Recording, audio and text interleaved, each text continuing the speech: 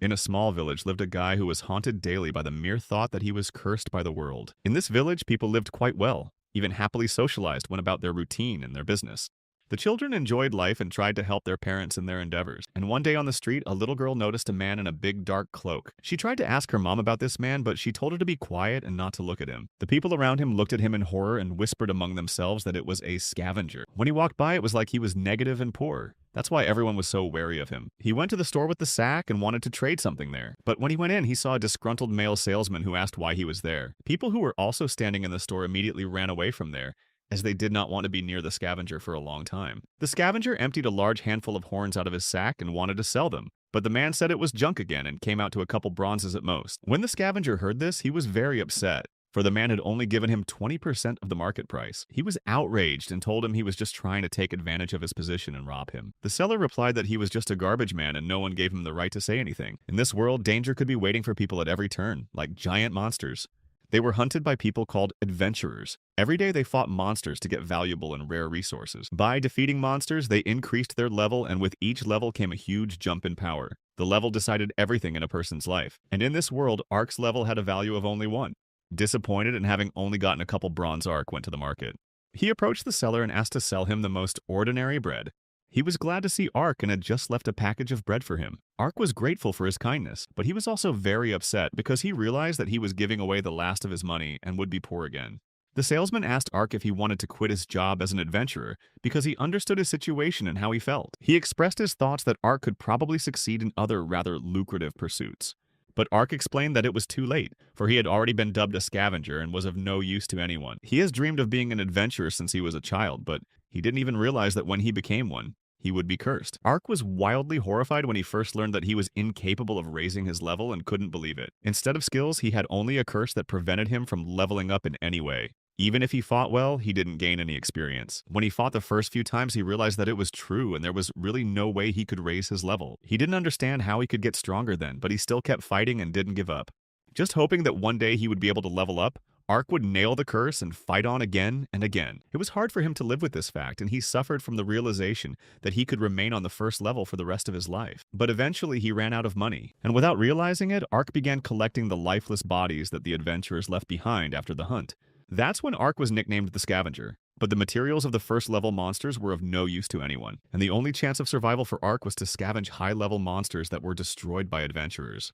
Ark walked back from the market all thoughtful and upset, eating the bread he had bought on the way. But all of a sudden something happened. Ark was accidentally pushed by some guy in the crowd. He immediately apologized, but Ark couldn't keep his feet and just fell, dropping the bread from his hands. When the boy saw this, he decided to mock Ark and stomped on his bread with his foot. It was Ark's last meal. The guy mocked him again in front of the entire crowd, saying that Ark was just a pathetic and disgusting scavenger. The entire crowd of people stood around and just scoffed at the scavenger and the situation that had occurred. The whole town knew that's what they called him. They just hated him so much they wouldn't even hire him for any job. The scavenger was greatly saddened by his situation and did not understand why the world was so cruel to him. After all, he only wanted to realize his dream. Ark had no choice and decided to go to the goblin lair with the low-level goblins, or he could go to the other side of the world for starvation. He hoped he could find at least a couple lifeless bodies with rich loot. Ark walked on and smelled a strange odor as if something had gone stale. He decided to look around and saw the lifeless body of a huge dragon. Leaning over to the dragon, Ark realized that it could be even higher than level 200. The dragon's materials were worth dozens of times more than the drop from normal monsters. The dragon's materials were worth dozens of times more than they were worth from ordinary monsters. The only organs left were the ones no one usually touched because they smelled so bad, but Ark decided to ignore it because the smell was keeping him alive. He groped the dragon and noticed that there was something solid inside it. Upon opening its body, Ark was shocked to see a breastplate inside the dragon. Suddenly, the dragon was reborn. At that moment, Ark realized that this might be his end, for he would not be able to handle it. Some sort of voice came from the dragon, urging Ark to put on his breastplate. He was horrified at what was happening and what he had heard. He realized that whatever it was definitely dangerous. He decided to get out of there as soon as possible and rushed off with all his legs. But that was no salvation for Ark. He heard suspicious sounds and a loud stomping. Turning around, he saw several angry goblins chasing him. Ark realized that he had screwed up too badly, and now he had no choice but to try to fight them. The goblins also possessed the first level, but Ark unfortunately had too bad equipment. They began to run at breakneck speed and pounce on the defenseless Ark. He realized that they would probably kill him. One goblin with a dagger attacked Ark, and he dropped his sword as he dodged the attack. He watched with great horror in his eyes and could not believe that he would really go to the other world right there. Ark looked at the advancing goblins coming closer and closer and didn't want his life to be cut short so easily and pathetically. Suddenly, Ark began to remember how pathetic and poor he was compared to all those people who called him a scavenger. He heard a certain voice from the dragon again urging him to put on his breastplate. Because of this, Ark suspected that it was also a setup and the dragon wanted to eat him alive, but Ark decided to listen to him. Despite the goblin's attacks, Ark stood up and decided to try to get to the breastplate to put it on. He thought that even though it was dangerous, it was better than being defeated and going to the other world because of the goblins. Ark again heard the voice from the dragon saying that the owner registration was complete and the emergency setup was confirmed, but he didn't understand what that meant. After Ark put on the powerful equipment, he heard that the installation of the abyss armor had been completed. He was surprised he was still alive and was puzzled at what that abyss armor meant. The voice whispered that the owner's orders were to be obeyed while Ark was in the outfit. He decided to trust the voice for now. As he settled into the outfit, Ark noticed that his sword was now very sharp compared to the one he had used before. He believed in himself because he now possessed a good weapon and would surely be able to stand up to first-level goblins like him. Without wasting time, Ark immediately struck one goblin and destroyed it. But suddenly he noticed that a bright yellow light was emanating from his body. The goblins continued to attack Ark without stopping, but he confidently fought off each one with his new sword. Ark's body began to glow again, and this time it already made him very wary. He couldn't understand what was happening to him and felt like he wasn't even in his own body. His sword began to slowly break, but there was only a little more time left to hold out and destroy every single goblin. With a little more effort with his sword, Ark finally finished what he had to do and defeated the last goblin. He examined his body and was in pleasant shock that it was all real and he was still alive. Ark couldn't believe that at a low level he could defeat 5 goblins at once. Now he decided to figure out what that mystical light was emanating from his body. Suddenly, he heard a voice shouting that his level had been raised. He looked around and didn't understand what miracles were happening, or if it was all really not a dream. The voice said that his level was now 6. The voice repeated the words over and over again, and Ark stood puzzled, looking at the dragon. After thinking back a bit, Ark began to question why he was hearing this and how he could have gotten a level up in the first place. Ark looked at himself and thought that there was no way he could get experience points, but a voice said that because of the abyss armor, he had a skill. He was now able to use the skill level absorption. This skill allowed him to absorb the level of defeated enemies. And that's when Ark realized what was wrong. He couldn't gain experience, but he could absorb the levels of his enemies. He also realized why his body glowed during the battle with the goblins. Each time his level increased. He cried out loudly in shock and joy at this long-awaited moment of very many years. He could really raise his level now. Ark had long ago realized that as his level increased, his speed should increase, but now he was convinced of it, because he noticed that he had become faster as well. He was getting used to his body and couldn't believe that he had gotten as many as 5 levels at once. Ark had never been happier than in those moments. Leveling up had been a lifelong dream, and he had finally achieved it. The dragon still gave off a horrible odor that choked Ark, but he was grateful because it was because of the dragon that he was able to level up. And then it hit Ark. He thought that if he could defeat all the enemies in the cave, he could become even stronger. He assessed the strength of his armor and assumed that no one would be able to injure him thanks to it. After gathering his thoughts, Ark decided to use all his strength and equipment to the maximum to defeat all the goblins. But suddenly Ark saw a suspicious and gigantic shadow in front of him. He was racked with strange feelings and excitement, for he knew that this cave was not supposed to contain strong goblins. Ark turned around and saw the giant goblin lord standing before him. He was the protector of the goblin cave and was level 35. Ark was completely bewildered that a high goblin had suddenly appeared in this cave. He decided to run for the exit. The goblin lord was followed by many smaller goblins who pounced on the dragon. Ark realized they were attracted to his scent. The mysterious voice sounded again and advised Ark to immediately retreat because the enemy was a level 35. But Ark had already lost his chance to escape because the goblin lord was very close to him. Ark pounced on the goblin's sword and blocked its attack with his small sword when it wanted to strike at him.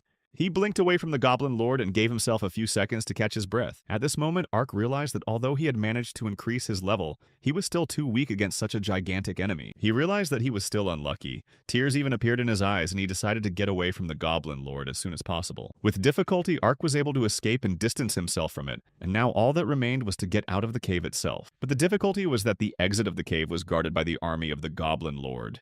Thinking about the best course of action as he considered himself too weak against the multitude of goblins, Ark decided to wait in a safe place. But suddenly, before he could even move away, he heard a loud stomp. A level 1 goblin was already running towards him. This finally pissed Ark off because they wouldn't let him rest, so he decided to deal with the goblin quickly. He pinned him against the wall and wrestled him to the ground in a second. More and more, Ark marveled at the fact that in the world, everything was decided only by level. He sarcastically told the defeated goblin that even he should have realized the difference between the two of them, just as Ark realized the difference with the Goblin Lord. Thus, Ark managed to absorb another level from the goblin, and now his level was 7th. His body glowed brightly again, and the realization came to Ark that he should have continued absorbing levels.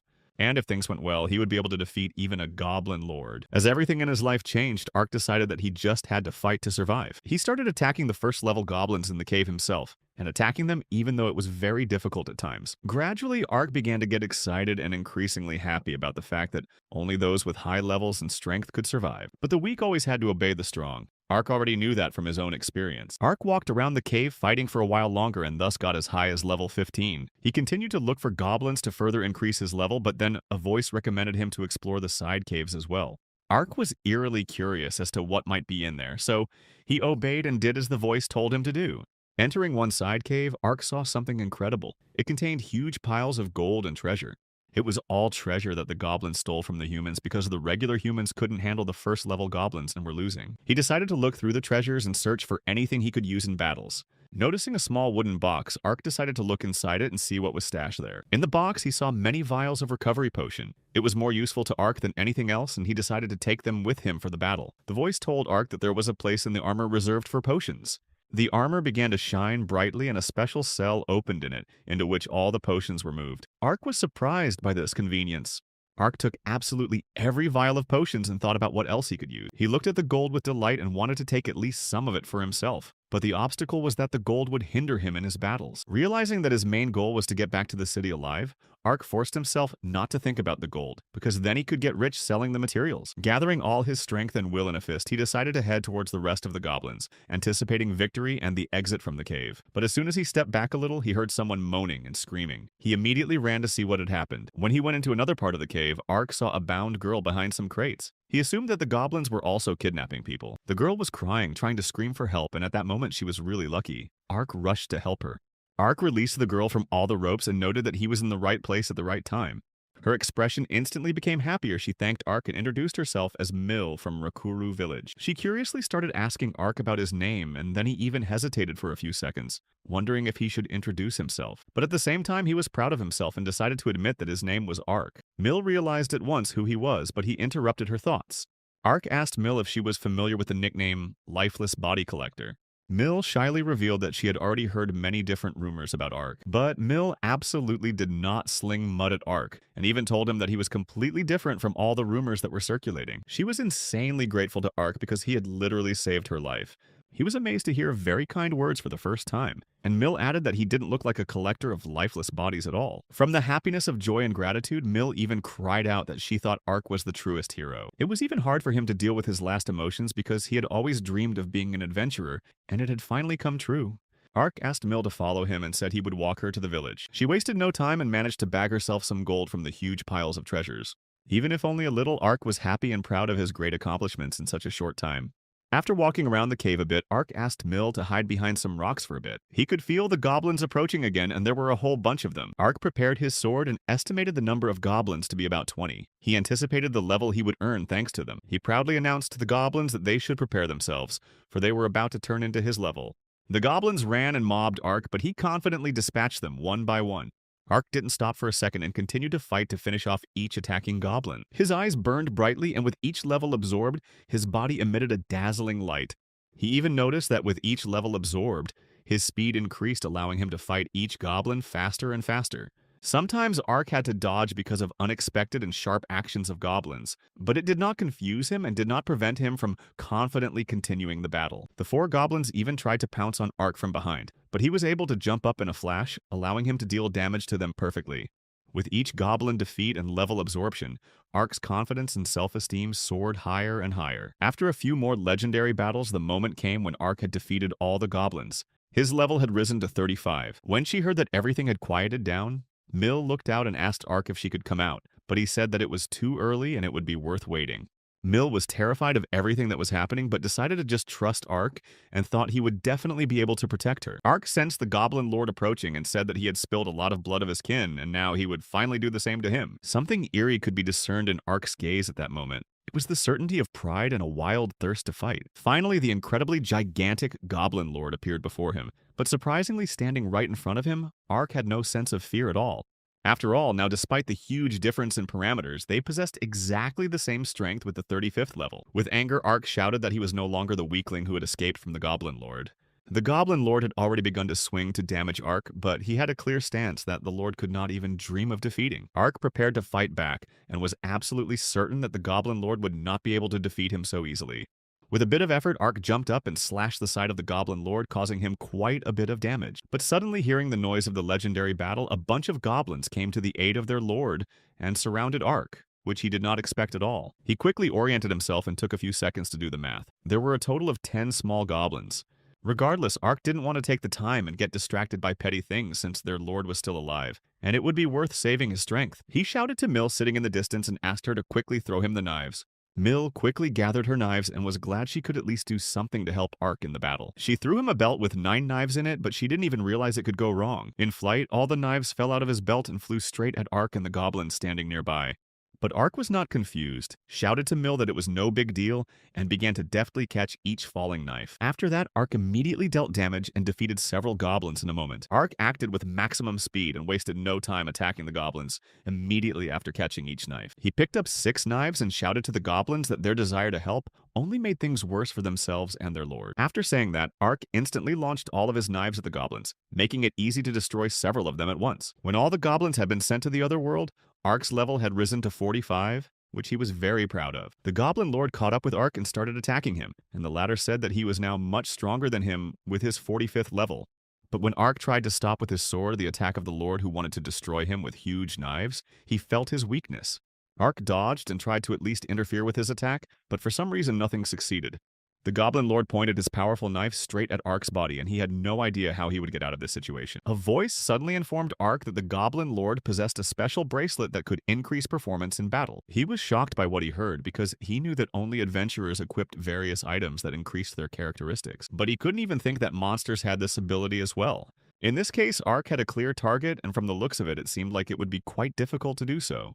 Ark needed to somehow destroy the bracelet on the Goblin Lord's hand, and then things would go as planned. He jumped high up trying to attack the Goblin Lord's hand, but failed. Ark realized that this time the battle would be very difficult, because the Goblin Lord was indeed very powerful. In order to defeat him, Ark simply had to give his best and use all his strength. He jumped up once more to attack the Overlord, but he blocked his blow with his powerful dagger. This went on and on again as the Goblin Lord simply would not allow Ark to do any damage on himself. The one couldn't even stand and fell as the Lord pushed his sword away with his dagger. But that was not the end at all, for Ark landed well and reacted quickly without letting himself give up. He looked at the lifeless bodies of the first-level goblins with knives still sticking out of them, and decided to pick them up. Ark began throwing knives at the Goblin Lord's body with great speed. But he managed to deftly dodge and block the knives with his dagger.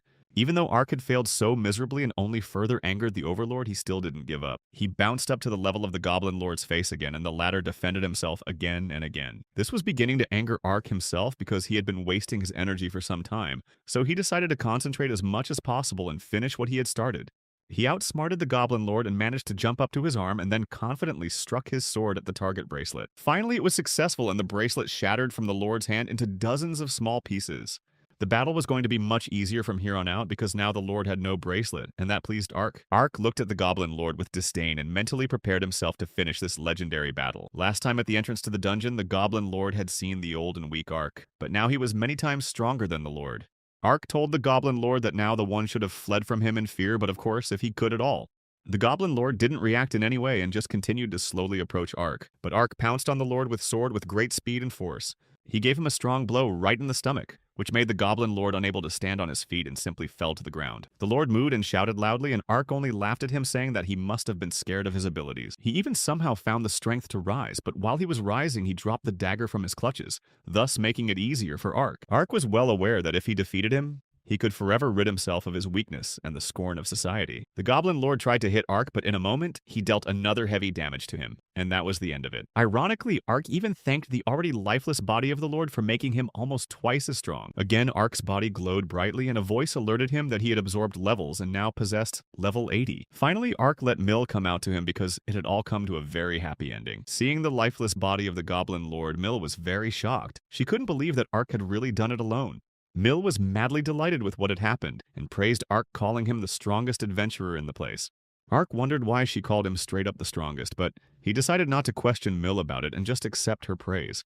Before leaving, Ark, of course, decided to collect all the trophies from his prey. He even took the Goblin Lord's large fang. It was a very valuable and rare material. Ark never thought that one day he would be able to get it on his own. Mill offered to help Ark carry the sack containing the Goblin Lord's blade and the cursed bone. Ark quickly agreed and thanked Mill for her help, as the two of them could definitely take out more valuable material. And Mill explained that it was her great pleasure to help Ark since he saved her life. She wondered what they would do with the Goblin Lord's body, and Ark replied that he had already collected all the valuable materials from it. Ark thought for a moment that he could have just gone back to the village. Mill was excited and expressed her thoughts that if they left the goblins as they were, there was a good chance that they would kidnap the girls from the village again. Thinking after her words, Ark asked to stay with him a little longer before leaving the cave.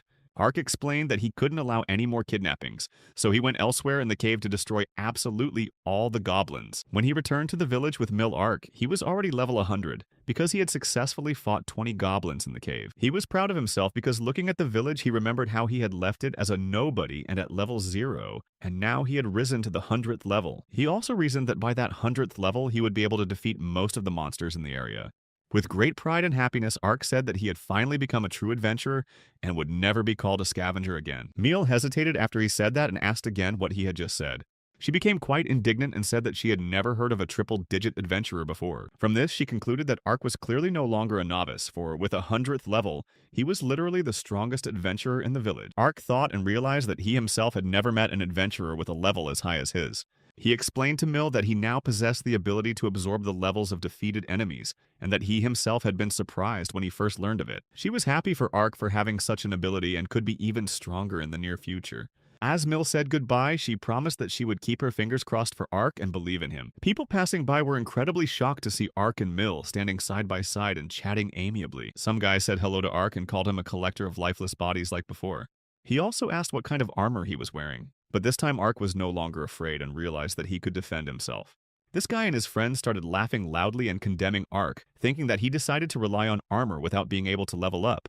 These guys were screaming at Ark that he'd still be trash even if he put on nice armor, and that he'll still be a level 1 weakling who can't be helped by any equipment because of the big difference in levels. I couldn't stand the slander anymore. Ark ran up to the boy and held the knife to his throat, asking him politely to shut up. The only thing Ark asked of him was to do him the favor of shutting up and not saying anything in his direction. The guy just called Ark names and didn't understand how he even dared to act like that, after which he pushed Ark away and broke free from him. But it didn't make Ark worse, only now he was even more eager to take revenge on all his abusers. After that, the guy pulled out a sword from his equipment, asking Ark not to even dare to get cocky, and called him a scavenger again. He was frightened and didn't understand why he had changed so suddenly when Ark started threatening him with his sword. The guy's friends got their hands on knives and wanted to surround Ark to get him to back off their friend and stop threatening him. But Ark was aware of his actions and noticed in time as these guys approached him. He wondered if they wanted the same thing.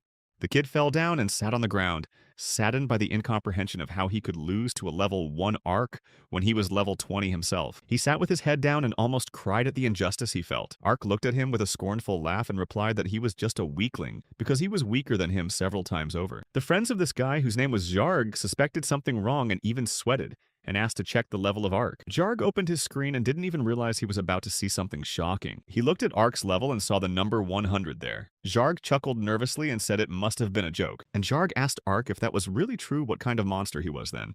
But Ark only sighed and said sarcastically that he had first called him a collector of lifeless bodies, and now suddenly he was a monster. Ark told him that he was just an ordinary adventurer after all. He didn't even have time to blink when he saw Jarg and his friends move away from him and start running away with loud shouts.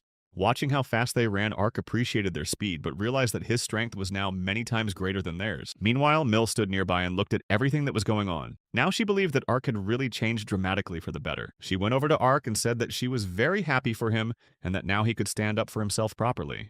Mill and Ark went on together to the shop to sell all the valuable materials. Mill even suggested that he tell everyone about Ark's abilities. As always, the fence man's face changed dramatically when he saw that the scavenger Ark had come to see him again.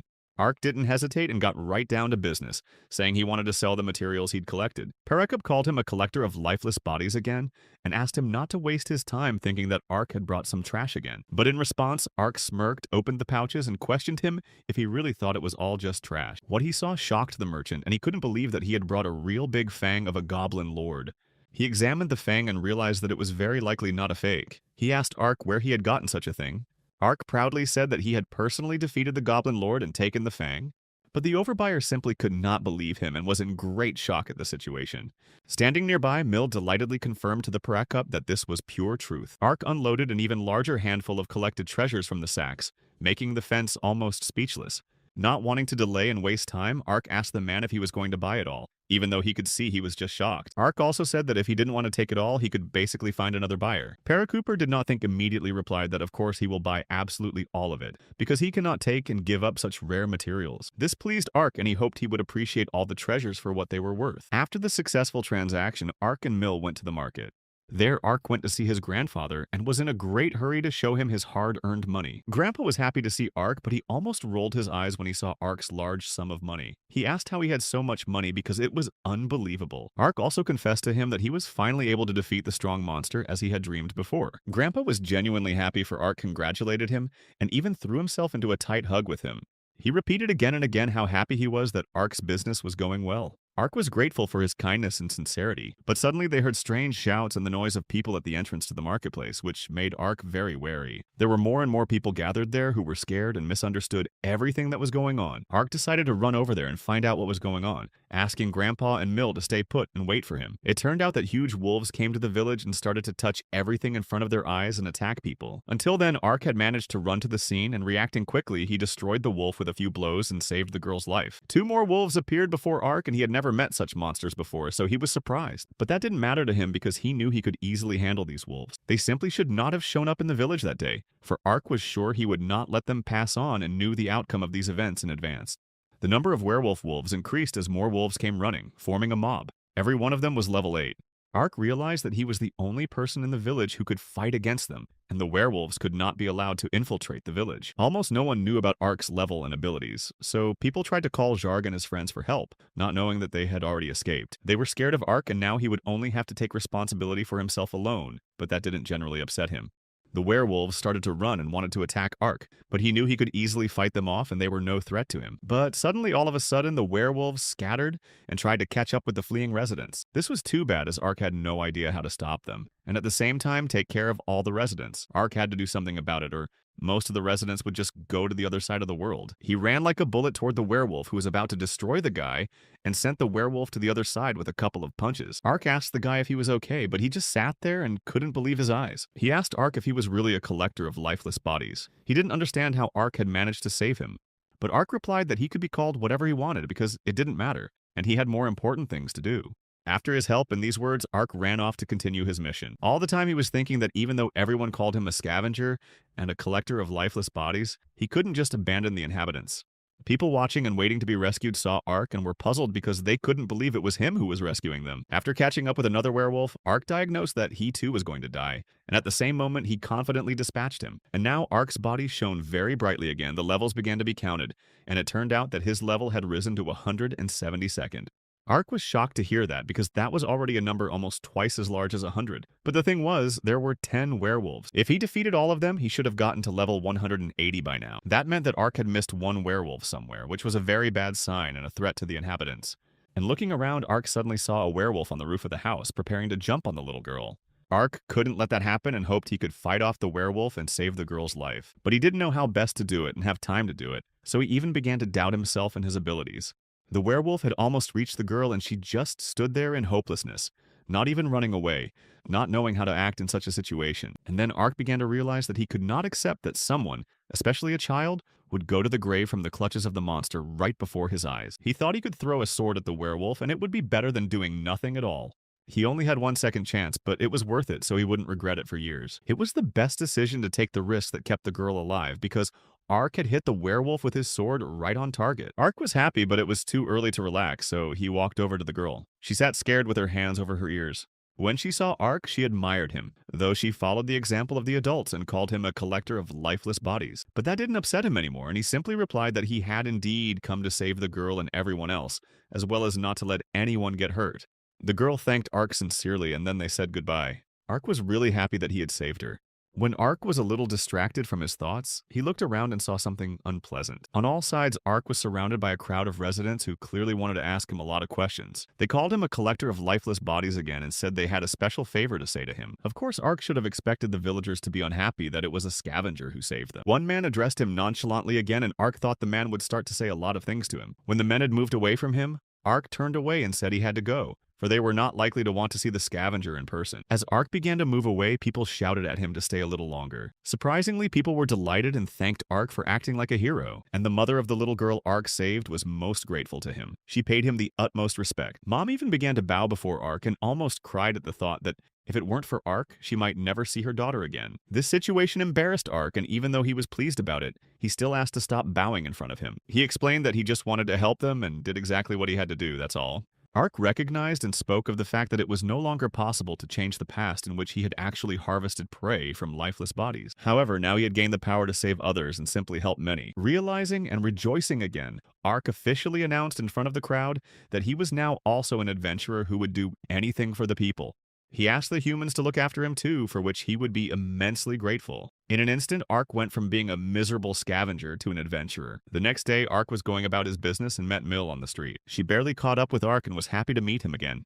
Mill noticed that Ark wasn't wearing armor, and it puzzled her. She wondered why he had taken it off. Ark replied cryptically that in fact, even at that moment, the armor of the abyss was on him. He snapped his fingers and the armor magically appeared on him. Ark explained that he had discovered it in the morning and could remove the armor whenever he wanted.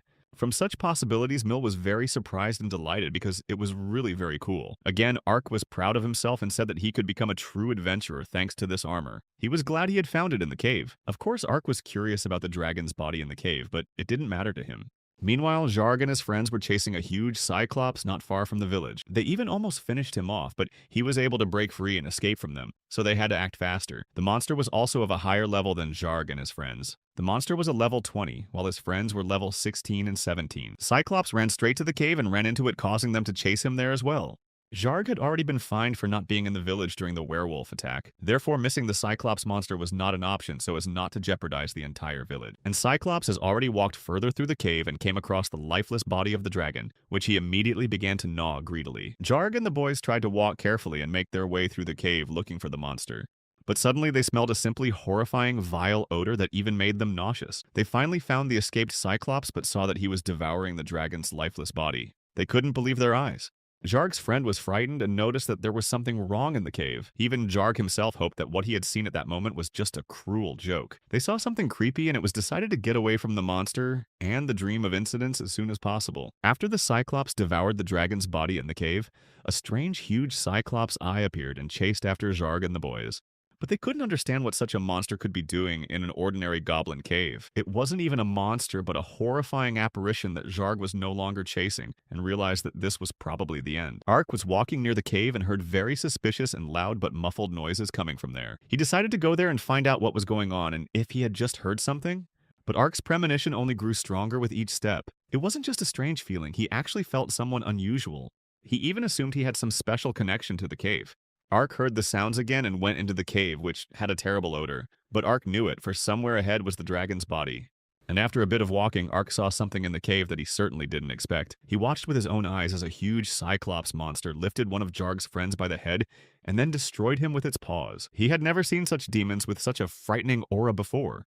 But he thought that he would be able to resist this monster because he himself was a level 180. He then made the decision to try and attack the Cyclops before it could make its move. And then suddenly Ark heard warnings from a voice that warned him that the difference in levels was great and Ark was advised to avoid the battle. He didn't even have time to realize what he had heard before he was struck in the chest by a monster, which sent Ark flying away, but thanks to his armor, he wasn't injured. As Ark fell, he kept wondering why he couldn't fight this monster.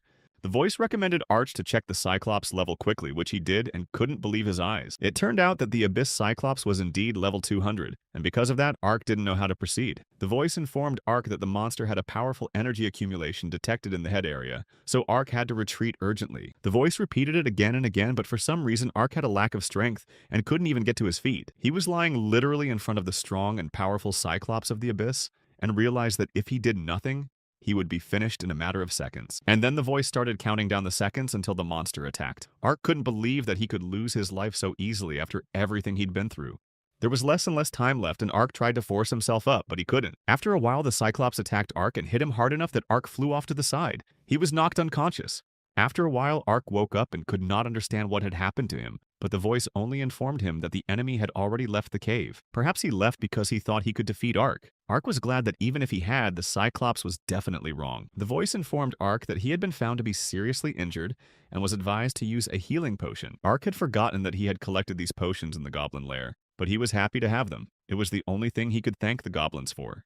When Ark drank the potion, his condition improved a lot, and he wanted to catch up with the Cyclops, who was probably heading towards the village. As he was about to leave the cave, Ark heard a voice calling him a collector of lifeless bodies. Ark was uncomfortable with what he heard, but he decided to turn around and see who needed his help. He saw a wounded Zharg from head to toe asking for healing potions, for he saw that Ark had them. Even in such a terrible state, Zharg wasn't the least bit kind and was angry at Ark, saying that potions were too valuable an item for someone like him. Zharg hoped that he would be able to escape as soon as he healed his wounds, for the Cyclops had probably gone to the village and would not interfere with Zharg's life. He yelled for Ark to give him his healing potions right away. He even begged him to do so, albeit in a very aggressive way. Ark decided to be judicious about what had happened and consulted with the armor of the abyss, asking if potions could heal Zharg's wounds. But the answer was sad. The voice replied that it was no longer possible and that Zharg would be dead in a few minutes because of the heavy loss of blood. So, Ark decided to act quickly and asked another question about whether the skill of level absorption worked on people, and it turned out it did. Ark politely explained to Zharg that he could no longer help him, though Zharg had already realized it himself.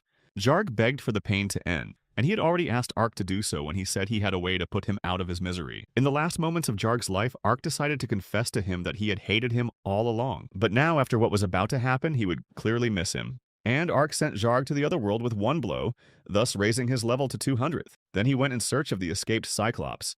He wounded his arm badly, and while he was in pain, Ark had the perfect opportunity to finish him off completely. Ark's eyes lit up very brightly in his eagerness to defeat this Cyclops monster sooner rather than later. He even gave Cyclops one piece of advice that he should have finished off his opponents and checked on them before leaving. But Ark was very lucky that Cyclops didn't do that in the battle with him, and now their levels were even equal. Ark decided to continue the legendary battle. Ark was furious because he had to destroy his acquaintance Zharg with the same hands, even though he hated him. And now the Cyclops has already pounced and flew directly at Ark, but he waited until he was closer and jumped on his face. This way, Ark could attack the Cyclops' back wings and even its head from behind. He struck the Cyclops' wings hard but didn't even damage them a bit as the wings were very strong. Cyclops began preparing for a powerful shot from his eye, and Ark noticed it immediately and decided that there was no way he was going to let the monster do that. Also, Ark noticed that the one wanted to use a subterfuge ability that posed a huge danger. Thanks to this ability, Cyclops destroyed the ground and trees in front of him, and Ark flew away and was injured. Ark was getting very angry, and he didn't understand why he couldn't defeat this Cyclops if their levels were exactly the same. He took out a healing potion and drank it quickly because he needed to continue the battle as soon as possible. Having regained his strength, Ark rose to continue the battle, but then the Abyss armor reported that the Cyclops had once again had a buildup of energy, and Ark should have retreated. Ark was enveloped by an incredibly strong anger that the monster did not calm down and confidently confronted him.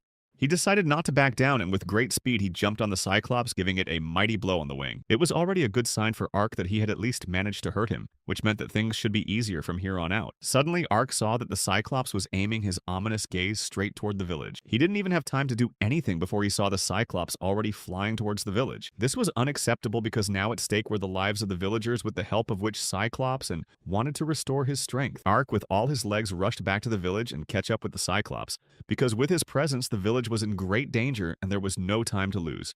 And in a matter of minutes, the Cyclops flew to the village, scaring all the villagers who barely had time to escape before it landed on the ground. Ark came running when all the people had scattered far away, and he had to act quickly and confidently. The inhabitants called for help as the Cyclops continued to chase them, breaking everything in front of and underneath him. Ark was in a wild rage and thought about how he could quickly and easily deal with this Cyclops. He jumped onto the roof and tried to damage the Cyclops' second wing with a kick, but it was not successful at all. Once more, Ark tried to deal damage to the Cyclops, but it dodged it and tossed Ark aside. But he didn't give up and kept jumping up and attacking him, even managed to strike his arm with his sword and hurt it. During the battle, Ark dreamed of the moment when he would finally defeat the Cyclops and save his village. But the Cyclops suddenly charged again with tremendous energy and released an attack from which Ark fell down and even hurt himself. And the Cyclops monster wasted no time and went on to further destroy the village by jumping directly on the houses of the inhabitants. Ark barely found the strength to rise because he realized that if he did not defeat this monster, No one else would either. At the same moment, Ark came to his senses and made a promise to himself and set a goal not to give up once he started this endeavor.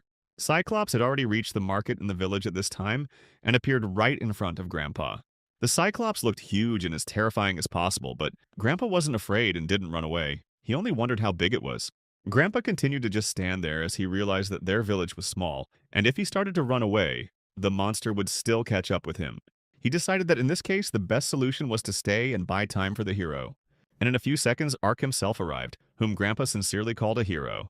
But Ark heard these words and jokingly asked his grandfather if a ragamuffin like him could be a hero. And he kept calling him that and explained that Ark had only come to his aid because he really was a hero. With a bit of desperation, Ark admitted that even so, he didn't know how to defeat the Cyclops. Grandpa advised him not to fill his head with unnecessary thoughts and ignore the fact that Ark and Cyclops had the same level. He even handed Ark a piece of the very bread he had eaten before when everyone thought he was a scavenger. And one bite gave Ark strength because now he had a new life, and remembering the past, he would not want to go back there. Thanks to his grandfather's sincerity and kindness, Ark was indeed able to gather his thoughts and was now geared up for a successful battle. Ark got close to the Cyclops and prepared to continue his attack. He aimed at the Cyclops' arm and tried to attack the arm, but the Cyclops dodged and fought back without getting hurt. Cyclops again flung Ark so high and far away that he landed from a great height, but at least he was conscious. He even began to slowly despair because he simply did not understand how he could defeat this powerful Cyclops. Suddenly, Ark heard a little boy crying and screaming behind him, which surprised him because it was strange that there was still a child in such a dangerous place. Ark shouted to the boy to run away from the scene of the monster, but the boy replied that he was scared and his legs just wouldn't move. A second later, the Cyclops aimed to attack the boy and jumped right in front of him, making him as scared as he had ever been in his life. Cyclops prepared his fist and was about to hit the boy, but Ark immediately jumped and covered the boy, shouting that he would never let the monster do that. The Cyclops' blow was so strong that it not only damaged Ark, but also split a huge tunnel in the ground. The most important thing for Ark was that he was able to protect the boy, so he asked him to run away immediately because he couldn't move anymore. Ark sat right in front of the Cyclops and encouraged the boy, saying that he was probably a brave guy, so he had to run. In tears, he ran away from the scene and the powerless Ark was left alone with the Cyclops, but he was happy that he was able to change the boy's mind. The armor of the Abyss began to warn Ark again that the Cyclops had detected a huge buildup of energy, and Ark should retreat. Ark knew he couldn't get away with it this time and apologized to the armor. And in a matter of seconds, the Cyclops launched its attack, ramming a powerful beam into everything in front of it for several dozen meters. And Ark was similarly thrown a great distance away. He sat behind the wall and looked at the Cyclops through the tunnel in despair. Even though they had the same level of strength, they were still very different. The Abyss armor again recommended that Ark immediately retreat, but he remembered the healing potions at that moment. But there was nothing left in his potion cells, and Ark realized that he must have lost them in the impact. He saw one potion on the ground and tried to reach for it. He was unable to do so because of his severe wounds and pain. Ark passed out and dreamed, not knowing where he was or if the village had been destroyed. But when Ark woke up, he saw that a girl was sitting in front of him, pouring a healing potion into his mouth, trying to bring Ark back to consciousness. Ark was surprised by this and asked the girl who she was. She said her name was Lyra. Lyra said that she had been born and raised in this village, so she wanted to protect it too, even though she was just an ordinary village girl. They heard the Cyclops rumbling and screaming, and Ark intended to gather his last strength and return to battle with him. Lyra confessed to Ark that she herself had seen him fighting a Cyclops to protect their village. She explained that this was what everyone wanted, and everyone wanted to live in peace. And despite what had happened in the past, people were very grateful to Ark for what he had done. Then Lyra held out her hand to Ark to escape, but he replied that he couldn't because he was the only one who could defeat the Cyclops. She replied that that was the reason why Ark was so perplexed. And Lyra argued that if Ark had lost to Cyclops, there would be no such strong adventurers left at all, and then there would definitely be no one left to save the village. So Ark really should have avoided meeting the Cyclops until all wounds were healed. His whole body ached and he realized he should have rested a bit more before fighting at full strength. But then suddenly a Cyclops flew toward Lyra and Ark and landed right in front of them with a thunderous crash. Ark decided to listen to Lyra and his body after all, so he held out his hand to her and agreed to run away together instead of starting an unsuccessful battle. Lyra and Ark chased with all their legs to get away from the Cyclops, but he kept up with them and tried to catch up with them as fast as he could. They ran into an alley and Ark realized that Lyra had called him by his name even though he hadn't introduced himself yet. He asked how she knew it. To this, Lyra replied that Ark was already very popular in the village. He himself believed that he was still only popular as a pathetic scavenger, so he couldn't believe it. But Lyra consoled him that it was already in the past, and everyone, including herself, considered Ark a true hero. She also said that when the werewolf village was attacked, she was also on the scene and saw how skillfully Ark fought against them. And it was after what she saw that Lyra believed that only Ark could save the village. She told him so. These words helped Ark greatly in boosting his confidence in himself and his abilities. He promised Lyra that he would defeat the monster at any cost and would definitely save the village. Lyra and Ark's amiable dialogue was suddenly interrupted by someone's loud shouts. Turning around, they saw a horrifying scene as unknown men grabbed and tried to kidnap the girl. They transported their victims on horse-drawn carts and stopped just in time to kidnap a few more women in the village. They committed this crime in a hurry because they knew that Cyclops had already reached the village and thought that no one could destroy him. The criminals were happy that the village was in chaos and they could kidnap people openly to make money without fear of punishment. Ark watched from around the corner and was angry that such horrors were happening at the most inconvenient time. Meanwhile, the criminals shouted to their comrades to take absolutely everything of value they could carry from the village. Lyra was saddened and even cried because she didn't think that there were such inhuman insolence in the world. Ark decided he couldn't leave things as they were and decided to go to the criminals to deal with them. He asked Lyra to stay, but she suddenly cried out. Turning around, Ark saw that Lyra had been grabbed by a huge man and even held a knife to her temple, letting Ark know that there was no way to save her. He asked Ark to drop his weapon on the condition that he didn't want Lyra to get hurt. Of course, Ark was well aware that this was all a manipulation, so he approached the commander of all these criminals. Toth was surprised to see him, and reminded his co-conspirators that they didn't need men. And seeing Lyra behind his back in the hands of the huge man, the commander immediately marveled at her insane beauty and began to view her as prey. Lyra was more frightened by their actions than she had ever been in her life, and they still managed to talk about selling her for a high price. Ark asked the commander with the utmost contempt how they had the nerve to commit such crimes when the village was already in a very dangerous state of chaos. But he only laughed loudly in response and shouted that they didn't care what became of this village. He said that they came to the village originally to fulfill their plan to simply loot it. The commander pointed out that the people should have been grateful to them for at least letting them live. He was as angry about these people as he had ever been about any powerful monster. The criminal commander kept laughing at Ark and also clarified whether he was really an adventurer. He smirked and called Ark pathetic, thinking that he couldn't do anything even though he had enough strength. After saying that, the commander decided it was time for them to move out and asked the accomplices to be more careful with Lyra. He didn't want Ark to interfere in any way with the progress of their affairs and try to free Lyra. As the criminals were about to leave, Ark knew he had to act as quickly as possible, but he only needed a second to save Lyra. Suddenly, the commander saw something shocking and shouted to the giant man to be careful. It turned out that Mill was coming at him from behind with a knife in her hand. She knew what she was doing. Even though the man was able to dodge Mill's attack while still holding Lyra in his arms, this plan still worked perfectly. Mill fell to the ground as she was running at a tremendous speed and just missed. With pride and laughter, the giant man said to Mill that she would never defeat him, because he was definitely beyond the teeth of a little girl. Mill proudly and joyfully shouted that she wasn't going to beat him because she was just playing the role of a decoy. And while he was thinking about what he had just said, Ark wasted no time and ran up to the giant from behind and started attacking him with blows. Ark, with all his anger, gave him a couple of powerful blows that made him quickly lose his mind and even flew off to the side. Of course, Lyra also fell out of his hands, but luckily Ark managed to catch her without any harm. But Lyra was still frightened and worried about what would happen to them, because the other criminals after the incident fled to Ark and threatened to destroy him. The criminals surrounded Ark from all sides, and pointing their swords and daggers at him came closer and closer. Ark warned them menacingly that they should think again, because he wasn't going to hold back in front of them. But those only yelled and continued to abuse and humiliate Ark, saying that he was certainly no one was afraid of him, and he was just a fool who pretended to be a hero. Once again, Ark repeated that this was his last warning, but even then he saw no suspension of action on the part of the criminals. This let him know to start fighting them mercilessly, and Ark also quoted their friend's words to the criminals that he was no match for them. At that moment, Ark was completely enraged, which was evident even in his eyes. He shouted that they couldn't beat him because the difference in levels was too great. In a few minutes, Ark easily defeated and sent almost all the criminals to the other world and absorbed their levels at the same time. Only their commander remained, who cried out with terror and fear that adventurers had never been as fast as he was.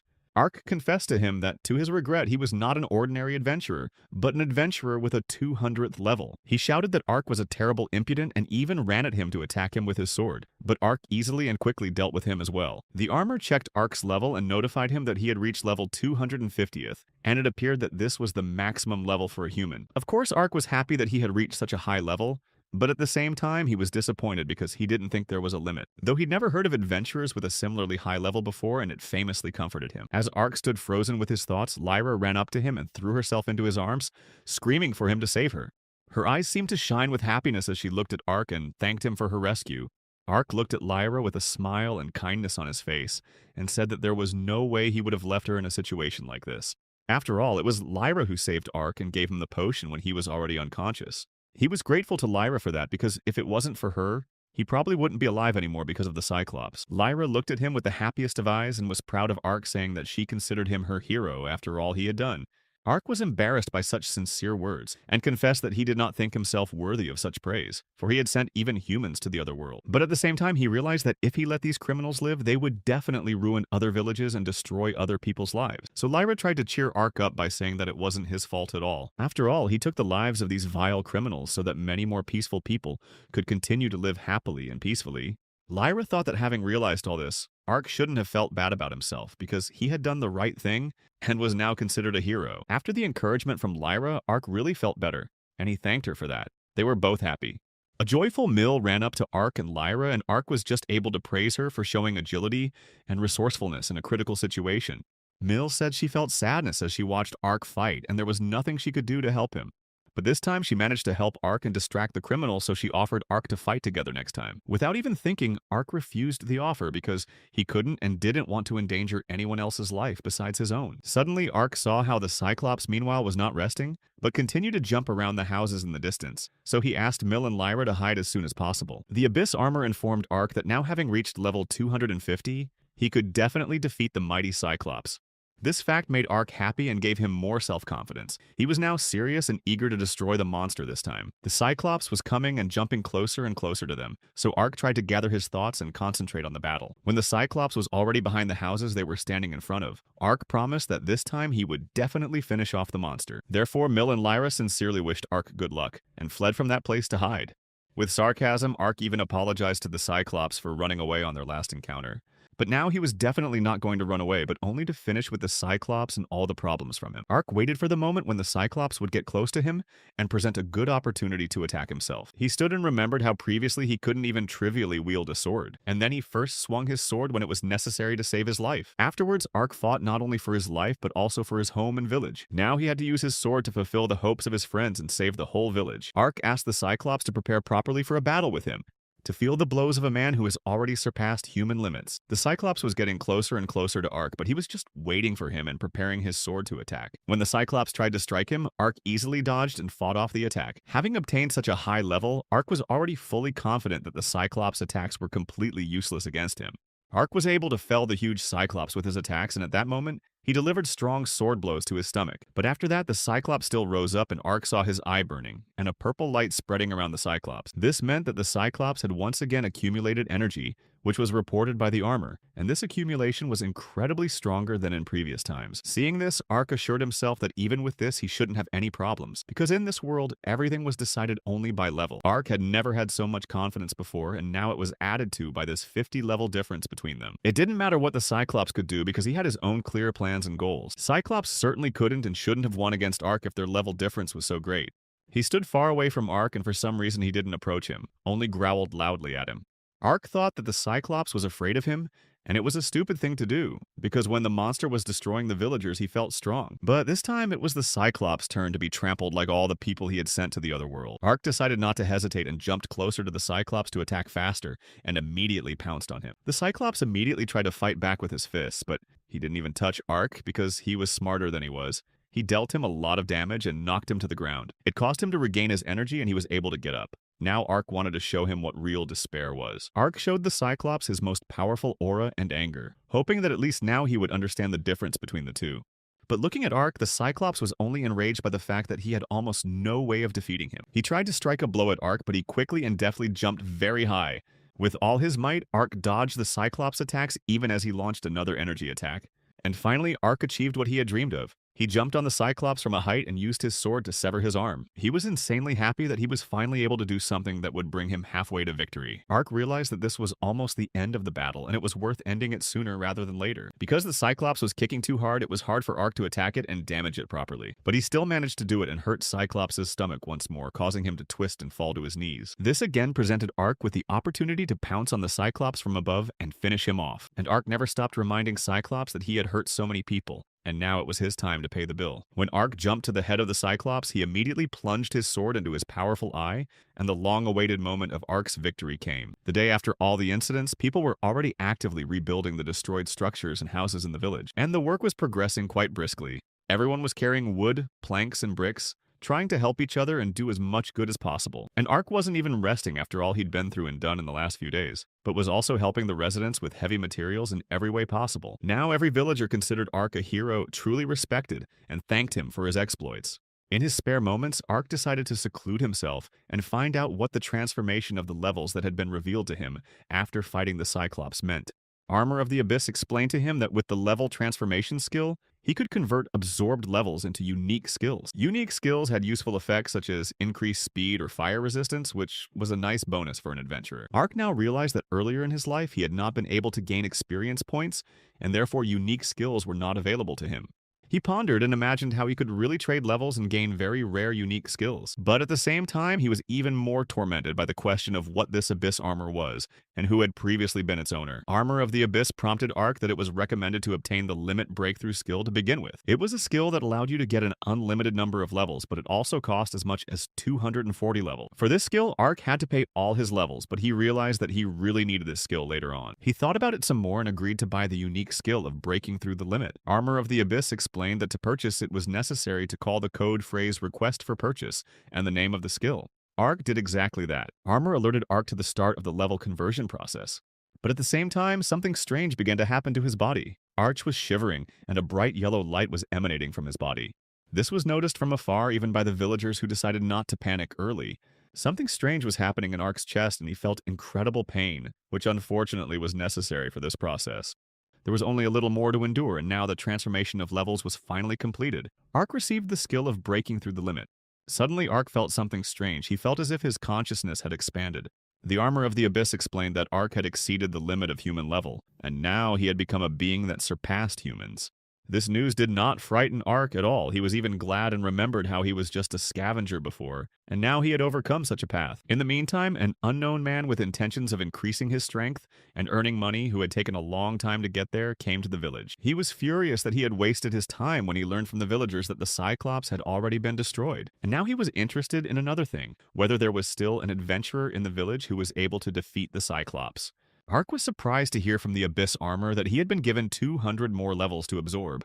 He remembered that after defeating the Cyclops, he couldn't absorb levels since he already had the maximum level. Now, Ark was calm because he was still at level 210th, despite spending almost all of it on level transformations. He set out to get his hands on as many unique skills as possible. If he succeeded, he could become the strongest adventurer in the entire world. It was worth thinking about the next plan, and Ark was thinking about it, but his thoughts were abruptly interrupted by Lyra. She searched for him all over the village, and finally when she found him, she threw herself into his arms. With excitement, Lyra told her that after defeating the Cyclops, the village had become chaotic, and she couldn't find Ark all day. But he explained that he was helping residents with extinguishing materials and construction, so that's probably what happened. Lyra admitted that she had been worried about him the whole time. A few seconds later, they saw Mill coming up the hill. Mill overheard their humble conversation and told me that she was equally worried about Ark too. Looking at them, Ark was happy and glad that Mill and Lyra were okay. And they claimed it was because of Ark. Lyra was very kind and admitted that she was very grateful to Ark. After saying that, she hugged Ark and stood on her toes and kissed Ark right on the cheek, saying it was just a thank you. But after what she had done, Lyra herself was embarrassed, and embarrassed Ark very much. Lyra blushed, lowered her head, and confessed her love to Ark as unexpectedly as possible. She was embarrassed, scared of what she had done, and ran away, leaving Ark and Mill standing in bewilderment. Not far from the place of events stood and watched everything Grandfather, who joked that now spring has come to Ark. Grandpa and Mill laughed when they saw how much Ark was blushing and embarrassed. Ark got angry at them for their taunts and jokingly chased them away, and they left while continuing to laugh. He was alone, and after he had cooled down a bit, he began to think about what had happened. He had never dreamed that anyone would fall in love with him before. Even the Armor of the Abyss was not silent and jokingly advised Ark to behave like a man, which made him angry and embarrassed again. A few days later, a group of adventurers unknown to the villagers complained to the village. They looked at the village and thought it looked more like a wasteland, and maybe they were already too late. Other adventurers concluded that the village was probably attacked by some unknown monster. After all, if a fire dragon did this, there would be nothing left of the village. But whatever it was, they wanted to ask around and learn more about the attack from the locals. The adventurers' goal was to prevent the dragon attack anyway, no matter how difficult it was. There were about 30 of them, and the first thing they decided to do was to go to the very cave with the dragon. After a while, Ark was already fighting small monsters in the forest, even though he had returned to the first level again and again. In the past few days, he had acquired many unique skills through level transformation. The first skill that cost 200 levels was poison coating, and Ark was given special knives. The skill allowed you to apply poison to your weapon, which helped send small monsters to the other side of the world. The second skill was knife throwing, and although Ark lost all levels, he could now defeat monsters without direct confrontations with them. The only drawback to the poison was that it took some time to take effect. But even at the first level, Ark could regain his former strength. He hardly rested as he continued to fight and improve his skills, thus raising his level again to 41. And these levels Ark decided to spend immediately on new skills as well. He mouthed the magic words request to acquire a poison reinforcement skill worth 40 levels. Now, monsters after being attacked by poison thanks to such a skill of Ark's should have been sent to the other world even faster. Ark estimated that at that point his knives had dispatched about 20 monsters, and in a couple hours he should be at level 200. He decided he had done enough work that day and it was time to head back to the village. But when he returned, he met strangers, the very adventurers who had come to the village. Ark decided to approach them and ask what was wrong, and Ain, a representative of the Adventurers Guild, asked Ark if he was one as well. Ain had a 120th level, and without even hearing Ark's reply, he offered to join him while checking his level in parallel. But seeing that Ark only had a level 1, Ain said that his level was too low. Everyone was surprised that Ark was a newcomer because outwardly he looked prestigious and quite strong. For Ark, the adventurer's reaction was expected, and when Ayan asked if he wanted to become one too, Ark replied that he had been an adventurer for a long time, but they only laughed at him, and one adventurer asked him not to joke around like that, wondering why he was still at level 1. And when Ark looked at him angrily, he started to remember and said that he had heard rumors about Ark. He remembered and shouted that Ark was considered the weakest adventurer in history. Everyone else started pointing fingers at Ark while calling him a scavenger. Ark looked at them and confirmed that it was, asking what problems they found with it. The adventurers looked at Ark with great surprise and remained silent, while he asked what they wanted. After an awkward silence, Ain explained that they had gotten an assignment from the guild to hunt. He said that many special demons had been discovered on the village lands not too long ago.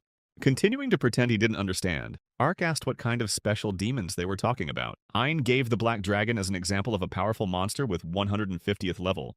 At the same time, he claimed that the Black Dragon could not be defeated alone, so he gathered his group of adventurers with unique skills to defeat the Black Dragon. He was expressing his confidence that he and the guild could definitely do it, so it wasn't even worth worrying about. Ayan realized he hadn't even introduced himself to Ark yet, so he decided to do so and shook his hand. Ark didn't even mind and introduced himself to Ain while thinking that he could handle a level 150 dragon himself. But it suddenly dawned on Ark that it was from the already lifeless body of the dragon in the cave that he had gotten his armor.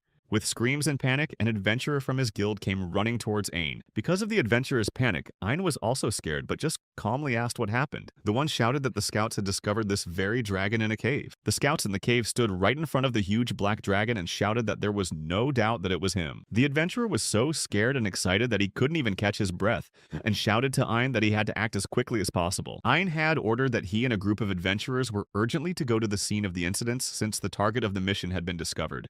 He ordered all adventurers to confidently set themselves up for victory and prepare for the legendary battle. For himself, Ark assumed that the level of the group of these adventurers was about 120th. Although some of them had unique skills in Ark's opinion, they would have a very hard time against a level 150 dragon. Ark realized that he couldn't just leave it like that and put a whole bunch of people at risk. He shouted to Ain and asked for them to take him with them into the cave. After a bit of thought, Ark estimated that the monsters he had poisoned with the poison should have gone to the other world very soon, and he would have gotten the 200th level. Ark realized that with this level he should have no problem fighting, but Ain didn't know the truth and simply refused Ark. He explained that it was too dangerous for Ark and said that he probably didn't realize the gravity of the situation. Ark wanted to tell at least a little of the truth, but he was interrupted and simply afraid to reveal everything. The adventurers laughed and asked Ark what he could do to help them, being only at the first level. Everyone looked at him with great disdain and called him a common weakling who had no place in this battle. One of the adventurers thought that leader Ain had treated Ark too gently, so he decided to confess to Ark directly. He shouted at Ark that he was just a weakling, and then the group of adventurers set off, leaving Ark alone. As they grew farther away, Ark realized that at this rate they would just go to the other side of the world. But at the same time, he realized that there really wasn't anything he could do with his current first level. He decided to just wait for all the absorbed levels to come to him, and then catch up with these adventurers and handle it himself. When the adventurers arrived on the scene, they were horrified. They saw a dragon that no one had warned them about. Ein hoped it was a joke if it was really a level 150 dragon, and immediately rushed to check its level. He found out that this dragon was a level 300, and it was definitely no longer a black dragon, but some kind of world-destroying dragon lord. Ein ordered the group of adventurers to retreat because the dragon had already sent several scouts to the other world. He asked all the adventurers to flee as quickly as possible because they would definitely not be able to deal with such a powerful dragon. Thinking that they wouldn't be able to escape in time, Ein wanted to request help from the guild, but at the same second he saw something terrible. The dragon attacked the adventurers and slammed Ein to the ground, and even sent some to the other world in an instant. Ark didn't hesitate and rushed to their aid, but he was frightened when he saw that the battle had already begun. He assumed it was the same dragon from the Goblin Cave, but couldn't believe that it was just pretending then. But this was not the moment to think about it, and Ark, realizing everything, just rushed faster and faster towards the dragon. He asked the Abyss armor how long until he should have already been credited levels for defeated monsters. There were about 30 seconds left, but they lasted like an eternity, and Ark begged for it to happen as soon as possible. Watching the dragon from afar, Ark longed to slay it and save all those adventurers who could survive. After a few seconds, that long-awaited moment finally came, and Ark absorbed the levels, thus rising to level 201. He immediately sent a request for the fire resistance skill because the dragon was about to launch a fire attack. Thanks to his skill, in a matter of seconds already, with a bit of exertion, Ark was able to temporarily stop the dragon's attack. While there was time, Ark looked around and saw only Ein sitting on the ground, and all the adventurers had been destroyed by the dragon or were living their last seconds. From what he saw with his own eyes, Ein was horrified and asked Ark how he was able to block the attack of the world-destroying dragon. The adventurer who had most previously despised Ark was fully wounded, and asked out of his last strength why the scavenger was still alive. With excitement, Ark explained that he was much stronger than all of them, so he was completely unharmed. He said it was unfortunate that even with such power he couldn't save everyone. He realized that he should have been more decisive right away. It was the last seconds of the adventurer's life. After Ark's words, he was unable to answer him, and from excessive blood loss, he went to the other world. Ark was enraged at the realization that there was no way he could save all the people, no matter how strong he became. But now, no matter what, he had to defeat the dragon for the sake of all those adventurers the dragon had sent to the other world. The dragon destroyer of worlds was already starting to attack, and Ark was making last seconds preparations to start attacking him. Ein was scared and worried about Ark because he realized that he was literally his last hope. Ark asked him not to worry and not to panic because he knew what he was doing, but he was still confident in himself and his abilities.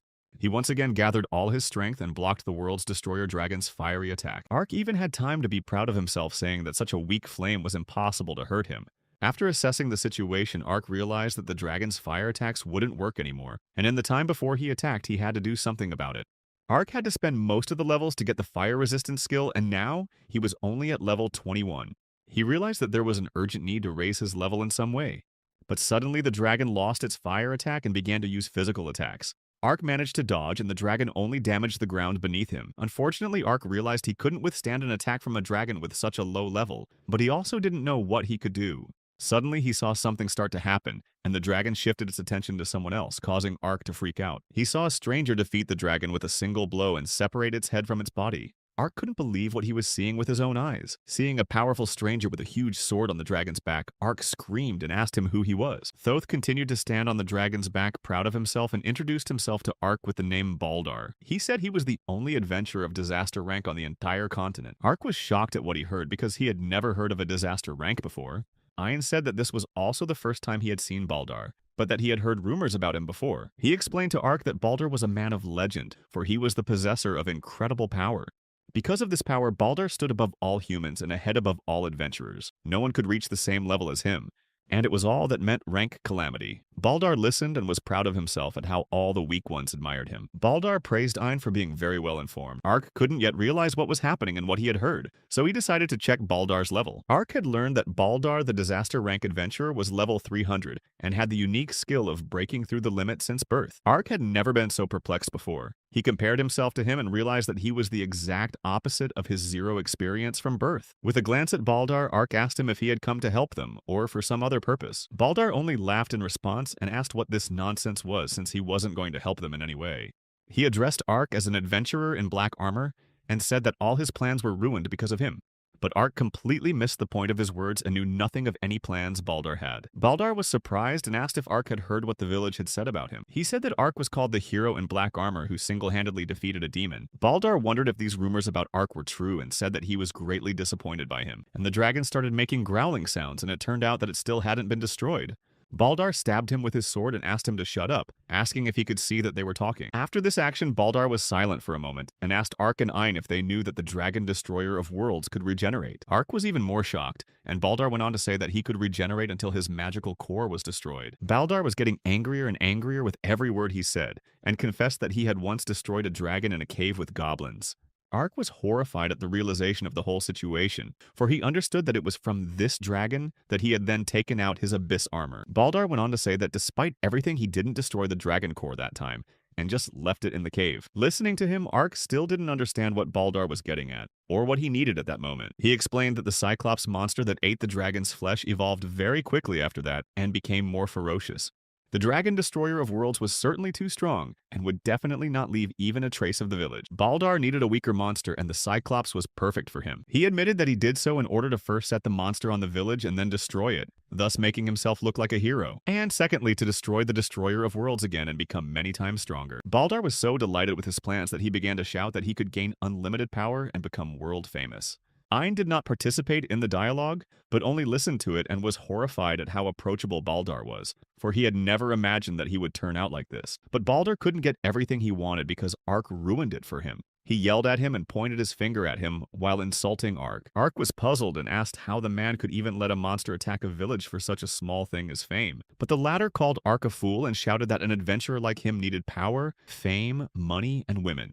He was very much obsessed with all this and claimed that only by possessing the power he could live as he wished and conceived. Baldar continued to act pathetic even when Ark called him the ultimate fool. Ark shouted that many good citizens and adventurers had gone to the other world because of Baldar's foolish desires, and for his sake. He asked if the dastardly Baldar had ever thought about it for a second, and at the same time asked the Abyss armor to lend him his power. Now it was simply necessary for Ark to bring the arrogant Baldar down to earth. Baldar only laughed at Ark to see if he really wanted to teach him a lesson. He asked that Ark not overestimate himself. Considering Baldar's 300th level, Ark decided to assess his capabilities and strength in a battle against him. And that was a huge problem for Ark, because if they started fighting with a low level, he wouldn't have a chance in this battle. But Ark had at least one idea. He looked at the dragon's core and thought it might be worth destroying while it was still vulnerable. And if he succeeded, the armor could absorb a dragon level that would never recover again. Ark found out from the Abyss armor if there was a skill for ranged attacks that he could acquire and use immediately. But it would have to wait. Baldar asked Ark what he was just standing there for and if he was ready to surrender, and immediately pounced on him with his sword. When Baldar landed, he hit the ground so hard that Ark and Ein flew upward. Ark even hurt himself a bit during the fall, but he didn't care about that. He cared about the incredible power of Baldar's calamity rank. Glancing at Ark, Baldar threatened him that this was definitely the end of his life's journey. It was a bad sign, and Ark couldn't let it go on like this. But then the Armor of the Abyss announced the search. Armor of the Abyss found and recommended Ark to acquire the skill small grenades that allowed to endow the weapon with a small explosive force. But Ark doubted it would do him any good since he couldn't destroy the core just by trying to blow up his sword. Armor of the Abyss replied that he shouldn't need to. He recommended using poison knives to level up. Rising, Ark asked Baldar if that was all he could do. He only shouted in response and marveled that Ark could still barely stand on his feet. Baldar yelled horribly at Ark with accusations that he didn't know how to do anything, not even how to stay on his feet properly. But Ark didn't respond to his provocations and simply sent a request to acquire a new skill, small grenades. Seeing the bright light emanating from Ark's body, Baldar asked him what he was doing. Of course, Ark didn't have to give himself away and just kept quiet, preparing his hands to throw poisoned knives. Ark shouted to Baldar that things were about to change very soon, and then jumped up and threw several knives. In response to Ark's actions, Baldar only laughed, for he considered poisoned knives too weak a weapon. He asked Ark why he was playing childish games, and what was the point of poisoned knives if they didn't reach their target. But Ark explained that even if those knives hadn't hurt Baldar, he wasn't even aiming at him anyway. At first, Baldar was at a loss for words, but then he looked at the dragon's core, where the knife had already struck. Taking advantage of the moment and wasting no time, Ark activated the blast of knives before Baldar could do anything about it, and within seconds there was an explosion, after which Ark said that now the Destroyer of Worlds was definitely finished. Baldar looked around when he saw a bright yellow light everywhere and didn't understand where it was coming from, but that was just the action of absorbing levels from Ark, something Baldar certainly couldn't even think of. With incredible anger, they ran towards each other and pounced with intentions of wrestling each other. Seeing how strong and confident Ark acted, Baldar shouted to him what the hell was going on if Ark only had level 21. Ark only proudly admitted that he had been before, but now he had a level 301st level almost on par with him. Baldar said that he seemed to understand what was going on. He wondered how Ark had defeated the Cyclops earlier, and now he realized that it was all about this level-absorbing ability of his. They gathered all their strength, and anger pounced on each other, and started a battle in which only the strongest would stand. Powerfully hitting Ark, Balder even managed to throw him to the ground with words to not mess with him anymore. He asked Ark if he really thought he would be able to handle a disaster-rank adventurer with vast combat experience. Saying that he didn't think so himself, Balder jumped high again to land a blow on the ground and knock Ark back. But Ark managed to dodge and jump up to attack Balder himself. He was puzzled by this failure. In a leap, Ark intended to pounce on Balder from above and strike him quite hard. But this immediately failed as Balder confidently defended himself with his huge sword. Fighting Balder, Ark shouted that a greedy and arrogant imposter like him could not have any experience. Ark was enraged so much that he even got excited about this battle and yelled that he could never, ever lose. Balder evaluated Ark's armor and said it was pretty good, but he was talking nonsense. With all the anger, Balder yelled at Ark to shut up better, and then Balder activated the unique skill manifestation of the Blood God. With this skill activated, he became like some kind of demon. He was getting closer and closer to Ark, shouting that this was his power. Balder came closer and gave a massive kick to the ground, threatening Ark that he could not escape. From such force, Ark really couldn't stand on his feet and began to fall. At the same time, he thought about the skill that Balder had activated and remembered that Blood God was a skill that could only be used once. This unique skill was worth 1 level, and upon rising to his feet, Ark immediately decided to acquire it as well. Ark sent the Armor of the Abyss a request to acquire and shouted to Balder that there was nothing he could do against him. But suddenly Ark saw that something creepy had happened, and his expression changed very drastically. He saw Balder attacking Ain, who tried to distract him somehow to help Ark in the battle. Ain fell exhausted to the ground and paused the ongoing battle for a few seconds. Now Ain realized that if he had let Ark deal with the Dragon Destroyer right away, his friends would still be alive. But there was no way to go back in time, so Ain begged Ark in tears to avenge Balder for his friends. Of course, Ark was determined to win as confidently as possible, and Ain's request gave him even more incentive and motivation. Ark immediately sent out a request to acquire the unique skill Curse of Black Armor. Balder tried his best to distract and attack Ark while he was trying to gain a unique skill. Armor of the Abyss warned Ark that this skill could only be used once, and he confirmed its acquisition as soon as possible. Even though Balder didn't stop attacking Ark, he still skillfully dodged his blows and tried to dialogue with the armor. Armor of the Abyss reported that the skill cost ranged from 1 to infinity, and could be topped up with any number of levels. Ark quickly pondered his decision and added 299 levels, paying a total of as much as 300. A pillar of yellow light shone incredibly brightly around the arch, which was many times larger and brighter than before. Ain, who was watching the whole scene, was scared for Ark, but he hoped that he would be alright, because he knew what he was doing. Now Ark stayed on the first level, and Balder called Ark names after what he saw and asked him what he had done. Balder checked his level, and when he saw Mark 1, he started laughing loudly because he didn't understand why Ark had done all this. Balder, overjoyed, shouted that now Ark didn't stand a chance and ran up to him, wishing him dead. But Ark turned to Balder in earnest and charged that there was no way he could have defeated Ark. He requested the activation of the Black Armor Curse and glowed with a magical black and purple light. Balder could not restrain his anger as he could not even think that he had such strong skills. The magical light enveloped and frightened Balder in an instant, and he began to realize that he was losing his strength and could not resist. Ark told him that the Curse of Black Armor absorbed the enemy's level in proportion to the level spent. Balder was terrified, but he was not yet fully aware of the situation and could not resist Ark. He proudly told him that he had spent 299 levels himself, which meant that Balder had to lose exactly the same amount. Despite everything, he even ironically asked Balder his guesses as to how many levels he should have lost. Balder hoped Ark was just joking and asked the man to stop and let him go. But Ark just smirked and said it was pretty simple because now they both had to have a first level. When Balder's level was completely absorbed, he was able to break free and couldn't believe that he had truly become powerless. He even started sobbing and screaming that such a thing was simply impossible and that it was a complete nonsense.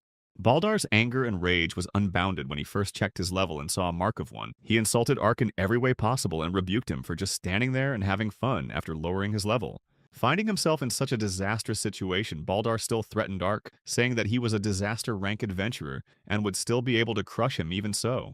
Suddenly, Ark flew toward Balder and swung his charged sword sharply at him. At the same time, Ark told me that recently there was a man in Rakuru village who was called a miserable scavenger, and because of his skill, he could not gain experience and thus could not increase his level. Even though Balder was bleeding, he still tried to confront Ark and ordered him to shut up. He swung his sword at the ground next to Ark to knock him down, but it failed because Ark easily dodged it. Ark continued his story about how he absolutely always had level 1 and had suffered from it for years. However, everything has changed and now he is the strongest and simply invincible. After all the experience, only Ark knew better than anyone how to win while still being at level 1. And then Balder cried out in wild terror and unreal pain, for after his words, Ark separated Baldar's arm with his sword in a moment. Baldar's eyes were filled with a terrible desire for vengeance against Ark, but he could barely stand on his feet and shouted that it wasn't over yet. But Ark denied it and claimed that it was already over because it was already clear who had won. Despite his powerlessness, Baldar jumped up and tried to attack Ark from behind out of sheer anger, and Ark only laughed at him and said that he seemed to have stopped being sober about the whole situation. When Baldar finally reached him, Ark defended himself confidently and easily fought off his attack, causing more damage. Baldar then passed out and fell to the ground, and Ark said that it was definitely over now. Hearing that the situation had calmed down, an exhausted and frightened Ein ran up to Ark. He almost cried and thanked Ark, saying that he was able to avenge everyone. Ark, on the other hand, argued, as he always had before, that he shouldn't have been thanked so easily. He explained that he would never forgive Baldar anyway, so he would have defeated him even without Ein's request for revenge. Besides, there was no way Baldar was going to accept his defeat, and that was for nothing. Suddenly, Ark and Ein heard Baldar scream. He shouted that Ark had backed himself into a corner by severing Baldar's right arm. Through strength and pain, Baldar mumbled that he wouldn't have wanted it himself, but soon the other adventurers of the disaster class would know what had happened. After all, if Baldar had stopped showing any activity, he would have been searched for out of curiosity, suspecting something wrong. Baldar explained that the other adventurers would be interested in who could defeat him and would start hunting for Ark. But Ark didn't get the slightest bit flustered, and he didn't care at all about those words. He claimed that he would definitely fight whoever suddenly wanted to challenge him in such a way. Ark's self-confidence made Baldar mad, and he asked Ark to pray that he wouldn't waste all his strength. Baldar was frightened that he had lost too much blood, but suddenly something strange began to happen, and he said goodbye to Ark. Ein realized everything and screamed in panic that Baldar had started teleporting. He shouted to Ark that at this rate he might just run away and needed to stop him, and Ark ran towards him. As Baldar teleported away, he shouted to Ark that he was sure to make him regret not finishing him off right away. As hard as Ark tried, Baldar's teleportation speed was faster than his, and he simply didn't have time to do anything about it. Baldar simply vanished, promising Ark that next time he would deal with him himself. Ark and Ein were left standing together in bewilderment and shocked disappointment at everything that had happened. Ein panicked, asking Ark what they should do if Baldar would return with reinforcements in the future. Ark, on the other hand, was trying to stay calm and reassuring himself and Ein that everything would be all right and it was time for them to leave the scene. He did not lose faith in himself and even smiled, saying that if Baldar got in his way again, he would definitely defeat him. These words comforted Ein, and he decided to just rely on Ark because the situation could not be changed anyway. Ark regretted that they had lost so many in this battle, and if that was the case, they needed to take revenge on Baldar without any hesitation. Also, Ein reminded that they needed to report all the people affected. But Ark interrupted Ein's musings and asked him to listen, informing him of a request of his own. It was a request for Ein to help Ark and take him to another city, which he agreed to without question for Ark's gratitude. When they returned to the village the next day, they were ready to set off. Ein checked once more if Ark was sure, and that was his final decision. But before setting off on his long journey, Ark wanted to take one last walk through the streets of his hometown and check out the market.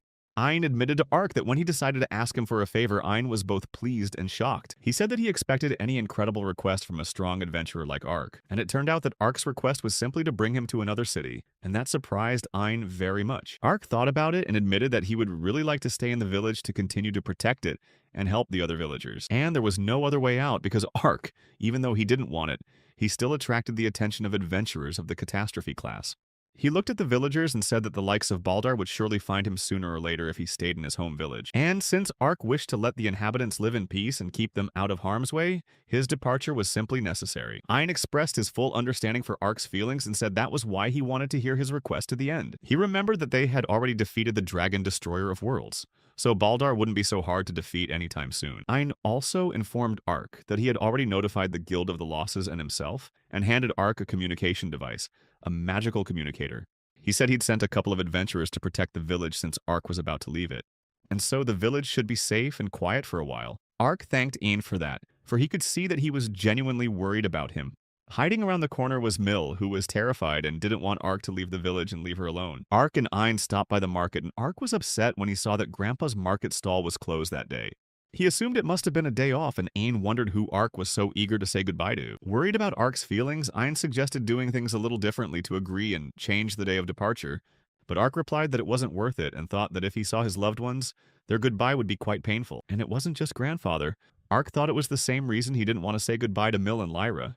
Ark realized that he couldn't forgive himself if these people were once hurt just for messing with him. Ein and Ark were already approaching the exit from the village, and they walked in silence. each thinking about something else. At one point, Ein stopped abruptly and asked Ark if he would regret it in the future, because if he left the village, he would not be able to return to it soon. Despite that, Ark was firmly convinced of his decision and just kept walking forward so as not to give himself bad thoughts. Suddenly, on the way out of the village, Ark heard a familiar voice calling him. When he turned around, he was surprised to see that it was a grandfather with a bag of bread in his hands. Grandpa wondered why Ark had such a sad expression on his face if he was going to leave after all.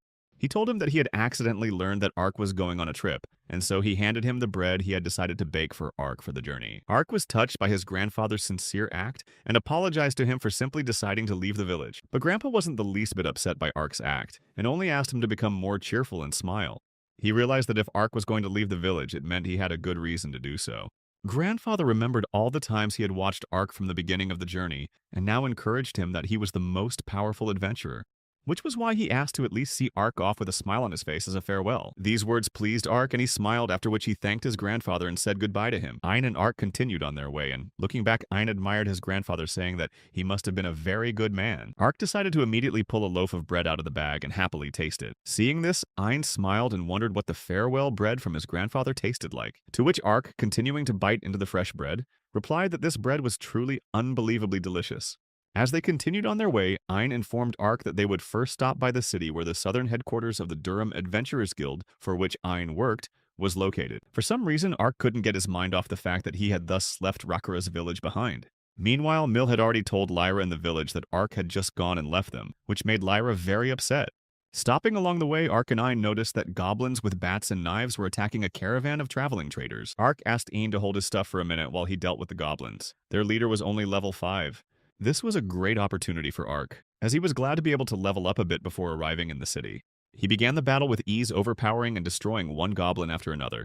Soon he reached the leader of the goblins, whom he dealt with just as easily as the others. Meanwhile, Ayan looked at Ark with admiration and said he couldn't wait for Ark to show his true power. Ein's words gave Ark even more strength, so he finished off the remaining goblins and absorbed their levels in a matter of seconds. This was a great result, and now the next stop was to be the southern city of Durham itself. Upon arriving in the town of Ark, I was surprised by everything I saw, as it was very different from the village of Rakura. Ein congratulated Ark on his arrival in Durham and asked him to feel like he was in his hometown. The southern city of Durham was located northeast of the village of Rakura and was considered a very large city on the southern part of the continent. Ark was still a little worried because this town was so crowded, and its atmosphere was drastically different from any village. But Ain tried to cheer him up, saying it was no surprise that Durham was one of the largest cities on the continent. He said that the guild headquarters was located in the heart of Durham, and its full name was the Southern Branch of the Adventurer Guild Central Council. Continuing his story, Ain told me that there were many more guild headquarters with talented adventurers on the continent. He also said that there were quite a few talented adventurers like Ark, which surprised him.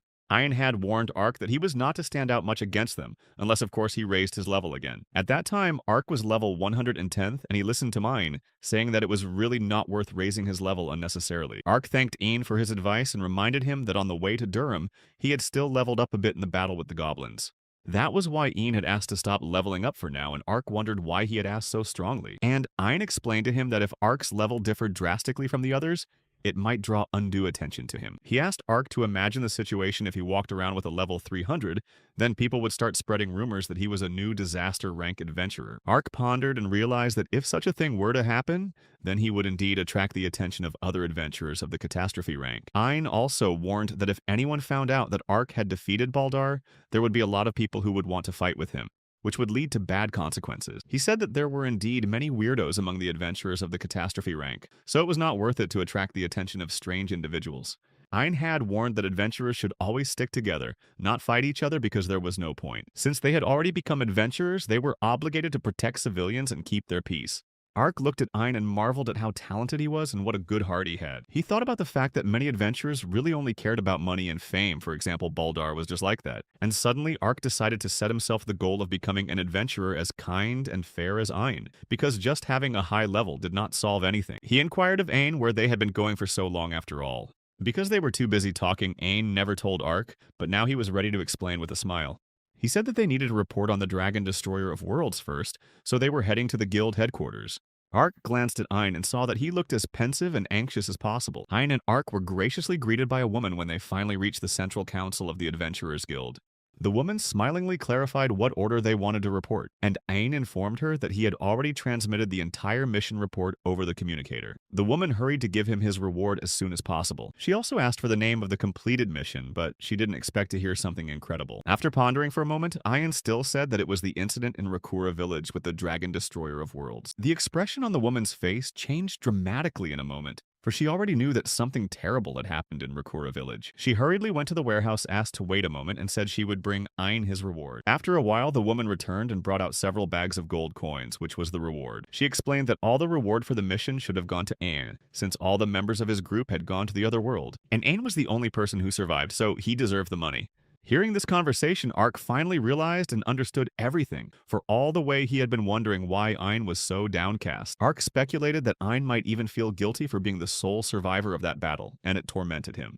Ayan talked some more to the woman at the reception desk, and she asked to accept her condolences, for which Ayan thanked her and went on his way with Ark. When Ain finally got free, Ark immediately asked him what the woman even meant. And he began to explain that every single member of his squad had gone to the other world, although Ain was supposed to be responsible for their lives. But in the end, what happened was what happened, and there was no way Ain could save them. So he was worried that now he might be thought of as the leader. Of course, Ark was shocked by the whole situation and couldn't even find the right words for Ain. When they entered the city, Ain immediately saw a huge crowd of people and realized that the rumors about him had traveled much faster than he had expected.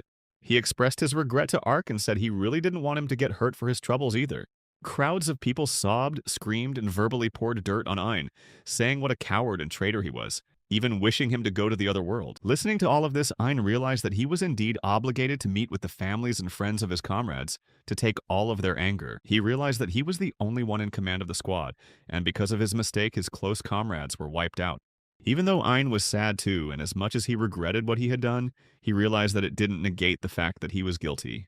But the crowd still did not stop and continued to accuse Ain. They shouted that he had nothing to say for himself and that he was useless. Ain felt terribly depressed and exhausted because at this moment he needed support after everything that had happened. And despite this, he was not going to give up and claimed that he took absolutely all responsibility for what had happened. He recognized without objection that it was he who had failed to save any member of the group from being sent to the next world. At that moment he was almost crying, but continued to recognize that all his comrades had gone to the other world because of his own mistakes. But even after saying that, they kept yelling at him and saying that it didn't matter how much he regretted what he had done. A man from the crowd wept and justified what he said by saying that all these men were the best adventurers. He shouted and didn't understand how all these adventurers could lose if their opponent was a level 150 flame dragon. When Ark heard that, he was worried because he knew that it was all wrong and that Ain had been wrongly accused and partly in vain. Only Ark knew at that moment that the adventurers then faced a level 300th world destroyer, and no one was prepared for such a battle. Ark didn't hold back and shouted that the crowd of people were wrong and the adventurers were actually facing something else. But he was stopped in a flash by Ain. Ain was grateful that Ark was worried about him but still didn't want Ark to get involved in these problems. Despite Ark's attempts to help Ain explain to him that it was because of his personal mistakes that his entire squad had gone to the other side. In sadness, Ain lowered his head again and said frustratedly that if he had ordered the evacuation of the villagers then, he could have avoided all of this.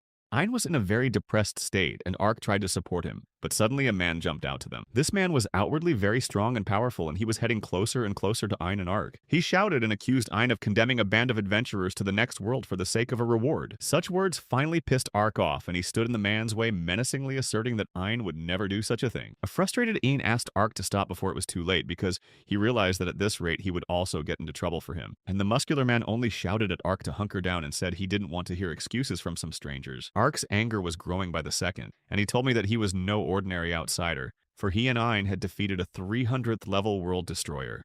The whole crowd was horrified at what they heard, for if what Ark had said was true, it was a miracle that they both made it back alive. People asked for someone to go to the guild and find out the whole truth and details about this situation. The man who argued with Ark didn't believe him, and asked him not to talk nonsense in parallel checking Ark's level. Ark learned that his name was Will, and the man was surprised to learn that he and Ark were 110th level together.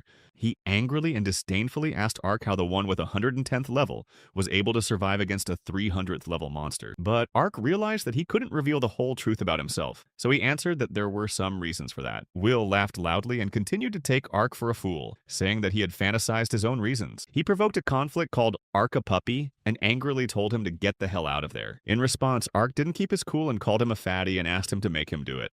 After these words, a fight broke out between Ark and Will, and it seemed impossible to calm them down. Concerned, Aang shouted to Ark to stop and calm down first, for now Aang felt even more guilty about everything that was happening. Ark was able to throw a few punches and get Will to the ground, and Aang kept yelling that it was all his fault and he really couldn't save his comrades. Aang shouted in despair to at least draw attention to his words that he had turned out to be a terrible leader. But Ark shouted that everything Aang had said wasn't true and finally calmed down, jumping closer to Aang. He was surprised and asked Ark why he thought it wasn't true.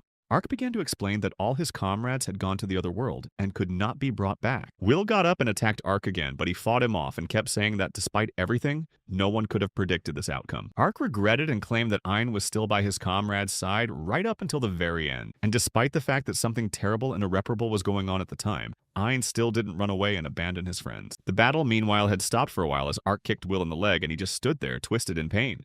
Tears welled up in Ain's eyes, and seeing this, Ark noticed another very significant fact. He said that in addition, a man who faked the sending of his comrades to the other world for the sake of a reward would never mourn them so much. Even Ark himself was moved by his own words, and looking at the crying Ain told him the truth, that he was not a bad leader at all. He claimed that he would never once object if Ain really wanted to take responsibility for sending his friends to the other side of the world. But at the same time, Ark said that it was wrong to take responsibility for everything that had happened, because a lot of things were out of Ain's control. And it was precisely because Ain was at fault far from everything that Ark wanted to protect him from thoughts of poor leadership. Ark tried to cheer Ain up, saying that he was a leader who, despite the situation, did not abandon his comrades and avenge them. The distraught Ain didn't understand and through tears asked Ark what he was working so hard to help him for. And Ark simply held out his hand to Ain to help him up and explained that Ain was the ideal adventurer he himself aspired to be.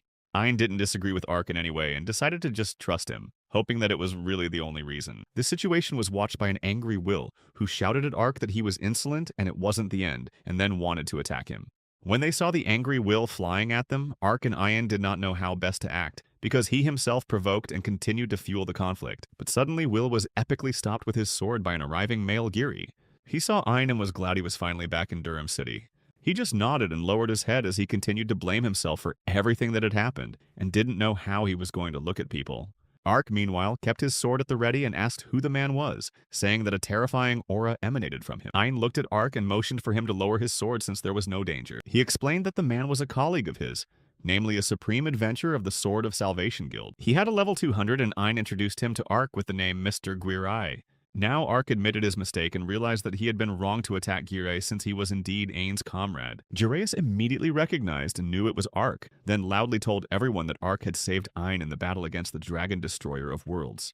And not only did Ark save Ain, but together they were able to defeat the Destroyer of Worlds. All the people in the crowd became excited and couldn't believe that Ain and Ark could really defeat the dragon together. Gireus also knew and noticed that on top of all that, they had also met the wretched Baldar. Ark was surprised that Mr. Gurai knew Baldar too. He realized that he should have told him at once what had happened in the village. Ain said that it was he himself who informed the Central Control and the Guildmaster about Baldar. And Gireus explained that Baldar was the reason why the Destroyer of Worlds was not destroyed at the time, because Baldar did not destroy the core, which he knew very well. And that's why Ain and Ark were also rewarded for catching the Destroyer of Worlds. Jireh said that he was on an expedition and couldn't come to the group's aid, and that Ain had reported to him after the incident. He said he had only recently arrived in Durham as soon as he learned the details of what had happened. It was only when Jireus returned that he saw that a bunch of fools were accusing the leader of Ain of sending his comrades to the other side of the world, and he was very angry. He realized that all these people were accusing Ain unreasonably without even looking into the situation or knowing all the detail. Despite this, Guire acknowledged and said he understood the pain of the families and friends of the adventurers sent to the other world. No words or money could bring these people back to life, but the adventurers who survived were still adventurers. He said menacingly that adventurers were supposed to preserve the peace and quiet of the citizens, even though they risked their lives every time for the benefit of others. A recent memory unlocked in Ark's mind as Ain had earlier uttered the exact same words as Mr. Garam. Graham claimed that every adventurer knew exactly what they were getting into when they became one, and that was their destiny. He reprimanded the crowd of men for doing nothing more than shifting responsibility to those who fought beside their loved ones to the end. The people in the crowd became much smaller as they ran away, recognizing their mistake, and even Will himself was frightened and decided to run away. And it was at this point that Garam ordered everyone to disperse and end the conversation about what had happened on the recent trek. Ark looked at Graham and secretly asked Ein if he was a good man. Ein replied without a doubt that it was, and asked Ark not to doubt either, however admitted that Garam was rather harsh. But then suddenly turning to Ein, Garam said without hesitation that he had to expel him from the guild. At such words, Ark immediately became indignant and asked Garam what he was even saying. Ein's face showed pain and despair, but he tried not to show it, because he recognized his guilt. Guillermo acted hypocritical and explained that, although he had helped to resolve the misunderstanding with the crowd, Ein's incompetence could not be excused. He, like all those people, called Ein a leader who doomed the entire team to be sent to the other world, and would remain a man with such a past forever. And he couldn't leave such a person behind in one of the strongest guilds in the world in the Sword of Salvation. Ark was shocked, and there was even a slight sweat on his forehead from Guillermo calling their guild the strongest in the entire world. Guillermo regretted it, but explained that he had no other choice. He asked if Ein had any objections. Without even thinking, Ein replied that he had no objections, but there was something he wanted to ask Guillermo. He asked Mr. Guillermo if he could accept Ark into the Sword of Salvation. Ark was horrified by what he said because he didn't want it and wouldn't have agreed to it. Ein continued to recommend Ark to Graham, saying that he could do a lot of good for the city in the future if he found allies. Even though Ein had been banished, he still believed and claimed that Ark had every prospect of becoming a first-class adventurer. For a few seconds, Guire thought about it, said he understood Ein, but he should have thought about it some more. But Ark couldn't bear to listen to this conversation anymore, so he interrupted them and shouted that he would never agree to such a thing. Ark lowered his head down and said that even though Ein would inevitably be expelled from the guild, but it was definitely a vile and hypocritical act. He shouted that he would never ever join a guild that abandoned its own strong comrades. Ein held Ark up and told him to calm down, justifying that he would be able to get support from different people when he joined the guild. Also, Ein argued that Ark simply needed to join the guild if he himself wanted to actively help others. Ark's eyes lit up with anger and enthusiasm, and he said that if it was necessary, he could create a guild himself. After a while, Ein and Ark did indeed set out to create their guild and found a suitable building to start with. This building was small but quite beautiful, and Ark was shocked when they first came to look at it. Ark still had his doubts, and he asked Ein if the place Ein had picked up would be suitable for them. But Ein encouraged Ark and assured him that this was where Ark's personal guild history would begin. This place was to be the immediate base and beginning of their guild. Ein was also very happy and thanked Ark for inviting him into his guild in the very first place. Ark reflected on the fact that he had announced the formation of his guild right after Ein was expelled from the Sword of Salvation. And since then, Ein had become the very first member of the new Archguild, which made Guire very angry at the time. Ark realized and said that he still had a lot to learn from Ein because he was his ideal. He wanted to become a first-rate adventurer like Ein, and would be glad to get any advice from him on the subject. Ein and Ark became very good friends during this time, and agreed to go together until the very end. Once inside the building, Ark noticed that even though they had their own base, it would have to be rebuilt from scratch. Since they weren't an official guild yet, they didn't have much money. To that, Ein pointed out that they had to give up most of the money to buy the building itself, and most of the bounty for the Destroyer of Worlds was given to the families of those who went to the other world on that terrible expedition. This made Ark a little sad because he thought that his money and Ein's money would be enough for everything, but unfortunately he had miscalculated.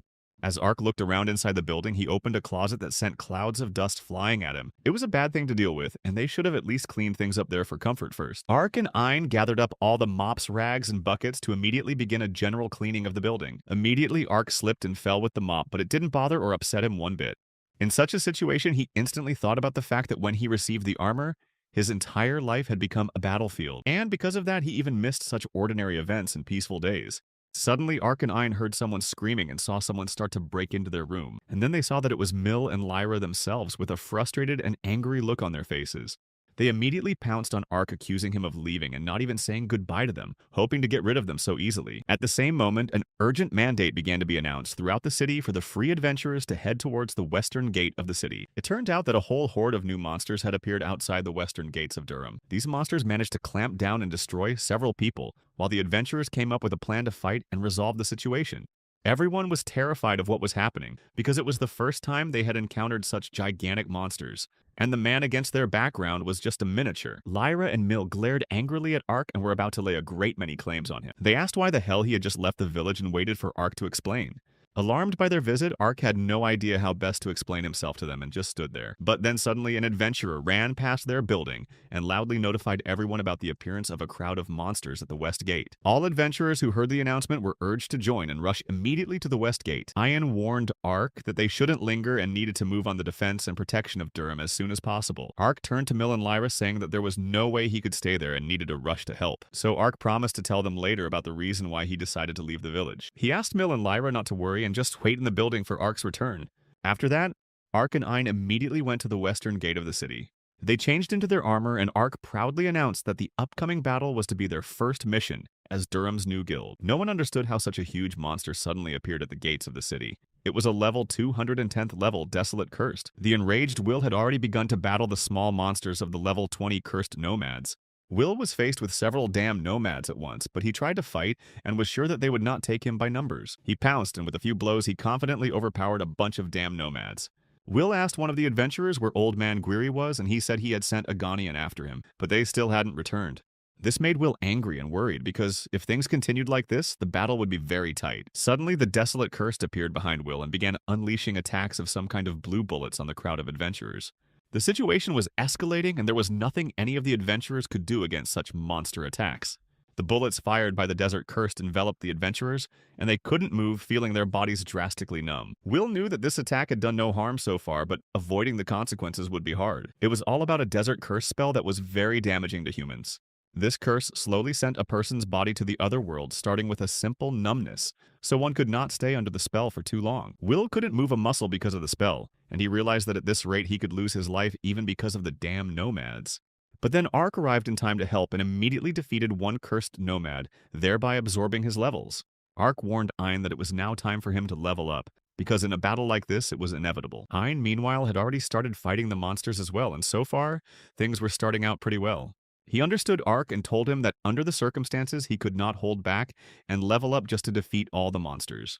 At this rate, Ark had reached level 250th, and Ein asked him to leave the damned nomads to it. Ein also promised Ark that he would try to cover for him, because he was about to start a battle with the most important Desert Curse. Ark gathered his thoughts and strength and thrust himself closer and closer to the already very enraged Desert Cur. As Ark suggested, this monster had already managed to put a curse on several adventurers. This time, however, Ark himself would have to bear his own curse for the Desert Curse. Within himself, Ark gathered all the strength of anger and burned with interest as to how the monster would handle his personal curse. Guire has finally arrived in Durham and has been informed of the hordes of monsters at the western gate. But first he decided to check the eastern gate as he heard that there was a lot of noise there as well. Except that he never thought he'd meet another army of monsters at the eastern gate. The Desolate Cursed had level 210th, while Guire had level 200. The monsters were slowly approaching him. Guire assured himself and them that even if they all fought against him alone, they still wouldn't be able to win so easily. With sarcasm, Guire recognized that the Desert Cursed as his opponent was worthy of admiration. But unfortunately for the monster, no matter what army he gathered to win, it still wouldn't be enough. In the same second, Guire activated his demonic adventuring skill. He promised the Desert Cur that his life was to be cut short in exactly 5 seconds. The battle at Durham's western gate was just as relentless, and Ark tried his best. Ark was able to jump very high and deliver a sword strike right on the head of the Desert Cursed man. He continued to deliver blow after blow and even managed to separate one paw of the Desert Cursed. But now there was also a problem in that the skeleton's damned nomads got angry and were going to attack Ark from behind. Ark noticed this quickly and reacted just as quickly to the skeleton's intentions. He turned around and destroyed several of them at once. If that was all the damned nomads could do, Ark knew they didn't stand a chance against him. He disposed of all the skeletons that were in his vicinity in a matter of seconds. Ark shone bright again as he absorbed a good amount of levels and had now reached level 290. The Desolate Cursed didn't lag behind Ark even for a second and kept trying to attack him. But Ark skillfully tried to dodge and at the same time tried to deal damage to the Desolate Cursed one. And then suddenly the monster released an attack of cursed blue orbs that Ark feared the most at this moment. Ein shouted and warned Ark not to touch those orbs under any circumstances. Ark had everything under complete control though and activated one of his strongest defensive skills. Ark's defenses blocked the attack with orbs and destroyed them in an instant, and Ark was confident that those orbs would never hit him. Watching the battle between Ark and the Desert Curse from afar was Will, who was horrified and bewildered by everything he saw. Will had never encountered adventurers with such abilities before, and he didn't understand what this Ark was all about. He took another look at Ark and remembered that he was the same scoundrel who had fought him in the square. Ark landed a few more hard blows on various places on the Desert Cursed's body and managed to bring him to the ground. He paused for a second and accused the monster of cursing many innocent people, then asked if the monster was pleased with himself. But that didn't matter to Ark because Regardless of the desert cursed man's answer, he would have sent him to the world at that very moment. Suddenly, the desolate cursed launched an attack of several dozen more cursed orbs that left Ark perplexed. He didn't understand why this was happening, because he thought that the powerful monster was on the verge of being sent to the other world. Ark stood in front of the deserted cursed and could not think of anything he could do in this situation. He saw that all those damn orbs were flying straight towards Durham, and Ark realized that for a split second, he had even let his guard down. Ark was very excited and frightened, because the curse of the desert curse was flying at Durham. The people in the city were scared out of their wits when they saw something flying in the sky right at them. The realization came to Ark that it was the innocent citizens of Durham who had been the original target of the desert curse. Residents in fear immediately began to flee wherever they could, but unfortunately not everyone had time to hide and avoid getting hit by the attack themselves. With a little more work and a few more strikes on the desolate curse, Ark was finally able to defeat it.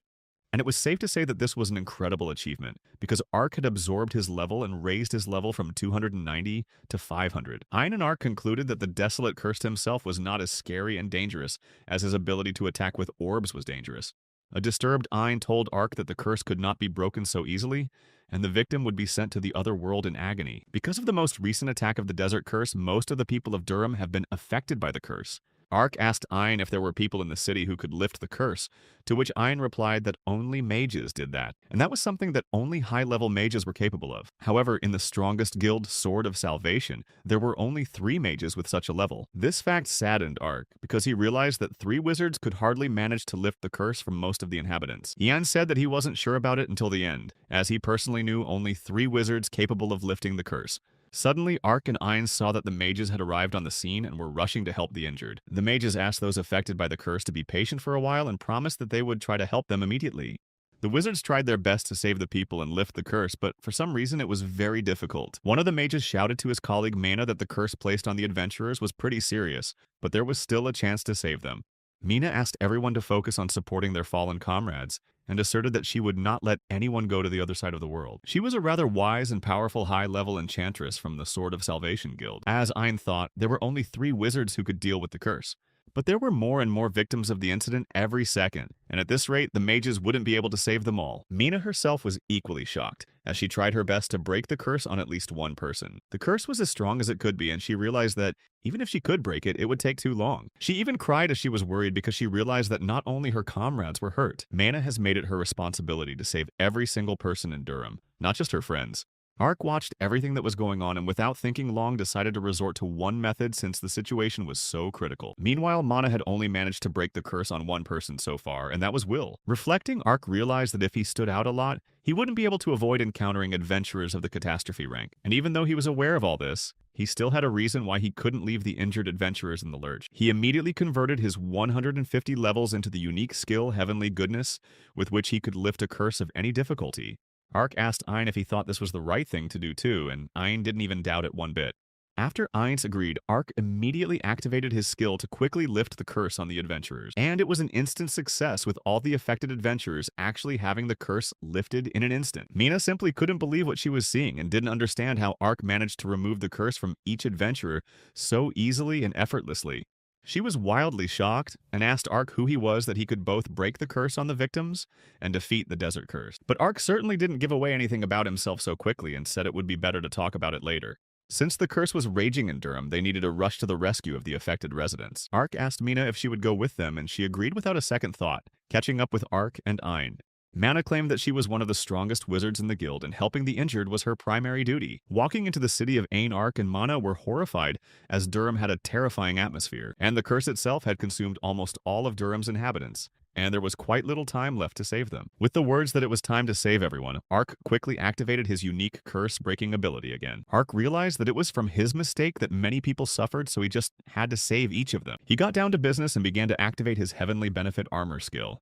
The skill was ready to be used, and Ark himself was trying not to waste a minute thinking up a plan to save everyone. Gyri, meanwhile, had already massacred the desolate cursed at the eastern gate and was proud of himself. But when he turned around and looked at Durham, he saw that the city was shrouded in the curse, and realized that the monsters had not wasted any time. Ark got down to business and began to run through the city, unleashing curses on everyone, and trying to spot every affected resident. Meanwhile, Mina tried to take care of each rescued person by finding out how they were feeling. Mana was simply shocked that Ark was actually able to completely erase all traces of the curse from humans.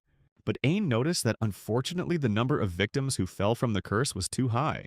And at this rate, no matter how hard Ark tried, it was unlikely he could save every last one of them from the curse, and casualties would still be unavoidable. With tremendous speed, Ark rushed over and unleashed a curse on everyone he saw. And despite everything, he realized that it wasn't enough, as he had only dealt with a small part of the curse. Ark decided to ask the Abyss armor if there was a way to increase the range of the Heavenly Good skill. While he waited for an answer, he still continued to rescue the injured residents that came his way. Armor of the Abyss reported that it was recommended to use the skill of expanding the territory, which can also be acquired for levels. He explained that the skill itself wasn't that useful, but it could be used to amplify the effects of special skills. It was a skill called Seraphim's Wings that put holy magic on the owner's weapon, capable of cleansing the area of the curse. Without a second thought, Ark immediately sent a request to activate this skill.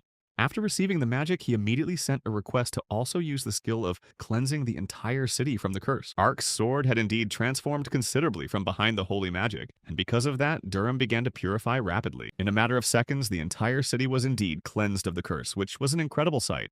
Ain and Mina immediately came running to Ark, claiming that there was no such thing, and Mina asked what kind of holy magic he had.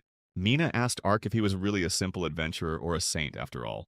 In response, Ark claimed that he was a common adventurer, but that he was willing to do whatever it took to save the people of Durham. Ark informed Ain that he needed to consult with him urgently, and Ain was ready to listen to him carefully. He informed Ain that he had apparently overdone his powers. A worried Ark admitted that he wanted to save the people of Durham, but had forgotten that he had hidden his power from everyone. Ark begged for Ain's help, for if everyone knew he had saved the city, the adventurers of the catastrophe rank would definitely show up. Without thinking long, Ain looked at Mina and she asked if he needed anything. Ain suggested Ark pin all of his exploits on Mina, and that was a pretty good way out of the situation. After a time, the people gathered in the square to express all their gratitude to Mina for her strong feat. People praised her wholeheartedly, saying that she had saved Durham from a terrible curse, and was a heroine to whom all the inhabitants owed their lives. Mina was embarrassed and objected, thinking that people were praising her too much, but tried not to give a suspicious look. After a while, Mina paid a visit to the central headquarters of the Adventurers Guild and told them everything that had happened. As Ark had asked, she told everything from the perspective that Ark and Ain had defended the city from monsters, and Mana had saved the inhabitants with holy magic. It was indeed a great way out of the situation, and luckily Mina had agreed to it, for which Ark was very grateful. In the end, Ark didn't become a hero for single-handedly saving the people of Durham from the curse, though it was true. Instead, Ayan gave Ark the idea to rewrite all the feats of the day to Mina, since she was the strongest mage, and it didn't look so suspicious from her. All Manny had to do was write a detailed report on everything that had happened, and Ark and Ayan were happy to help her with that. Ark felt guilty and apologized to her that they were putting all these things on Mina that she shouldn't have been involved in. But Mina claimed that she had no trouble helping them, since Ark had saved all of Durham from the terrible events. She had agreed to do all of this as a thank you to Ark for saving the residents, and was willing to help him with anything from that point on. Ayn had noticed that the guild had grown more crowded because of the tales of the heroine who had saved Durham. Mina was angry when she was called a heroine, even though it wasn't true, and asked not to be called that anymore. But Ayn argued that everything was natural, and Mina didn't understand what he was trying to tell her. He said that Mana was considered one of the best spellcasters in the Sword of Salvation Guild, so she was quite suitable for the title of Divine Heroine. Their main task was not to give a suspicious look and believe the lie themselves. After all, the Divine Heroine gave the townspeople confidence that they would always be protected no matter what attack awaited them in the future. Ark, on the other hand, was completely unsuited for this role, as he had no official status and wished to continue hiding. Therefore, Ayn was sure that it was Maine who was destined to play such a responsible role.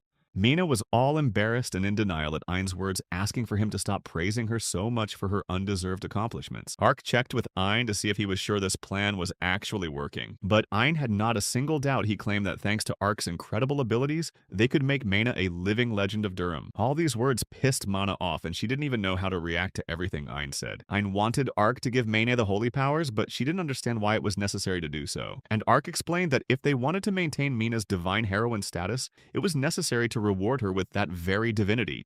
She was afraid, since she didn't know how they were even going to transfer this power to her, and asked if Ark would shoot holy light at her. Ark apologized to her, but there was nothing that could be done, and everything would have to go normally since Mina's body wouldn't be harmed in any way. But despite everything, Ark understood Mina's feelings too, so he might not do it if she didn't want to. Mina didn't mind because she had promised herself that she could be counted on. She trusted Ark's decision since he had saved the whole town. To be sure, Ark once again asked Mina if this was her final decision. Ark thanked Mana for agreeing to do this after all, and prepared himself for such a demanding process. And since Mana had allowed herself to be rewarded with holy powers, Ark decided to no longer hesitate or hold back. They took Mana outside to the people for all the people of Durham to see, and Ark immediately activated the Seraphim Wing skill. People were ecstatic at such a sight and praised the divine heroine, Mina, feeling how she illuminated everyone with warmth and light. During the procedure, because of the skill, Ark was twirling Mana in the air, and Ain wondered if it was possible not to do that. But Ark replied that it was too hard for him to control it since he hadn't fully learned how to use the skill yet. In a moment, Ark realized and asked Ain why he was enjoying this whole absurd situation so much. Ain could see that he was glowing with happiness as he watched everything that was going on, but he didn't give Ark a clear answer. The transfer of Mung's holy power was successful, and the people around continued to admire her without ceasing. Ark was still thinking and regretting that he had stood out too much in saving people from the curse, so he should be more careful next time. Suddenly, Mr. Gire came to Ain and Ark, and they didn't even notice how he snuck in. Ain and Ark were horrified and scared as they realized that Gire had already seen everything and could have guessed everything. But Gire, without further words or questions, simply turned to Ark and asked him to step back for a few words to discuss something. Trying to pretend he didn't understand, Ark asked him what was underneath that something.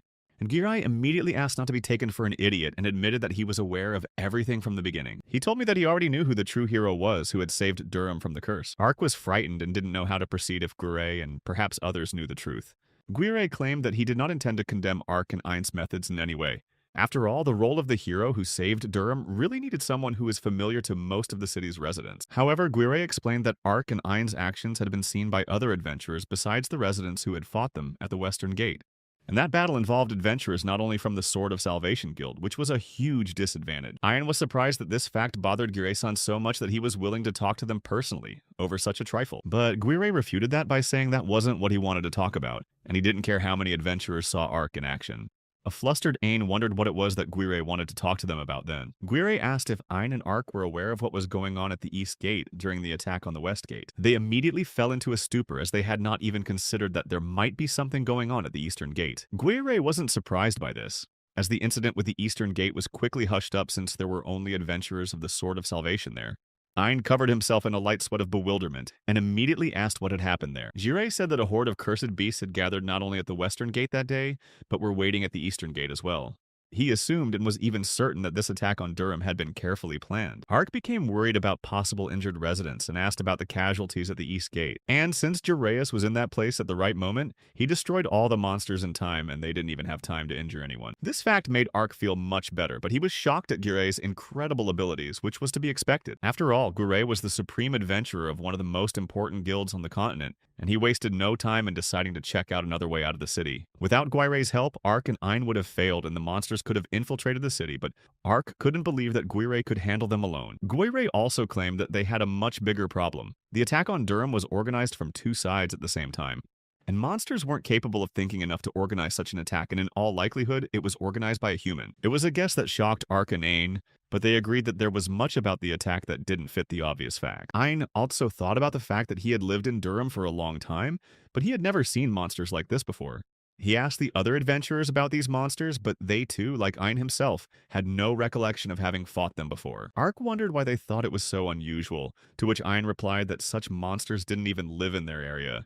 It was hard not to encounter a huge monster like the Desolation Damnation given its hostility, and then it suddenly appeared in the city. Guire continued to speculate that these monsters had been summoned to Durham for a specific purpose. He explained that there could be a person having a special skill or magic, and under such condition, he could well summon an army of monsters. Ark was bothered by the fact that someone really wanted to destroy Durham, but what Guire originally wanted to talk about was that they needed to strengthen Durham's defenses if anyone was really thinking of summoning monsters. He admitted that he wanted Ark to create his own personal guild as soon as possible. Guire spoke of his desire for the newly formed Ark Guild to fight alongside the Sword of Salvation Guild, but they couldn't officially register as a guild yet because there was a lot of work to be done, and the process couldn't be rushed. And despite that, Guire expressed his desire to help Ark and Ain as soon as possible by making arrangements with the Central Control. But for this, Ark had to promise Giram two things. The first request was to maintain a cooperative relationship between the guilds. And secondly, Jarius wanted to personally conduct a practice fight and assess Ark's skills to make sure he was competent. After a bit of thought, Ark decided to agree and not to lose a good opportunity to move forward as soon as possible. After a while, they met at the Central Adventurer Guild Council building for a practice battle at the training ground. Jarius allowed Ark to use any weapon he wanted in a training fight. even though it was not allowed. He was doing this to see Ark's true power and thus show his true power. And it could only be done in battle with real weapons of ability and a determined attitude to defeat the enemy. And then Gurei immediately began to activate some of his power skills and asked Ark to demonstrate what he was capable of. Ark fully understood Gurei's requirements and desires, after which he too began to activate his skills. The fight was to begin after Ain's signal, and Gurei and Ark were already standing at the ready waiting for the signal. When Ain signaled, Ark and Gureius immediately began the practice battle. Gurei turned to Ark with words of hope that Ark could survive the battle against his sword. At the time of this battle, Ark was only level 100, which was well below Gurei's level. Since Gurei still had level 200 and could be many times stronger than Ark, Ark realized that his victory in this sparring match was doomed to failure because with such a difference in levels, he would not be able to win. Gureius himself realized this, and if so, then Ark's task in this fight was not to defeat his opponent at all. The task was only to show all that Ark was capable of and demonstrate his true abilities. Giri and Ark pounced on each other in an attempt to attack and deal damage, and then Ark decided to summon the Holy Sword of Seraphim Wings to further surprise Gureius. But Gurei skillfully dodged his attacks in an effort to confuse Ark and prevent him from striking. Despite Gurei's counterattacks and resistance, Ark attempted to strike him in the chest with his sword. Gureius ducked and was horrified because he didn't even think Ark would do such a thing. But Ark never managed to damage Giri as he blocked his attack with his mighty sword. Ark activated his strong skills and flew at Gureius with the words that, although the difference in their levels was great, he hoped that Gureius enjoyed this battle. Ain, watching the battle, was discouraged by everything he saw. He noticed that Ark's combat skills as an adventurer had greatly improved, despite the obvious difference in Ark and Gurei's levels. After a few seconds, Ark stopped and realized that was the most he was capable of at that moment. Ark even managed to hit and damage Gurei's face and suit, even though it was just a training battle. The angry Gurei realized that if it wasn't for the difference in levels, he would have already been killed by such a direct blow. Gurei shouted to Ark that his abilities were pretty good, and Ark's combat skills were not to be doubted. Ark wanted to stop for a while and say something to Gureius, but he wouldn't let him. He suggested that Ark go straight to the next part of their fight to see how Ark would defend against a stronger attack. This alarmed Ark as he saw in Gurei's face and heard in his voice some incredibly creepy attitude. This scared Ain as well, as he immediately realized that Gurei was going to use the demonic adventuring skill against Ark. Gurei, without any thought or stopping, immediately began to activate the demonic adventuring. He shouted to Ark that now it was a fight to the other side, and if Ark didn't stop him, his life was going to be cut short in 15 seconds. Now Ark also realized that he wanted to use demonic adventuring, but he didn't know what the power of this skill was in Gurei. Ain shouted to Ark to be more careful, for such tricks were no joke. He informed Ark that demonic adventuring was a skill that for 15 seconds doubled the wielder's level, but Ark hadn't even known about the level increase before, and it scared him. Ark realized that if that was indeed the case, Gurei's level at that moment should have been 400. For some reason, Gureius was hungry for victory, justifying it by the fact that it had been a long time since he had fought an adventurer who was equal to him in strength. Gureius had originally started this battle to test Ark's abilities, but now he wanted to have some fun for those 15 seconds. Gurei admitted that Ark met all his expectations and more, but all this time a demon had been sleeping inside Gurei, waiting for a worthy opponent, and now no one could stop him. It was incredibly difficult, but Ark managed to dodge Gurei's attacks even though he couldn't attack him back. Ain was worried about Ark and could not find a place to sit, for he saw and realized that the battle had indeed gone too far. People on the street and even Mung could hear that something strange was going on in the building, as the rumbling and noise from the battle was coming from there. There were still 10 seconds left before Giri's attack was over, and he asked Ark if he could withstand all of his inner demon's attacks. But Ark was not going to give up so easily and continued to dodge because there was still a little more time to wait. But suddenly something strange happened to Ark and he felt his mind begin to leave him. Ark began to faint and even thought that he had lost this battle after all. It turned out that Giri's attack had just sent Ark flying high and almost flying off the building. Mill and Lyra, who were outside, saw it. With 6 seconds to go, Ark remembered how Mill and Lyra had shown up at his guild and pounced on him with a ton of questions. In flight, Ark saw Mina as well, remembering that he had said goodbye to her after he met Mr. Gurei. He also recalled that he had decided to start his own guild to protect Durham and those dear to him. With only 4 seconds to go, Ark regained consciousness as he fell back into the training ground to Gurei. As the battle continued, Ark tried his best to hold out and dodge the attacks, for there was only a little bit left to hold out. The demon in Gurei was rejoicing in the demon who fought only strong opponents, and Gurei was enjoying himself as he hadn't shown his true self to anyone in a long time. Despite Ark's stamina, Gurei believed that unfortunately it was soon to be over. Suddenly, Gurei decided to use the demonic Black Flash skill as well, which could instantly defeat Ark. Ark admitted to Gureius that he had lost that battle, and he was still a long way from being as skilled as Gureius. But even if he lost, Ark was sure he'd survive no matter what. He decided to invoke the sacred weapon explosion skill so that the weapon could explode and protect Ark from his opponent's attack. After that, Ark instantly activated the Seraphim Wings Holy Sword Blast, and it did help at least a little to keep himself safe from Girai's powerful attack. Suddenly, with only a couple seconds left, Ark half-consciously flew out of the building, ramming into one of the walls. Ark fell right on the rocks and asked for armor to restore the sword, the Seraphim Wings, and also to find the necessary skill to get another weapon. And the armor recommended Ark to retreat because Girai's level was too high, but Ark couldn't afford to run away so easily. So armor still picked up 2 epic skills for Ark that he immediately bought for 90 levels weapon recovery and rapid weapon repair. Now Ark too was eager to cool the demon Girai's ardor with his mighty blades. He realized that if he held on a little longer, he could definitely defeat Jirai. In a burst of strength, Ark thought he could still fight, but abruptly fell back onto the rocks and lost consciousness. Jiraius also came down to Ark, who realized that it was not worth fighting anymore because 15 seconds had already come to an end and Ark needed to rest. When Ark woke up, he immediately shouted that he could still fight without fully realizing what had happened. And looking around, he saw that he was in bed at his guild base with his friends. Lyra was glad that Ark had finally woken up and began to tell how she and Mill were going grocery shopping for dinner, and saw Ark fall from the top tower.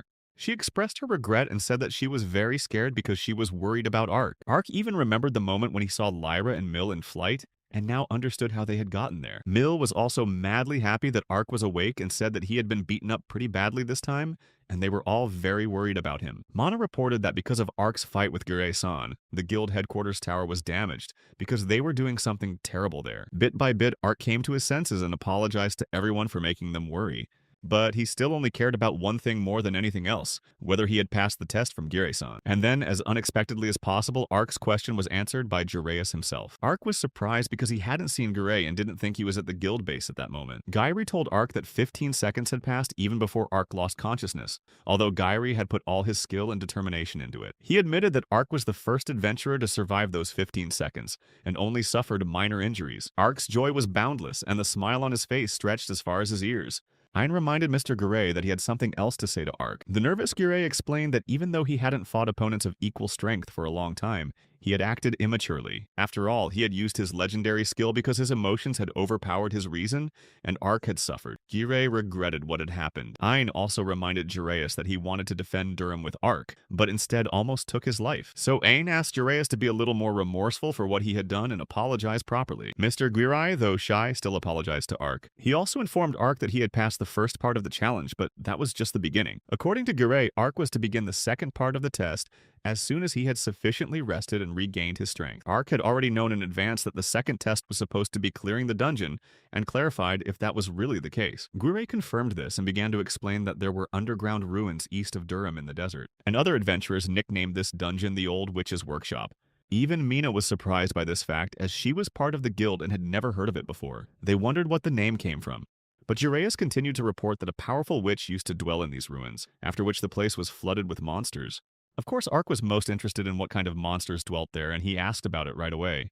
And Jiraius only gave the answer that it was unknown since no one had managed to find out. Mana said that for the past few years, unusual magical anomalies had been emerging from the witch's workshop. And because of these anomalies, the monsters became stronger and more aggressive, and many merchants that were on their way to Durham were attacked by them. Guaire said that they still haven't figured out the source of the anomalies, but these anomalies were definitely coming from the monster that lodged in these ruins. He also said that the guild mages had come to a conclusion about the level of this monster, and it was most likely level 300. Ark assessed his level and compared that it was much higher than the Desolate Cursed, with level 210ths. But the ruins themselves were dangerous, for none of the adventurers of the Guild of Jirei had yet reached their depths. Since Ark was able to handle the first part, Jiraius thought he could handle the second. He had Ark investigate the ruins of the old witch's workshop.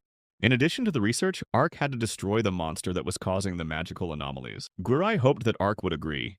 The old witch still living in the ruins knew of every time someone intended to enter her chambers. The old witch was terrifying and aggressive, and she was sure that she would send anyone who tried to get close to her to the other side of the world. After a few days, Ark recovered and immediately set off into the wilderness east of Durham. But he wasn't alone, as his friends didn't want to let him go on his own and showed a desire to go to the old witch's workshop with him. At the entrance to the old witch's dungeon, there were all sorts of skeletons scattered about, and Ark decided to check them out. He also asked Mill if she was sure she wanted to enter the dungeon with them. Mill was already a novice adventurer with level 10 at that point, and wanted to gain experience, so she was 100% confident. She had obtained a novice adventurer's license from Central Control just to assist Ark in his adventures. Mill also confessed that she already knew the reason why Ark left Rakura village, because Aang had already told her everything. She called Ark an incredibly kind man if he really only decided to leave the village to avoid hurting the other villagers. Admiring Ark, Mill wanted to become as strong as him, so she wanted to travel with him. Ark explained that despite his strong desire, the old witch's workshop was still too dangerous a place to start traveling.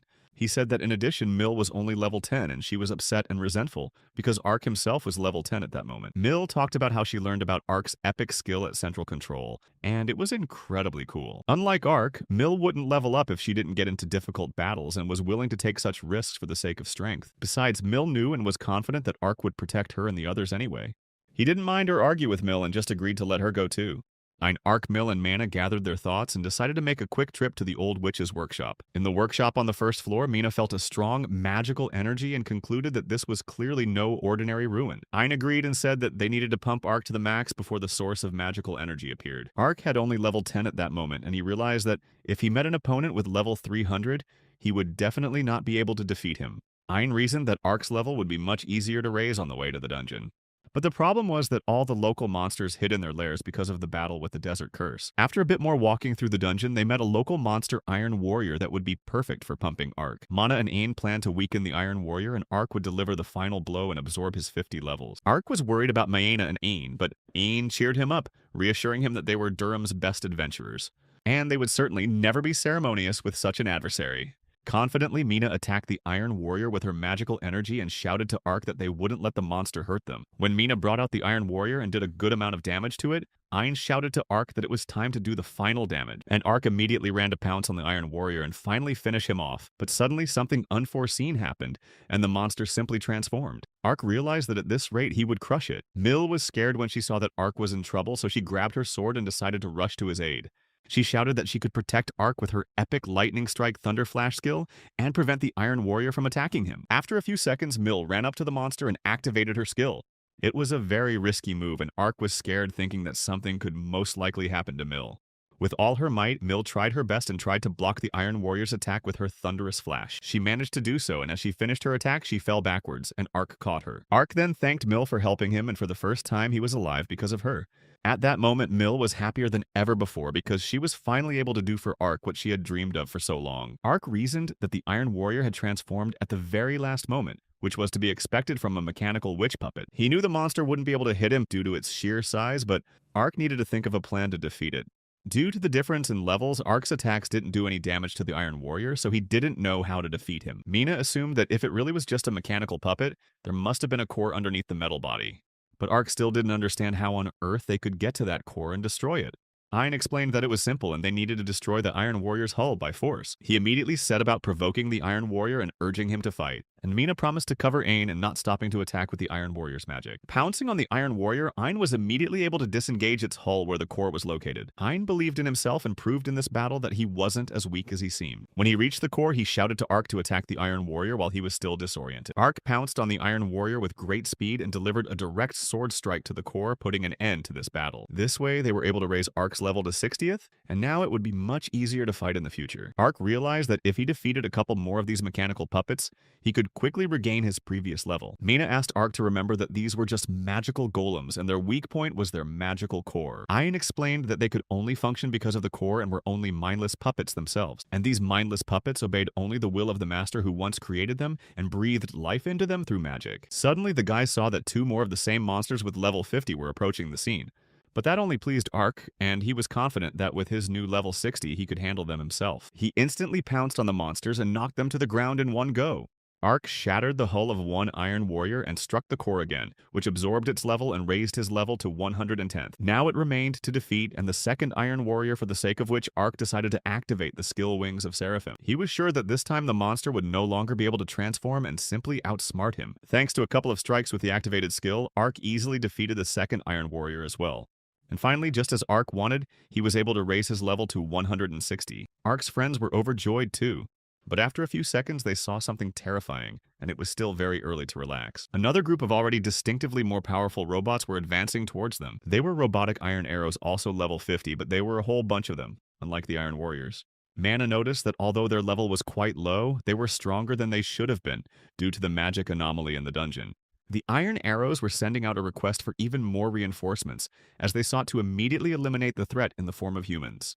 Ein ordered everyone to run away as it was the only and best way out in this situation. Mill noticed that Ark wanted to turn around and try to fight the Iron Arrows, so she didn't want to let him go alone. But Ark asked Mill vividly to follow Mana and Ain, and she decided to trust him and listen to him.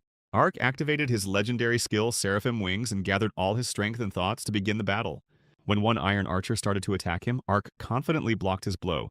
He waited for the Iron Arrows to come closer to him and start attacking, even trying to provoke them to do so. Ark shouted that if the gunmen thought they could overwhelm him in numbers, they were sorely mistaken. And then the unexpected happened. Ark saw that one of the robots began to emit the strongest energy from its core. It was certainly an unexpected turn, and Ark realized that it would be unrealistic for him to deal with them at this rate. He hid behind a wall and watched as everything around him began to explode from such an Iron Arrow attack. Ark ran out and caught up with Aina, Mill, and Mana, who had stopped at the exit for some reason. He wondered why those just stood there if they needed to get out of there as soon as possible. The Iron Arrows were already on their way, and if they didn't hurry up, they would definitely go to the other world, right in this dungeon. Ein looked ahead and said that they would have loved to run away, but there was nowhere to run to. At first, Ark didn't understand what Ein was talking about, but then he saw that the Iron Arrows were waiting for them at the other exit. Seeing that the Iron Arrows were advancing closer and closer to them, Mina instantly activated her magical defense skill. She tried her best to protect her team and at the same time block the Iron Gunners' attacks. But because the crowd of Iron Shooters was many times stronger than her, Mina felt she could no longer hold them back. The enraged Ark asked that if nothing could be done, he could break out to the gunman himself and try to do something about it. But Ein strictly forbade Ark to do so because even if he had a high level, there were many times more monsters and they were stronger together. Besides, in the dungeon, the Iron Arrows were reinforced due to the magic anomaly, and Ark wouldn't be able to overpower them, but no one knew what to do. Suddenly, they saw unknown and suspicious purple circles begin to form on the ceiling. Mina immediately recognized that it was teleportation and asked everyone to be careful. In a matter of seconds, Ark, Ain, Mana, and Mill fell from such brutal actions of the Iron Shooters. In flight, Ark pondered the fact that the floor couldn't have collapsed on its own and it was all definitely a setup. And if that was indeed the case, they could have fallen right into some unknown trap. The Iron Arrows also flew after them with the intent of pursuing the intruders, and one arrow even touched Ark, planning to attack him. But Ark wasn't confused and immediately fought back by blocking the attack of the brazen Iron Archer. He noticed that all the lasers of the Iron Shooters were aimed directly at them, and in such a situation they would simply not be able to dodge. Ein, in flight, shouted to Ark to extend his right hand to him as soon as possible. But it was quite hard to reach, so Ain asked Mana to push him with wind magic. Mana listened to him and did so, even though it was a rather risky move. That was how Ein and Ark were able to reach each other and grabbed hands. Ein had some sort of plan and wanted to push Ark forward so he could attack some Iron Shooters. They succeeded in doing so, and Ark tried his best to put as strong an attack as possible on the Iron Arrows. And although it was as difficult as possible to do it in flight, Ark was able to attack them thanks to his swords and skills. With a little more effort in attacking the Iron Shooters, Ark made a few of the robots explode. Ark destroyed 4 shooters at once and absorbed their levels. Now his level had risen to 360. He realized that if he continued to level up like this, he would definitely be able to defeat the one who had once cast a curse on Durham. Mill yelled that they were still falling, and it lasted somehow too long, as if the abyss was endless. But she was comforted by Mana and told not to worry, claiming that she was about to get them out of there. In a matter of seconds, they finally fell into the dungeon, which was more or less quiet for now. Ark was radiating strong energy throughout and apologized to his friends for what was happening. He explained that his level had risen too sharply, so he was not yet able to control his power fully. But Ian found it a good thing, because with Ark's 360th level, he didn't have to worry about his strength and training. Mill wondered what this place was all about. It was dark, dusty, and almost impossible to see. As they looked around, they realized that from the looks of it, the place looked like a workshop, and most likely this was the most dangerous place to be. The old witch saw the intruders and thought about how she could best deal with them. She went out to the boys and was sure there was no way she was going to let them get out of her workshop alive. Ark was horrified by what he saw and wondered if this creepy witch-like creature was also just a mechanical puppet. Ian checked the information about the old witch and was shocked and warned everyone to be on their guard because it was no longer just a doll. The witch activated the self-destruct protocol and activated distress mode, then launched her attack. Ein had no doubt that this creature was the reason for the magical anomalies, and he informed his friends. But the problem was that her level was 400, which was still higher than Ark's 360th level. The old witch was transforming with each passing second and becoming like a creepy robot trying to do damage to the guys. The witch's mind flashed back to memories of finding a child 30 years ago on an island as an old hermit. She thought that she herself could not bring him up because she had already lived in the world for 80 years and devoted her life to the search for truth. And during this time, she became a powerful witch who knew everything about magic but never learned to live like a normal person among people. At that moment, she realized that by denying everything worldly, she was following only one path like an old fool. The witch wondered why the child's parents had left him all alone and realized that if she abandoned him, the child would suffer from hungry beasts. But if that was the case, it meant that it was the child's destiny. And then the child cried out. Still, the witch had her doubts and wondered how the child might have grown up if the old hermit had raised her. Since the child's will to live was great, she decided to introduce herself to him by the name of Belgadia and keep an eye on the child from that day on. Belgadia thought about what name to give the child and decided to call him Merim. It was the name of a spell that made a person perfectly happy. She took the infant to her and hoped that with such a name his life would indeed be a happy one. But despite all the memories of the past, the witch in the body of the robot continued to attack Ark in every possible way and wished the guys to be sent to the other world. Mina tried to protect everyone with her magic and block the witch's attacks, but her magic and strength was still more powerful. Ark realized what had to be done and told his friends that they should have torn off the witch's hand so that she could no longer conjure and attack them. Ein and Ark began to fight in an attempt to carry out this plan, but the witch with her huge sword would not let them approach her. She screamed and wished them to the other world and suddenly wondered to herself why she was doing this. This was a surprise to Ein.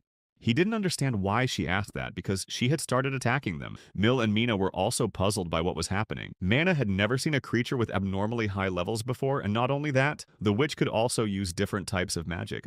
Ein had one thought on the matter while he tried his best to confront the old witch. He said that 10 years ago in the same workshop lived a powerful witch who could master various kinds of magic. Ein had heard that this witch had long since gone to the other world, but he speculated that perhaps she had found a way to live in these ruins forever. And if that was true, the robot they were fighting was not a doll, but the old witch's soul that was encased in a new body. Ark was horrified and wondered if the old witch had always been so inhospitable. And Ein remembered and said that the old men of Durham said that though she was a hermit, she had never harmed anyone. He concluded that most likely the old witch's soul was struggling with the body of a mechanical doll. But as it was, this witch's body still carried a hell of a danger to the people who would try to find and destroy her. Memories of what had happened 18 years ago in her workshop resurfaced in the witch's mind. Merim was again fiddling with creating his robot dolls, and Belgadia concluded that he was very attracted to strange things. And Merim claimed that he didn't have as much power as Belgadia, but really wanted to reach her level of skill one day. She claimed that he was still small and could not compare to her, but if he continued to study, then he would definitely know the same power as her. Little Merim thought he had absolutely no talent for magic, so he decided to become an inventor. He believed that one day the puppets he created could defeat Belgadia.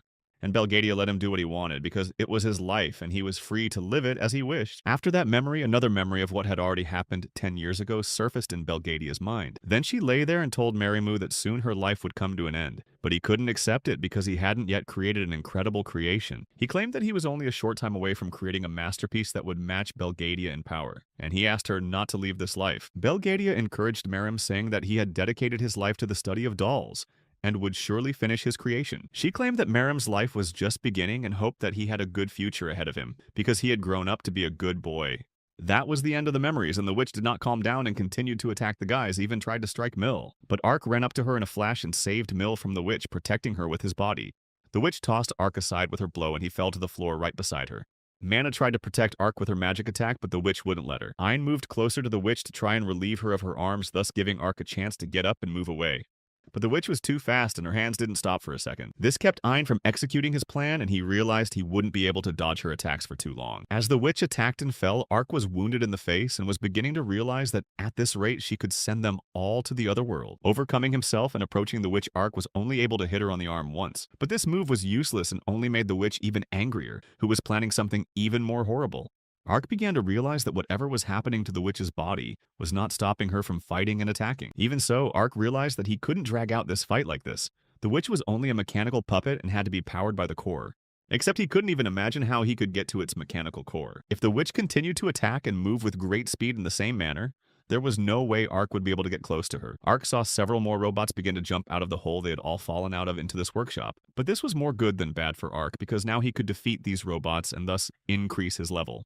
He immediately proceeded to battle them and destroyed the cores inside the robots, after which absorbed their level. Thus, Ark had reached level 560 which was much higher than the witch's level. Ark demanded from the Abyss armor a legendary skill that could limit the enemy's movement in battle. Armor of the Abyss recommended that Ark acquire the skill Royal Order, which allowed him to bind the target with black spears. Without any hesitation, Ark immediately acquired this skill worth 150 levels. Now Ark's level was 410th, and the witch's level was 400. Ark hoped that it was definitely supposed to be over now, and asked the witch to kneel before the king's majesty. 10 years ago, Miriam succeeded in achieving his goal, which made him feel incredibly happy. He had been trying to transplant Belgadia's soul into the mechanical doll for a long time, and he was failing miserably. But a man told him of a forbidden technique by which he could put Belgadia's soul into a doll. Her soul had to live as long as Miriam lived, and though he couldn't be by her side forever, he considered it a small price to pay for Belgadia's life. Once Miriam was gone, the doll would automatically turn on and Belgadia's soul would remain in it forever. He said goodbye to Belgadia forever, and even though Miriam was consumed by evil, he hoped she would live a happy life for the two of them. Ark activated his new skill and was able to shackle the witch in a multitude of black spears. But he watched as the witch continued to move and tried to escape from such a trap. Ark even thought the technique didn't work. He decided to try again and reactivated the skill Royal Order, thanks to which he chained the witch with spears. She kept lashing out and screaming that she had to send the intruder to the other side of the world, but immediately wondered why she would do that. Ark couldn't understand or even have any clue why the witch still kept asking that question. The witch once again wondered if sending people to the other world was really her goal. Seeing that 2 attempts did not yield any result, Ark activated the skill a 3rd time as well. And this time, the witch slowly began to bend and stop moving and screamed that she only wanted to protect her child. She shouted Miriam's name, after which she finally disintegrated into dozens of parts thanks to the spears. Ark was still just standing there in shock, not realizing that he had actually defeated this witch. He saw a blue blob of light fly out of it, but he didn't realize what it could be.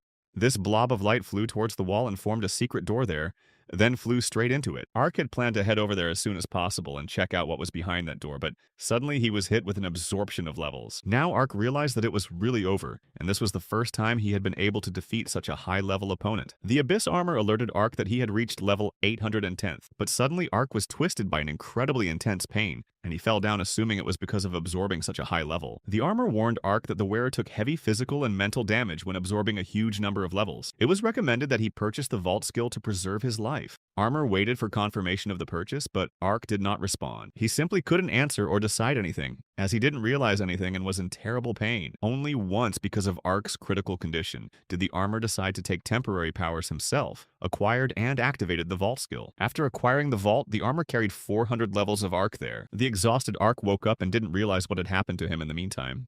He inquired of the Armor of Distress if it had indeed saved his life. Armor explained that he had confirmed the owner's intentions and acquired the vault, and Ark could remember almost nothing because of the intense pain. Ark asked what the vault's capabilities were, and Armor explained that it allowed you to bring in or conversely remove your levels at will. In order to preserve Ark's life and sanity, the armor took over and carried the 400 levels into the vault. Now Ark realized that his level hadn't increased thanks to the vault skill. Ark thought about it and realized that it was even quite convenient, because when he got into the city he could lower his level and not draw attention to himself. But he realized that he still shouldn't absorb too high levels or he might just lose his mind. But Abyss Armor complimented that this was the first time such a thing had happened, that Ark had absorbed such a high level, and it would not happen again in the future. The awakened Ainmil and Mana ran up to Ark and questioned him if everything was alright. Mill said she heard Ark screaming, but he calmed her down and told her not to worry because everything was already normal. Ark was insanely happy that in the end they were all unharmed.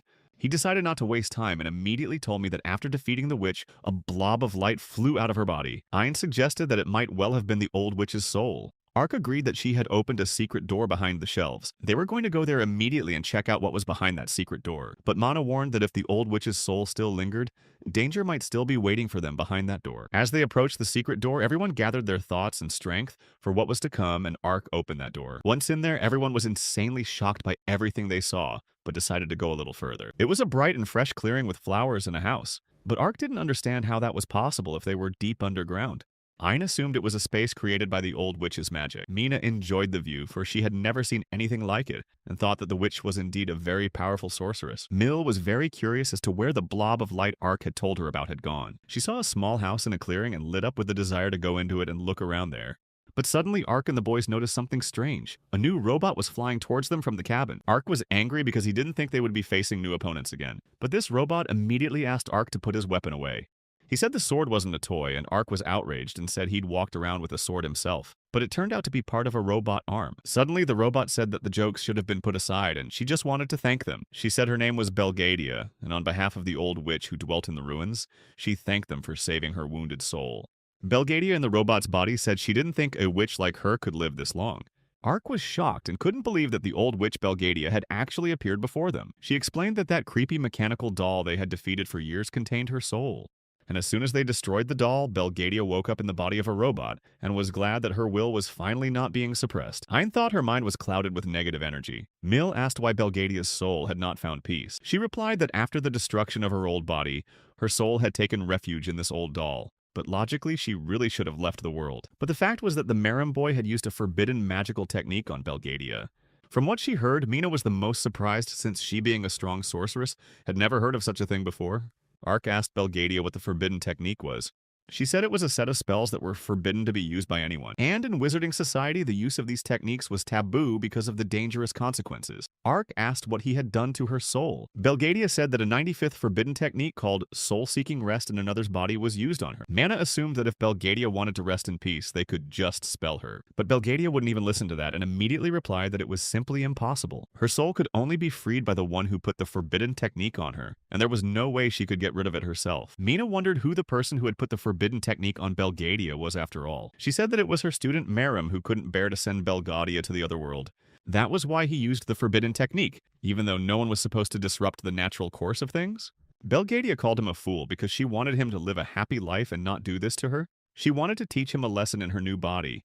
But she also told me that the problem was something else entirely. Merim wasn't smart enough to learn such a complex technique on his own, so he made a deal with a fellow warlock. This warlock helped seal Belgadia's soul into a doll, and in return took Merim into slavery, forcing him to create the strongest fighting dolls. And his name was Volm Fortin. Suddenly, after saying his name, Volm Fortin magically arrived at the clearing. He began to say that he thought it was nonsense that the Wizarding Lodge rejected powerful mages who tried to use forbidden techniques. He claimed that through the forbidden techniques, people lived happy lives, and in the hands of these magicians was the power of God himself. And that's why Volm Fortin taught forbidden magical techniques to all those who needed them. When she saw Volm Fortin, Belgadia was angry and asked how such an overbearing little man dared to set foot in her abode. She screamed that he had taken everything from her, her apprentice, and her soul. Belgadia wanted to make Volm Fortin go through the same hell she had gone through. She ordered the magic dolls to destroy Fortin, but he only laughed and called them tin cans. Volm Fortin used his magic and in the blink of an eye effortlessly shattered all the dolls into small pieces. He said it was time to be done with the jokes and asked Belgadia to let him send her to the other side of the world. Belgadia wondered if he had even realized that because of the magical forbidden technique, he would simply not be able to send her to the other world. Fortin was aware of it and claimed he was the one who helped Merim cast the spell on her. And Belgadia claimed that only the caster could remove the forbidden technique from the victim, meaning that only Volm Fortin himself could do it. Thoth chuckled and said that Belgadia was absolutely right, and only he was capable of freeing her soul from that tin can. He rejoiced and said that he was the one who had shown Belgadia the beauty of the forbidden technique. Volm Fortin claimed that once he would destroy the body of the mechanical puppet, then Belgadia's soul would immediately leave this world forever. But still, Belgadia didn't understand why he had to destroy her, and why he had come at that moment, if he could break in on her at any time. And he answered that it was indeed a very good question, but he didn't want to send Belgadia to the other world originally. But for these 10 years, the situation has changed because now Volm Fortin was right on the threshold of the fulfillment of his cherished dream. And to get the desired result, he had to make a great sacrifice. Fortin began to say that in the face of the entire southern capital of Durham, people still remembered Mrs. Belgadia. And only a witch as powerful as Belgadia could stop him, because many people still remembered Belgadia's kindness. He didn't want people who remembered Belgadia to come to her workshop and beg for her help. It was much easier for him to destroy her at once. Ark realized this and asked Volm Fortin if he had brought all those monsters to Durham, and the one who was happy and smirking answered that of course he was the one who had created it all.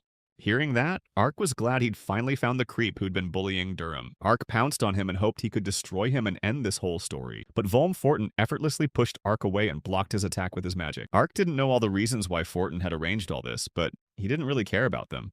He spoke and was sure that he would not allow Volm Fortin to destroy Durham for his own selfish desires. Ark shouted to Fortin that he was bound to finish him off himself. Volm Fortin had a level 500 at the time and thought Ark was a very interesting boy.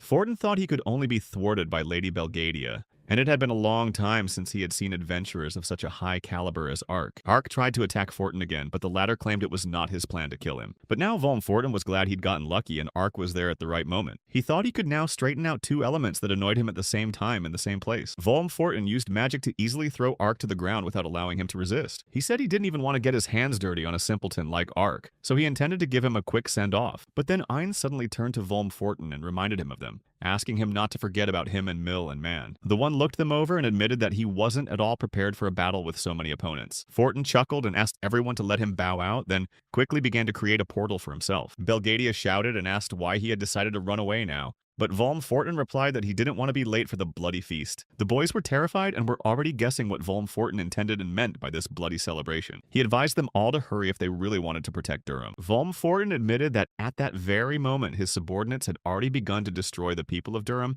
and then teleported away. Teleporting to Durham, Volm Fortin saw that life continued to boil there as always, but soon he was going to destroy this peaceful idol. He began launching pillars of magic into random dream cities that could confuse and destroy people. The evil Volm Fortin has decreed that all humans must become food for the new god of this world. In the clearing, Ark saw Mrs. Belgadia begin to feel violently ill and curled up. She asked the guys not to worry about her, and most likely before she left, Volm Fortin had modified the magical forbidden technique after all. Ark realized that if Belgadia's body broke, she would immediately leave this world forever. But Belgadia claimed that she didn't care anymore because she had already gone to the other world once, and it was no big deal to her. She said that after she was sent to the other world, she was encased in a scary doll and could not leave the confines of her workshop. And now it was different. Belgadia was free and could finally leave this place because the new body was not subject to the old restrictions. But something else was more important. Belgadia asked the boys if they remembered what Volm Fortin had told them. A frightened Mill replied that he was going to destroy all the people of Durham to fulfill some dream of his. Ark wondered if it was true, and Belgadia replied that she didn't think he could lie about such a thing. Ein reported that they needed to return as soon as possible and stop Volm from harming the people of Durham, but they wouldn't be able to return so quickly. Ark supposed that even if they tried to get back on their feet, all of Durham would be in ruins by then. Belgadia reminded them that they had time to get to know her that day. She said that even Volm himself feared her as his only equal opponent so Belgadia could help them. In Durham, meanwhile, a wild terror was already going on, and the inhabitants were being actively attacked by Volm Fortin's subordinates. His subordinates were candy-faced and dressed in black suits. People begged them not to hurt them, but of course no one felt sorry for them. Lyra heard screaming in the city and ran out of the guild base into the street to see what was going on. She saw the sky turn scarlet for some reason, but a second later, another of Volm's subordinates ran at her like a new victim. He shouted for her to beg, crying and trembling with fear in anticipation of the imminent. A subordinate told Lyra that her suffering was to be food for their new god. But then Ark and his team arrived in time to help Lyra. He knocked out and threw his subordinate far away with a strong punch. Ark asked Lyra not to worry as she was now completely safe and they could protect her. And those who used forbidden techniques were real weaklings who could not master the magical arts. Lyra was happy to see Ark, Ein, and Mill and thanked them for arriving in time to save her life. Along with them was Belgadia, who reported that Volm had changed the nature of her body after all, and she wouldn't be able to go back to the workshop. Belgadia was willing to help them in any way she could and praised them for risking their lives to save the people of Durham. Ark thanked Mrs. Belgadia for her help, and she asked him to drop it because such a name was a relic of the past.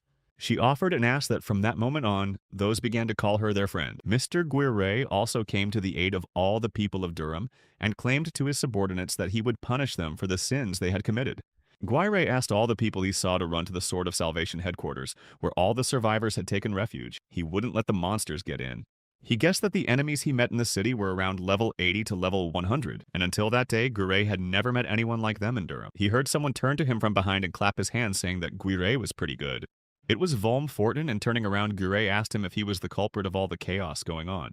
Volm Fortin laughed and marveled at Guiret's human anger, telling him that he looked just fine. Fortin smirked and admitted that it was he who had organized the bloody celebration that had managed to encompass the whole of Durham. Guiret was horrified by what he heard and could not understand why Volm Fortin needed this bloody celebration. And he said that only humans could experience this sweet cocktail of feelings, weeping with the suffering of anger and rage. These feelings made the blood boil in the veins of the people and were to serve as food for the new god. And that is what was called a bloody triumph. And Guiret asked Volm if he was the one who brought the desert curses upon Durham. He replied that he had created it to test the strength of Guild Giri, but he was not impressed with the results at all, so he had forgotten about it. However, Volm said he was grateful to the guild for protecting Durham that day, because now he could feed all the townspeople to the new god. He laughed evilly and shouted that only through their protection could the new god of this world enjoy human suffering. Guire threatened that he wouldn't let Fortin's plans come to fruition, then immediately activated the legendary skill Demonic Precursor. Volm Fortin mocked Guire and said that even with the use of the legendary skill, his level only reached 400. He himself was level 500 and shouted that Guire was no match for him and began to activate his strongest magic. But Guire did not listen to him and warned Fortin that he could force him to lay down his arms. And he could only do it in 15 seconds because he had already activated his demonic precursor on Volm. Meanwhile, Ark didn't rest either, but activated his vault and asked the armor to add another 190 levels to his status. Ark now had a level 600 and, along with Guire, confidently pounced on Volm Fortin. Volm Fortin was terrified and even frightened, for he had never thought that he would be attacked so suddenly from all sides. Ein, meanwhile, was massacring Volm Fortin's subordinate monsters in the city who fed on evil. He said they all made innocent people suffer and beg for mercy just for the sake of their made-up god. Ein was angry and shouted that it was just disgusting. Suddenly he heard a voice saying that Ein should not stand there. That was Will, and he said that if Ein was pissing someone off, you could just punch them in the mouth and be done with it. With Will's words, Ein was in complete agreement and continued to confidently destroy all the subordinate monsters around him. Will asked Ein where the Ark kid in black armor was at that moment, and Ein answered him admiringly that Ark, like all other adventurers, had fought with his own strength against the evil that had overtaken Durham. When Ark tried to strike Volm Fortin, he was able to defend himself and block his attack. He asked Guire-san to do something, and he activated his demonic black flash against Volm. But Volm Fortin, although frightened, was not confused and once again used the 74th forbidden technique of sacrifice for the greater good. Because of this action, another bunch of his subordinates with lollipop faces formed around Volm Fortin. Fortin claimed that his lovely followers would always defend him from any of their attacks at the risk of their lives. He smirked and said it would be sad if they killed them all, but he didn't need followers who couldn't handle adventurers. Volm Fortin checked Ark's level once more and said that he was concerned that he had raised his level so quickly and it wasn't normal. He thought Ark was driven by some special power and said he should have finished Ark off back at the workshop. While Volm Fortin was distracted, Mr. Guire was able to pounce and strike at him, though he tried his best to block it. Guire-san realized that Volm's forbidden technique was undoubtedly strong. However, apparently it was wasting a lot of his strength, so he couldn't use this technique all the time. Ark pounced on Volm, saying that if this was really true, they should have gotten rid of him before he used his technique again. But unexpectedly for Ark and Jureus, Volm Fortin bounced away sharply, preventing Ark from doing any damage on himself. So Ark suggested that Jureus hit him together so he definitely wouldn't have time to dodge, and Jureus thought it was a great idea. Guire reactivated the demonic black flash skill and flew together with Ark to pounce on Volm Fortin. They almost reached Volm Fortin, but he suddenly created a huge protective shield for himself, and it would seem that Ark and Jureus have no chance against it. But they tried to break this shield and they easily succeeded. All the shards from the broken shield flew straight at Volm Fortin. Ark and Jureus took advantage of the moment to hit him hard, making him bleed to death. An enraged Guire and Ark claimed that Volm had lost, and as long as they stood guard, he was not destined to destroy Durham. Volm Fortin sat back and chuckled softly, admiring the taste of his blood. He admitted that he had underestimated Durham's strongest adventurers. He paid special attention to Ark, for he was much stronger than he thought. Fortin sadly admitted that he had lost. He said he hadn't sacrificed enough to awaken the new god, but it was far from over. And then he once again formed several of his subordinates in front of Ark and Guire. Fortin said the new god didn't care who was sacrificed to him. Therefore, Volm Fortin used the 76th forbidden technique of crowd shouting, which could be used before being sent to the other world. He transformed his subordinates into even more powerful ones, and asked them to taste the divine flavor of their own blood. After that, all his followers fell, and Fortin asked them not to worry because their sacrifices would not be in vain. He claimed that although it wasn't enough, he could hardly get more victims. Ark pounced on Volm Fortin to finally finish him off and said he wouldn't let him do whatever he wanted.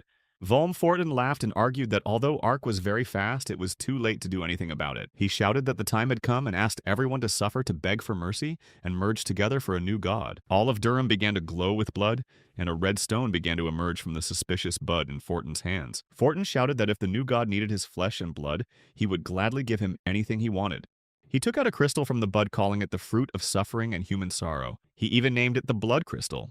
Suddenly, Volm Fortin flew up and claimed that now no one in Durham was capable of stopping him. He said that with this bloody crystal, he could perform his ritual to change the roots of their universe. And then the world was to meet its new god, something Volm Fortin admired immensely. Ark couldn't take it anymore and pounced on Fortin, asking how the hell he was going to summon some new god into the world. Volm immediately replied that the forbidden techniques were not perfect, and it would be impossible for him to completely resurrect a god, but he would allow the new god to take his body as a vessel. Fortin had told Ark that he could see a new god very soon, but he had only to wait a little longer. There was some kind of pillar of light coming from Fortin and Gire, guessed where he was going if he wasn't going to perform the ritual right in the same place. Ark inquired, and Gyri told him that there was a place in West Durham with an abnormal amount of dark magical energy, and that place was the Mausoleum of Palmyra. Guire wanted to stop the dark wizard Volm Fortin, but he let him get away. It was necessary to gather a squad of fighters to confront him, but the Sword of Salvation didn't have adventurers that strong. Guire claimed that Volm Fortin's level was 500, and the maximum level a human could reach was 250. But Guire said that Ark was the only one who was capable of defeating Volm Fortin because he didn't know anyone with such a high level. Ark, of course, agreed to accept the new assignment personally from Guire, for he was eager to save Durham from the ongoing horror. Mr. Guire had promised Ark to let his guild exist if he could handle his assignment. He promised to negotiate with the Central Control and support the guild and fight with Ark side by side against the forces of evil. Guire was willing to do everything in Ark's power, but it was Ark's duty to defeat Volm by any means necessary. After gathering his thoughts, Ark accepted Guire's challenge, and the latter inquired as to Ark's guild name. Ark realized that he hadn't even thought of a name yet, and Gyre said that coming up with a name for his brainchild was a very important step.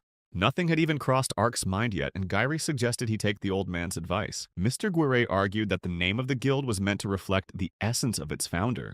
Knowing Ark for some time now, Guire analyzed his personality and said that he had become a support for everyone he met during his wanderings. Many had already taken Ark as an example, considering him their hero, and he was willing to sacrifice his life to save others. And Ark's friends responded in kind by trying to emulate Ark. Guire suggested that Ark name the guild Black Star of Hope. In the Mausoleum of Palmyra sat Merim with his huge wolf, who informed him that a guild of adventurers was headed there. Merim thanked him for the information and said it was time to prepare for their visit to prevent them from going any further. Volm Fortin went there in anticipation that what he had been waiting for was about to happen. A new god was about to arrive on Earth, and Fortin, carefully prepared for this day, created a blood crystal and prepared forbidden techniques. The technique would help summon a new god to this world. But there was one thing Volm would need time for this ritual. But Merim asked Volm Fortin not to worry about it, as he was sure he could personally finish off anyone who dared to set foot in the mausoleum. That endorsement pleased Volm, and he said he wasn't wrong about Merimée when he made that forbidden deal with him. Volm Fortin decided not to waste any time and immediately begin to perform the ritual so that the new god would fundamentally change the rotten world. East of Durham, the Black Star of Hope Guild Squad along with Belgadia were traveling on a horse-drawn wagon. Mill inquired from Ark where he got the money for such a fancy wagon and several horses, and Ark reported that their application to form a guild had been approved, and since then the central government had supported them financially. I noticed that the guild name Black Star of Hope sounded pretty good. Ark apologized and said he couldn't think of anything better, and his friends laughed at him, saying they didn't expect much from him. Mina asked Ark if it was okay to call him Guildmaster since he was the founder of the guild. Ark said yes, but Ayn laughed and told her that she was still a member of the Sword of Salvation and couldn't call him that. Upon arrival, the coachman informed the members of the Black Star of Hope Guild that they had already reached the Palmyra Mausoleum where Volm was supposed to be. Belgadia assumed the mausoleum was protected by a protective barrier, but she would be able to teleport them inside without much effort. She noticed something strange and realized that they were obviously waiting there since the mausoleum's defenses were more reinforced. They saw a whole crowd of Volm's minions starting to get close to the wagons and trying to destroy them. The minions attacked the wagon carrying the adventurers from Sword of Salvation. Ark wanted to rush to their aid, but Ayn stopped him and told him not to rush into battle before his time. He was confident that the adventurers from the Sword of Salvation could do just fine on their own, so they didn't need any help for now. Altogether, the adventurers overpowered a crowd of Volm's minions, then prepared to head inside the Palmyra Mausoleum. Mr. Guirai checked with the adventurers to make sure everyone was ready to begin. Following the adventurers' positive response, Ark announced the launch of an operation to capture the dangerous criminal Volm Fortin. Thanks to Belgadia's teleportation ability, the entire group of adventurers immediately found themselves inside the Palmyra Mausoleum. First, they looked around in the Palmyra Mausoleum and were shocked at how gigantic and quite beautiful it was. Mr. Guire asked everyone not to let their guard down as the enemy Volm Fortin could attack them at absolutely any moment. While the adventurers were exploring Palmyra's mausoleum and every corner in it, they were suddenly attacked by Volm's minions. This time the minions were very well armed, and there were quite a few of them again. The adventurers immediately began to kill all the henchmen, but there were more and more of them every second. Jureus issued orders for the first squad of Sword of Salvation to stay and fight the minions, while the second squad followed Jureus. Mr. Guiri informed Ark that it concerned him too, so he was obliged to follow him. He said it was an order and they just needed to capture Volm, while Guire's squad would deal with the rest of the enemy. After that, Guire and a squad from the Black Star of Hope Guild set out to find and eliminate Volm Fortin. Ark was trying to fight the minions along the way, and Ein informed him that he should have hurried up sooner rather than later. After all, if Volm's words were true, then right at that moment, he was most likely summoning a new evil god into this world. And that's why they didn't have any more time to deal with his minions. So when the time came, Ark would have to deal with Volm alone while the others would cover him. Ark should have saved his strength. Ark tried to object, but Ein asked him if he really thought Ein couldn't handle a bunch of some mage minions. Ark was angry because he hadn't said that, but he decided to just listen to Ein because he was right. Ein and Ark agreed, after which Ein said that he absolutely relied on and trusted Guildmaster Ark. There was no end to the minions, and they wouldn't stop advancing, so Guire running away left them all to Will. Will confidently began to spread out and destroy each henchman, thus clearing the way for other adventurers. There were just too many of them, but Will was sure they'd never overpower him alone. Ark couldn't help himself and decided to distract himself to help Will take down a couple of henchmen. The armor then informed Ark that their level could not be absorbed due to the dark magic that had been cast on these creatures. But that didn't matter to Ark because he had a level that was enough to defeat Volm. Having disposed of the minions, Ark shouted to Mr. Geary that the way was clear and they set off in search of Volm Fortin. Suddenly, Geary saw someone's huge paws start to stick out of a hole in the wall. And after a few seconds, a desert curse that was slightly larger than the last time it had attacked Durham came out of there. Within seconds, several more desolate cursed appeared on the spot, making it much harder for Giraeus. Ark began to worry about Gire, but he shouted to him that there was no time to massacre them, so he could only delay them. Gire was left to try and hold off the desert cursed and shouted to the adventurers that now they would continue on their own, and the fate of the world was only in their hands. Mina noticed that the air in Palmyra's mausoleum was so saturated with dark magic that it was getting harder by the second to even breathe. Belgadia, Ark, Einmil, and Mena reached the room where the door was located, and it was likely that this particular door led directly to Volm. Ark shouted that they should have hurried and headed straight for that door with great speed.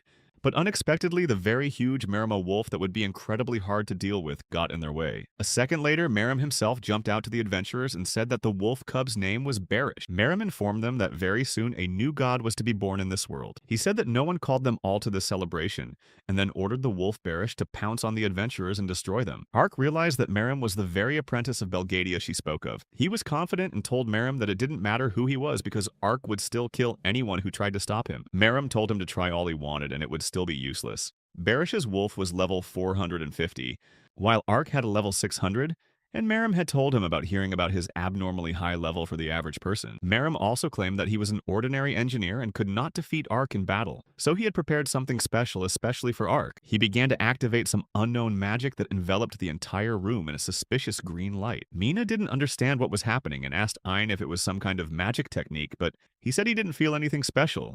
Ark felt his body feel heavier than it should be. After this action, Merim began to leave and told Barish that he was leaving everything to him because Barish was his perfect creation. Merim asked Barish to show the adventurers how powerful he was as a perfect android puppet. Barish was the first to pounce on Ark, but Ark was sure that an opponent with a level 150 less than him would definitely not be able to overpower him. Ark lunged back at Barish and struck him with two of his swords at once. But he still couldn't stop or even hurt Barish, who kept attacking and tearing everything around him. Within seconds, Barish jumped up to Ark and unleashed his fire attack right at him. This was seen by a worried Mill, but Ark claimed to be unharmed and was able to block Barish's blow in time. Ark continued to wonder why he couldn't even wound Barish if he was sure he'd hit him directly. Yes, and given their difference in levels, Ark should have overpowered Barish after a hard hit. But for some unknown reason, nothing stopped Barish and he continued to live and fight with Ark as before.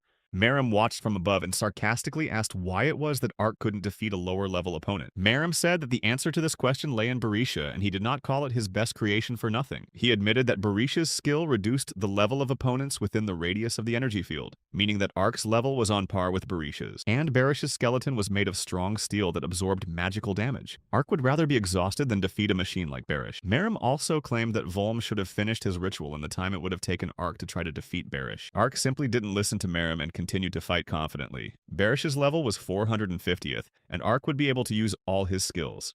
But that way, Ark would have to waste all his precious time, and so he didn't even know what could be done. While Ark was trying to approach Barish, he noticed that Belgadia was also attacking Barish with all her might.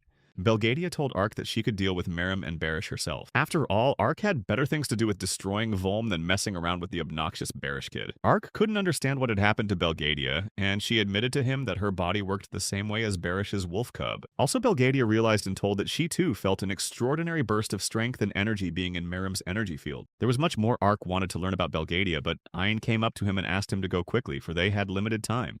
He listened to Ayn, but he was still afraid to leave the adventurers alone, so he told them not to dare to go to the other world. Ayn named Ark the guildmaster and left Volm to him, then Ark ran off on his mission. When Merim saw Ark try to break through, he quickly unleashed Barish on him, and the latter chased after him with all his might. To make it easier for Ark and to stop Barish from chasing him, Belgadia decided to fight Barish as equals. Ayn also decided to pounce on Merim to prevent him from doing anything else. Ayn told Merim that he had created the perfect conditions to keep Ark in this place. But now it was also their task to keep Merim there as long as possible in spite of everything. Ark relied on Ayn Belgadia and the other adventurers and then quickly dashed straight for the door where Volm could supposedly be hiding. Belgadia was trying her best to get close to Barisha and attack him, but so far it was not going well. Merim stood beside Barish and told Belgadia that looking at her, he kept thinking who had created such an ugly doll. He said that he had created such flimsy dolls in the past and the mere sight of Belgadia annoyed him immensely. And Belgadia said that despite his changed opinion and skills, it didn't change the fact that he was the one who created her. Merim objected and claimed that he could create dolls like her of at most 150th level, and they were not endowed with intelligence. But Belgadia could speak and fight in peace. She agreed with Merim, but said that the old witch's soul might well have entered the useless doll. She claimed that because her soul was sealed in the world thanks to the forbidden arts, her level had increased the powers of this doll. Belgadia had a 450th level and threatened Merim that he would have to pay for sealing her soul. Suddenly, Merim began to guess that he was talking to his master Belgadia, but he had no way of knowing how or why she was there. Belgadia replied that it was obvious, and her purpose was to teach a lesson to one foolish student named Merim. Merim was frightened by Belgadia's words and asked why he should be taught a lesson if he had done nothing and only wanted to save Belgadia.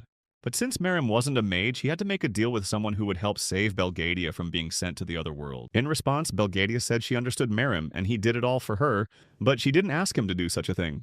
She said that going to the other world was the natural end of the life of every living creature, and magicians accepted the laws of the universe. But Merim had stripped Belgadia of this privilege, and now she was very sorry that his favorite son and apprentice had become a follower of the new god. Also, Belgadia reminded Merimu of her words to him before her departure to the other world. That day, she said she wanted Merim to live his life happily and not dwell on the past, and Merim remembered that very well. Merim understood everything and regretted that he still could not fulfill the will of his master Belgadia. Belgadia saw this, and as Master Merima felt it was her duty to get him back on track, and she would not back down from that. After her words, Belgadia immediately rushed to fight Barish in a desire to destroy him as soon as possible and teach Merim a lesson. She managed to chase Barish's wolf and even did some damage, but her main target was the mechanism in Barish's body. Between herself and the wolf Barish, Belgadia conjured up a huge glass shield so that she could get some things done during the defense. The adventurers were shocked by everything they saw, and Ayn called Belgadia a fine fighter. Suddenly exhausted, Belgadia whispered the #1 forbidden technique called, "I am the seed of destruction." She told me that this technique was invented at the very last minute, and its essence was quite simple. With this technique, Belgadia's level should have risen until she would have gone to the other world. Until that moment, she had damaged Barish's mechanism, and his ability could not work with someone who relentlessly raised his level in exchange for life. Belgadia's life was about to come to an end, and in her last moments she wanted to teach Merim a lesson he would remember forever. Belgadia instructed Monet and Ayn to stop Merim while she would deal with Barish. The frightened Merim screamed and wanted to try to change Belgadia's mind, but it was already useless.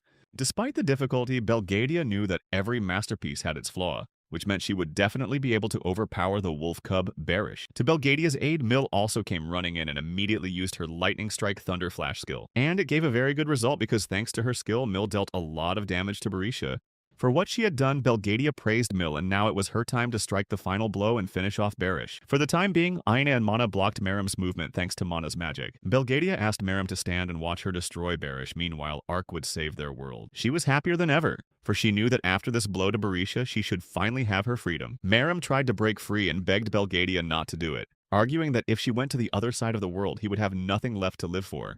But Belgadia asked Merim not to talk nonsense, for she had saved him and given him a beautiful name to live a truly happy life. Therefore, Belgadia, as the master of Merima, felt it was her duty to save and preserve him from any evil. After her words, Belgadia rushed towards Barish with the confidence that she could destroy him with just one blow of her fist.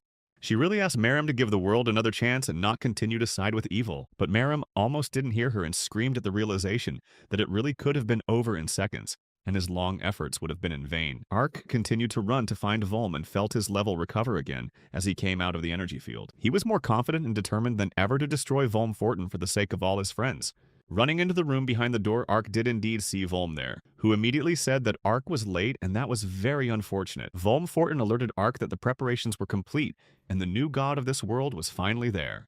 Volm was very curious why Ark wanted to challenge him if their attempt had already failed. Suddenly, Volm Fortin activated a forbidden technique number 100 called God My God Let Me Know the Suffering of Men of Sin. Abruptly, a huge ball formed above Volm from which something strange and unknown was born, and Volm asked Ark to tremble before the majesty of the new god.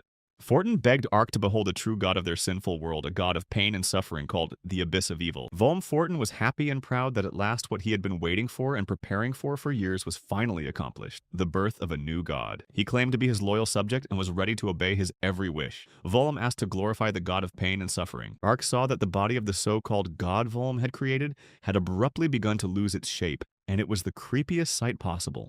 Volm Fortin himself was wildly terrified and did not understand why this was happening, because he thought he had done everything right. He realized that he really hadn't had enough blood to power the blood crystal before, and so his ritual might have failed. And suddenly this being called God himself mouthed a negative answer, and then a big explosion came out of him. After this explosion, the god of the Abyss of Evil did indeed take the form and normal appearance, and he also possessed a 1050 level. After checking the level of the Abyss of Evil, Ark couldn't believe his eyes because he had never met anyone with such a level before. The evil Abyss god began to say that because of the flawed forbidden technique, his body had become so shapelessly rotten full of flaws and ugliness.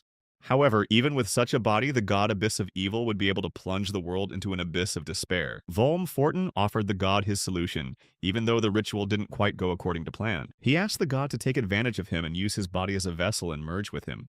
Fortin kept saying that then they would be able to overpower all the wretched humans, but suddenly the god seized him in his huge hand. God claimed he could do it himself without the help of Fortin's pathetic worm, and he didn't need him at all. The man cried out in bewilderment and asked God how dare he say such a thing to him. Volm claimed that he was, after all, a loyal subject of the god and asked what then was his role in the destruction of the world. The god Abyss of Evil replied to Volm that he had already received the great honor of bringing him back to this world, so as a miserable creature he could be proud of it. But in response, Fortin instantly activated the 24th, 63rd, and 78th forbidden techniques at once. In this way, Volm Fortin wanted to show the imperfection of the god Abyss of Evil to humans himself. This angered the god, and he said that no mere man was worthy to touch the face of the god, after which he activated the skill of purifying everything around him. Then the god Abyss of Evil once again grabbed Fortin in his hand and reminded him that he was the god of pain and suffering after all. And since he was such a god, he decided to grant his loyal follower Volm Fortin his favor. Volm Fortin was shocked at the words of the god Abyss of Evil and cried out that this could not happen because he was supposed to be sowing pain with him. But the god Abyss of Evil claimed that all ordinary people were absolutely equal before him, so he wanted to grant Fortin something wonderful. He clasped it in his hand and stabbed a multitude of crystals into Volm Fortin's body before throwing him to the floor. Fortin screamed like never before and agonized in incredibly intense pain as these crystals began to grow right inside him. He begged God to send him to the next world. But the god could not send him to the other world so easily and said that he gave his followers not this, but only misery. Ark, watching everything that was going on, told Volm that this was his adept in forbidden techniques. And in Ark's opinion, given all of Volm Fortin's misdeeds, he got exactly what he deserved. But despite all that, Ark also wanted to show Volm his personal mercy. So Ark finished off Fortin, who was in pain. The armor informed Ark that the ban on leveling up had been lifted. This is because Volm himself was the creator of the forbidden technique, and after his destruction, the technique disappeared. Ark asked the armor to raise his level to the maximum because, to defeat the deity, he had to use everything he had. Hearing Ark's words, the god Abyss of Evil told him that it was impossible and no man was able to defeat the deity.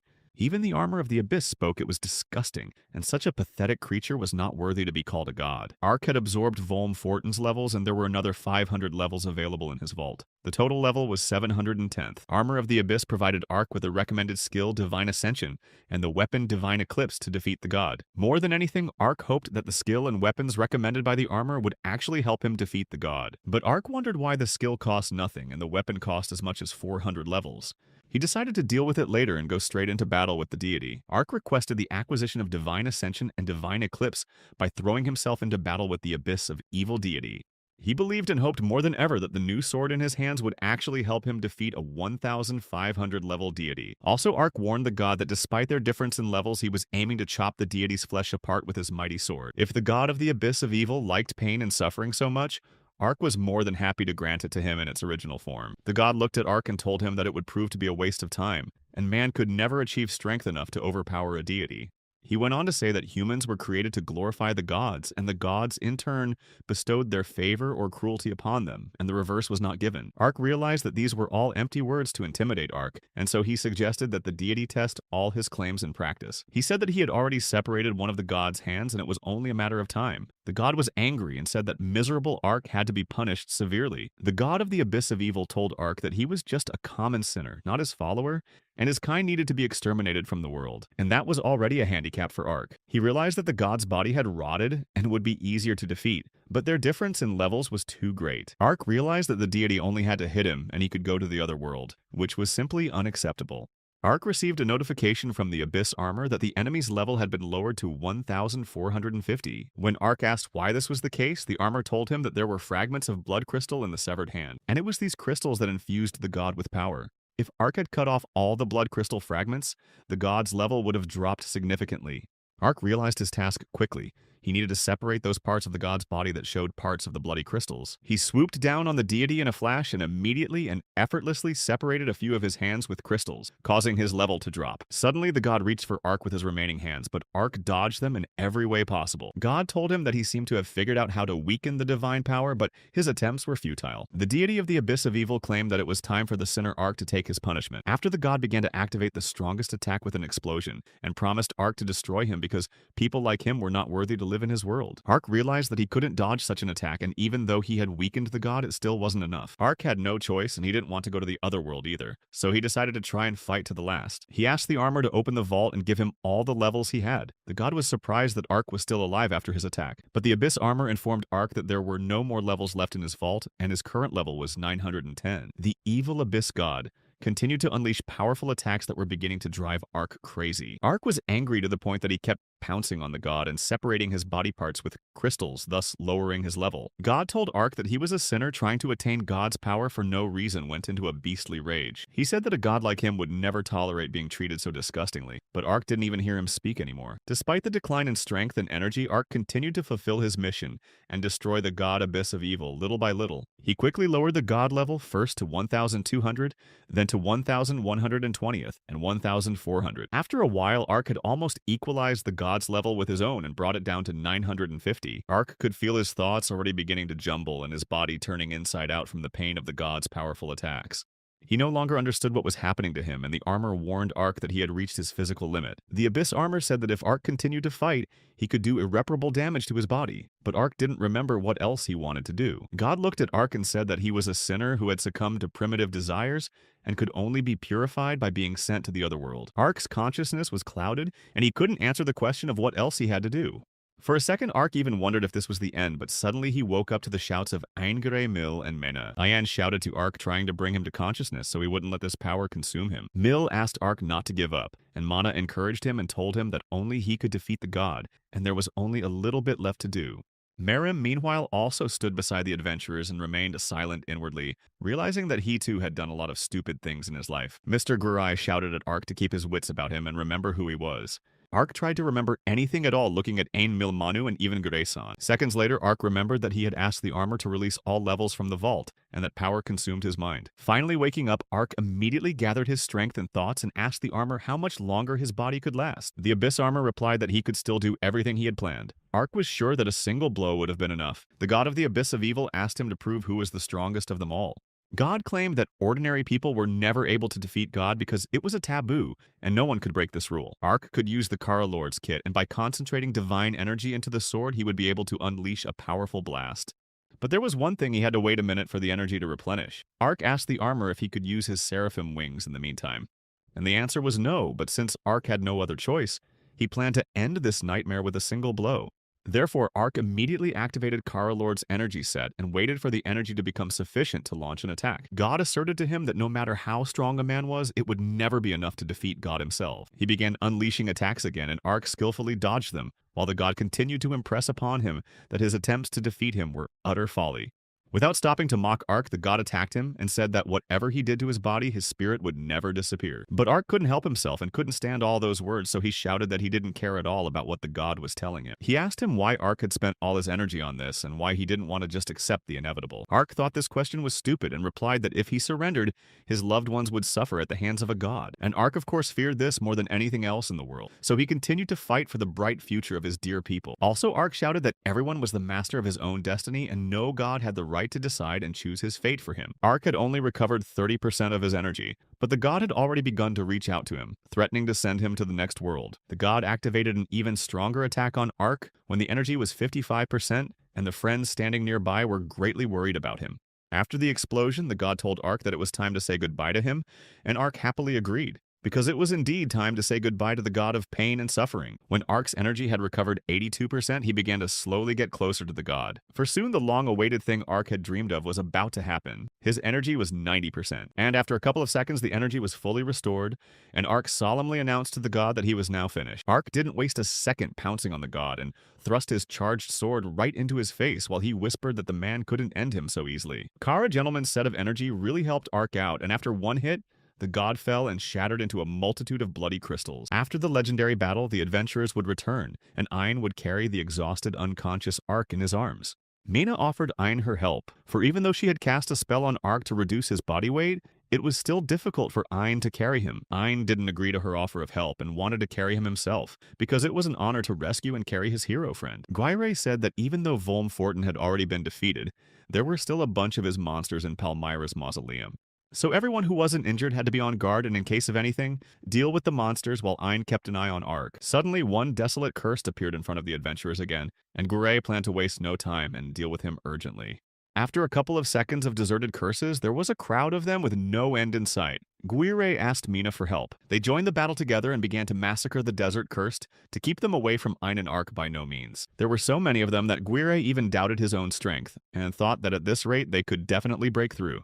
The desolate cursed were getting closer and closer to Ayn and Ark, which could be a huge problem. But then Mill stepped in to help, shouting that she wouldn't let the desert curses get any further as they wanted. Mill was proud of Ark, for he had single-handedly defeated the god himself and saved all his friends and the people of Durham from being sent to the other world. But now his life hung in the balance, and if he didn't get help, he would never wake up. And so it was Mill's turn to protect and rescue her loyal friend Ark. She grabbed her sword in her hands and began activating one of her epic skills. It was the Lightning Strike Thunderflash skill that she would have a much easier time fighting the desolate curses with. In response to Aina Mill's surprise, she told him that she hadn't wasted any time either, and had even pumped her level from 10th to 100th. Mill told Ain that by fighting strong opponents in the Palmyra Mausoleum, she earned herself a high level much faster. Though it was all thanks to her epic skill, Mill thought she had done a very good job. Ayn was incredibly shocked that Mill was able to raise her level with such ease, and he had never seen such a thing before. He told the unconscious Ark that this girl Mill could definitely become a strong adventurer like himself in the future. Mr. Guirai continued his brutal battle with the desolate curses and destroyed them one by one. Guirai asked Ayn to hurry up and get Ark outside to find some sort of escape for him, without the threat of monsters. On the street outside the mausoleum, all the adventurers who were there gathered, and Ayn told them that he should have used the life-splitting skill to save Ark. This epic skill transferred life energy to another person, but only with the consent of the person giving that energy. Ayn claimed that this skill would drain the adventurers of so much energy that they wouldn't even be able to fight for days. But it was the only skill and opportunity that could save Ark. Ayn begged that someone would agree to do this and help Ark. He even almost cried, but suddenly heard a bunch of adventurers agreeing with the words that there was absolutely no problem with it. The adventurers did not object in any way and were in agreement, for Ark had single-handedly defeated the god of the abyss of evil, and without his feat they would not have been able to cope and survive. They didn't spare anything for a hero like Ark. Ayn thanked the adventurers and proceeded to carry out the process with the skill. All the adventurers stood in a circle and held hands around Ark, and Ayn began to activate the life-sharing skill. These people were some of the strongest adventurers, and so Ayn was receiving a great deal of life energy. However, it was still not enough. Ayn has always used this skill to heal the wounds of his allies, but he has never tried to bring someone back to life with it. And it wasn't a fact that Ayn's skill would definitely work, but he realized that he had lost a lot of allies, and he couldn't just lose Ark too. He promised himself he would do what he could and give Ark most of his life energy just to bring him back to life. Ayn managed to pull off his plan with the life-splitting skill, and after a while Ark really did wake up. But waking up Ark did not remember anything and did not understand where he was, because he only remembered that he fought with the god in the mausoleum of Palmyra. Ark turned around and saw Ein slumped on the ground and didn't understand what could have happened to him. When Ein lost consciousness after activating the skill, he saw a vision in which he suddenly stopped feeling his body. In a vision, Ein was visited by his guardian spirit, who asked him if he was going to go to the other world. And Ein replied with a smile that he didn't care about himself at all anymore. The guardian spirit told Ein that even if he didn't care, he thought it was foolish to sacrifice himself for someone else. Ein let the spirit guardian count as he wished, but Ein was no longer willing to endure the loss of his close comrades.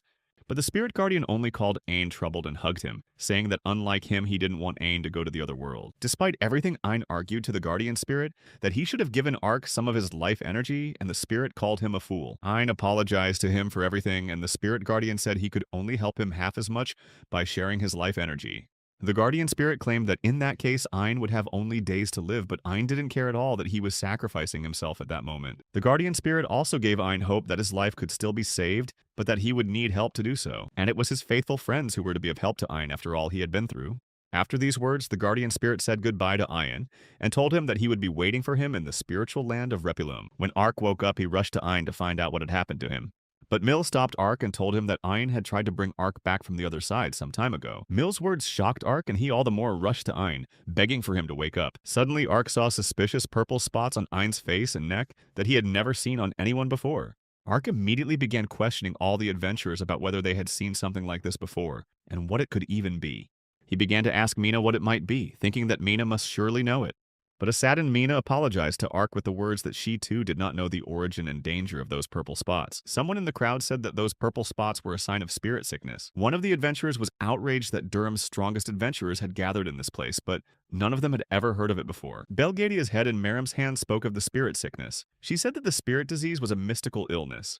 And in this disease, the body was to be destroyed because the man had borrowed too much strength from his guardian spirit. Belgadia said that Ein was not to be envied. Ark saw only Belgadia's head and was horrified that only the head was left of her body. She got angry and put this conversation aside for later, asking to listen to her carefully. Belgadia said that the disease could be cured. Although the spirit sickness could be cured, it was necessary to act as quickly as possible. Belgadia claimed that this affliction could destroy a person's body until it was nothing but dust. She said the disease was spreading very quickly throughout her body, so that at best Ein had less than a week to live. All the adventurers were horrified by this fact, especially Ark, who was afraid of not having enough time or not being able to gather everything needed to save Ein. Ein was brought in and laid to rest and recover at the Black Star of Hope Guild base.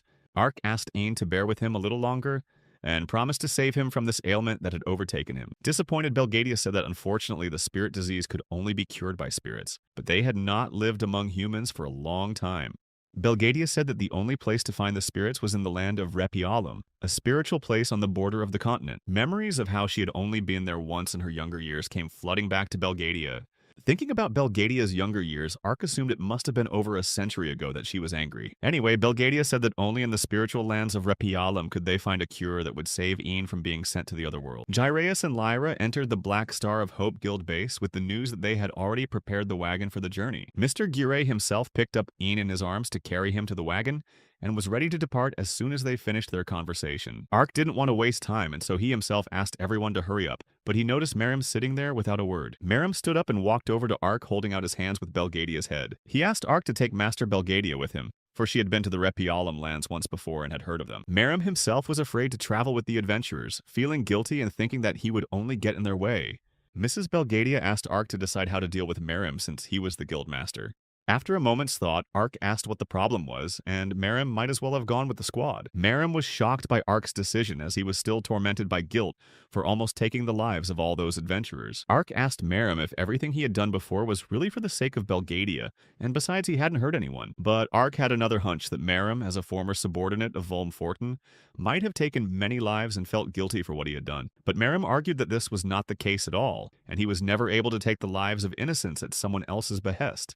He said that he often lied to Volm Fortin that he was fulfilling his whims, but in fact he was a common weakling and couldn't handle simple errands. Then Ark saw no problem and invited Marim to go with them, and Belgadia would be glad to be in his company instead of alone. Marim didn't object and graciously agreed, happy that everyone was able to agree and make things a little better.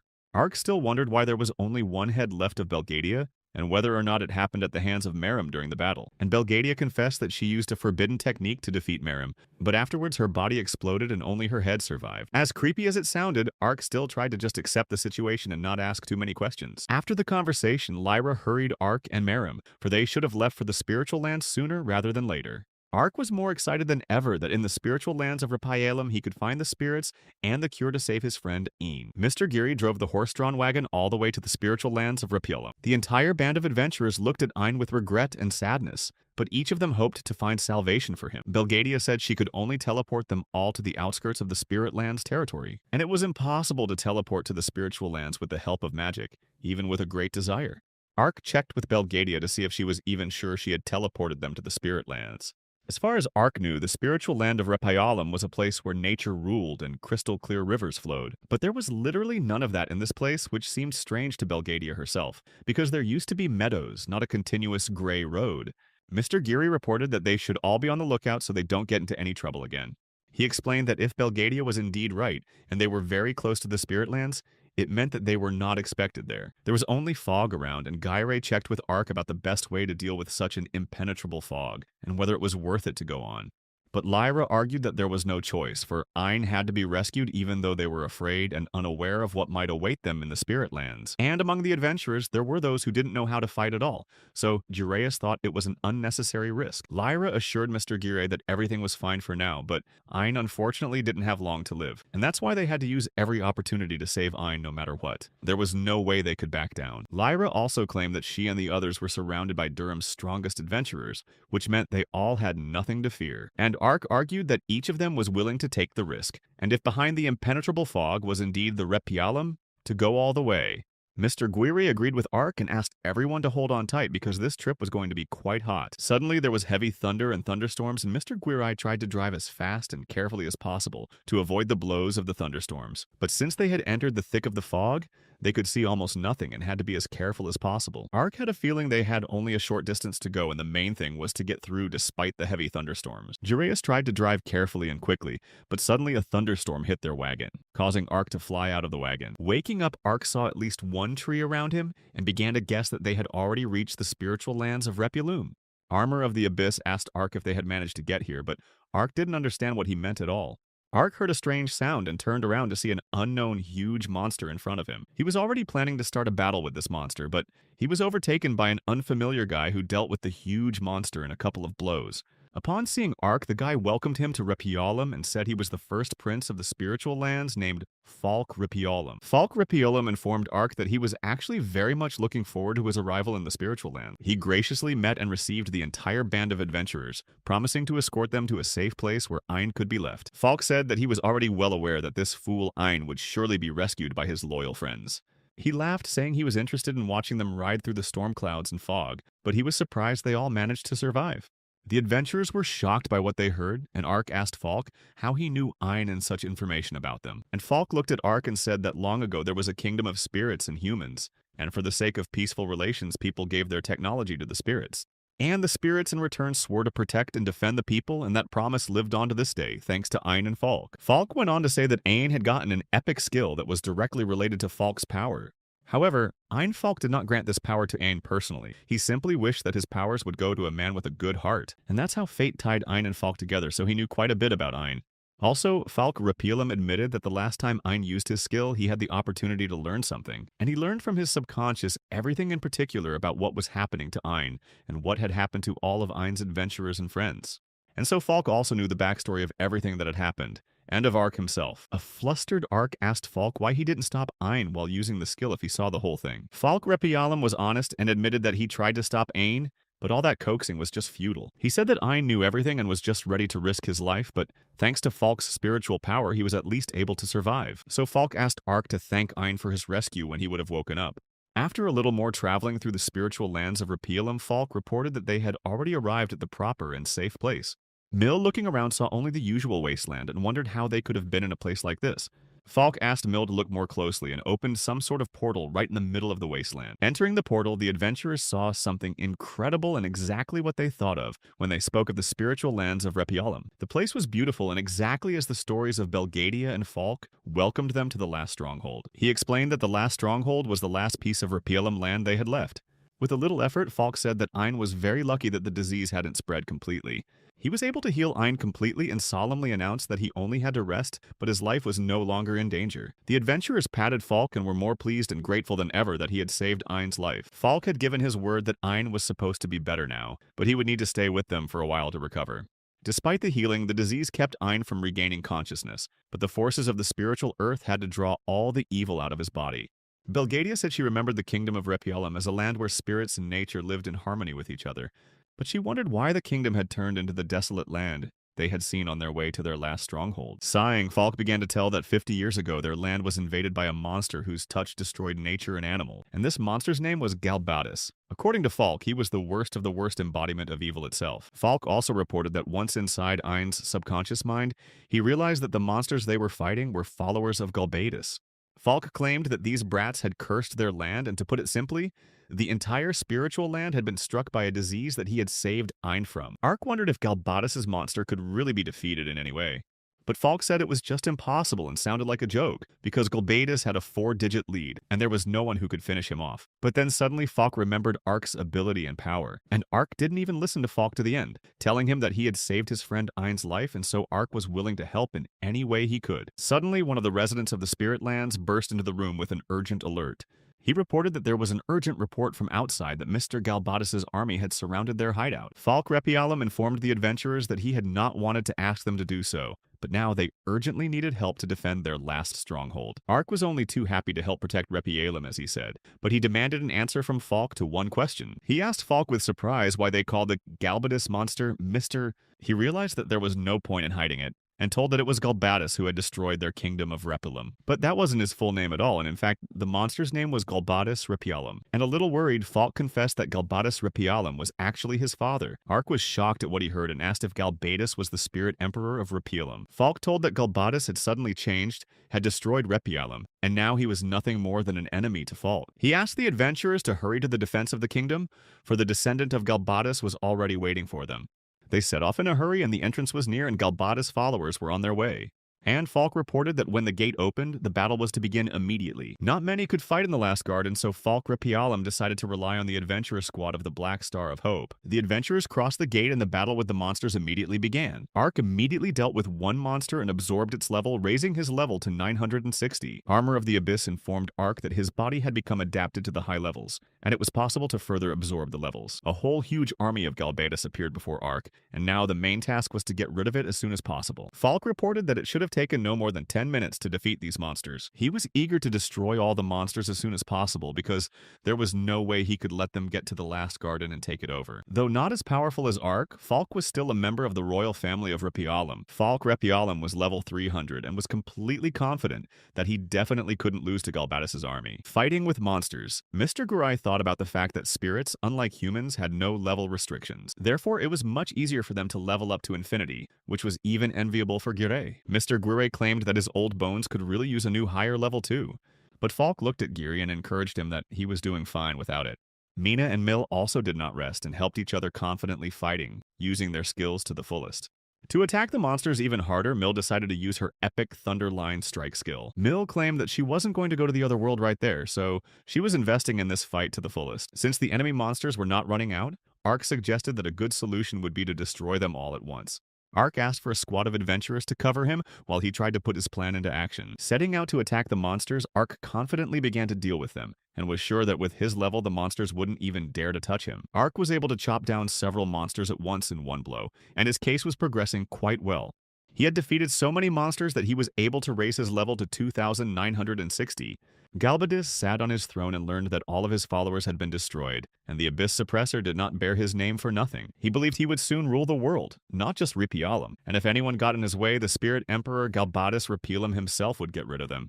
Galbatus sat directly in front of the core of the Abyss and asked it if it was satisfied with all of Galbatus Repialam's deeds. Suddenly, Ark was approached by the Abyss Armor and wanted to ask him something personally. Armor asked Ark to rid himself of the tyranny of Galbatus Repialam, and what has plunged the entire spiritual land of Repialam into darkness.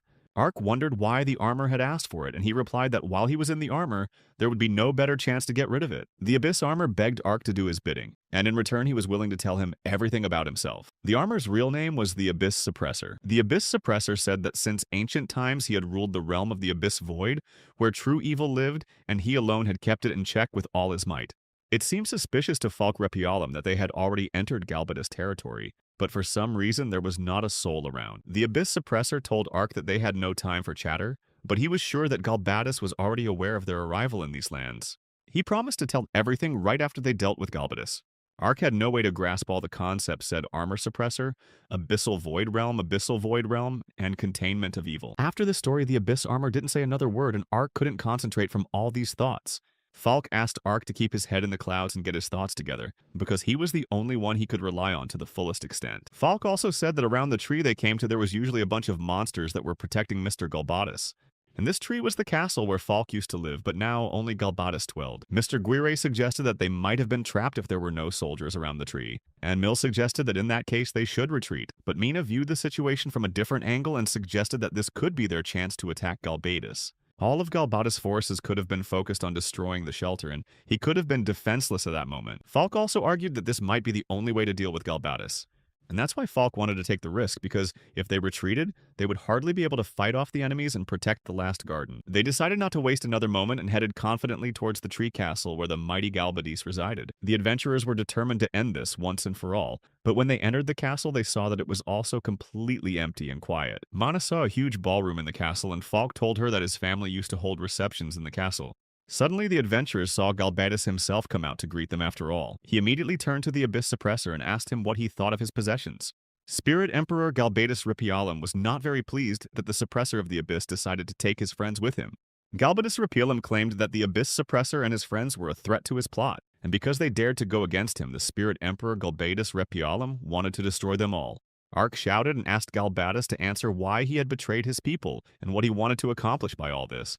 He just started laughing and called Ark a pathetic fool since he didn't even know the backstory. Suddenly, Galbatus began to reincarnate into a huge, creepy monster and asked Ark to go to the otherworld in abject ignorance.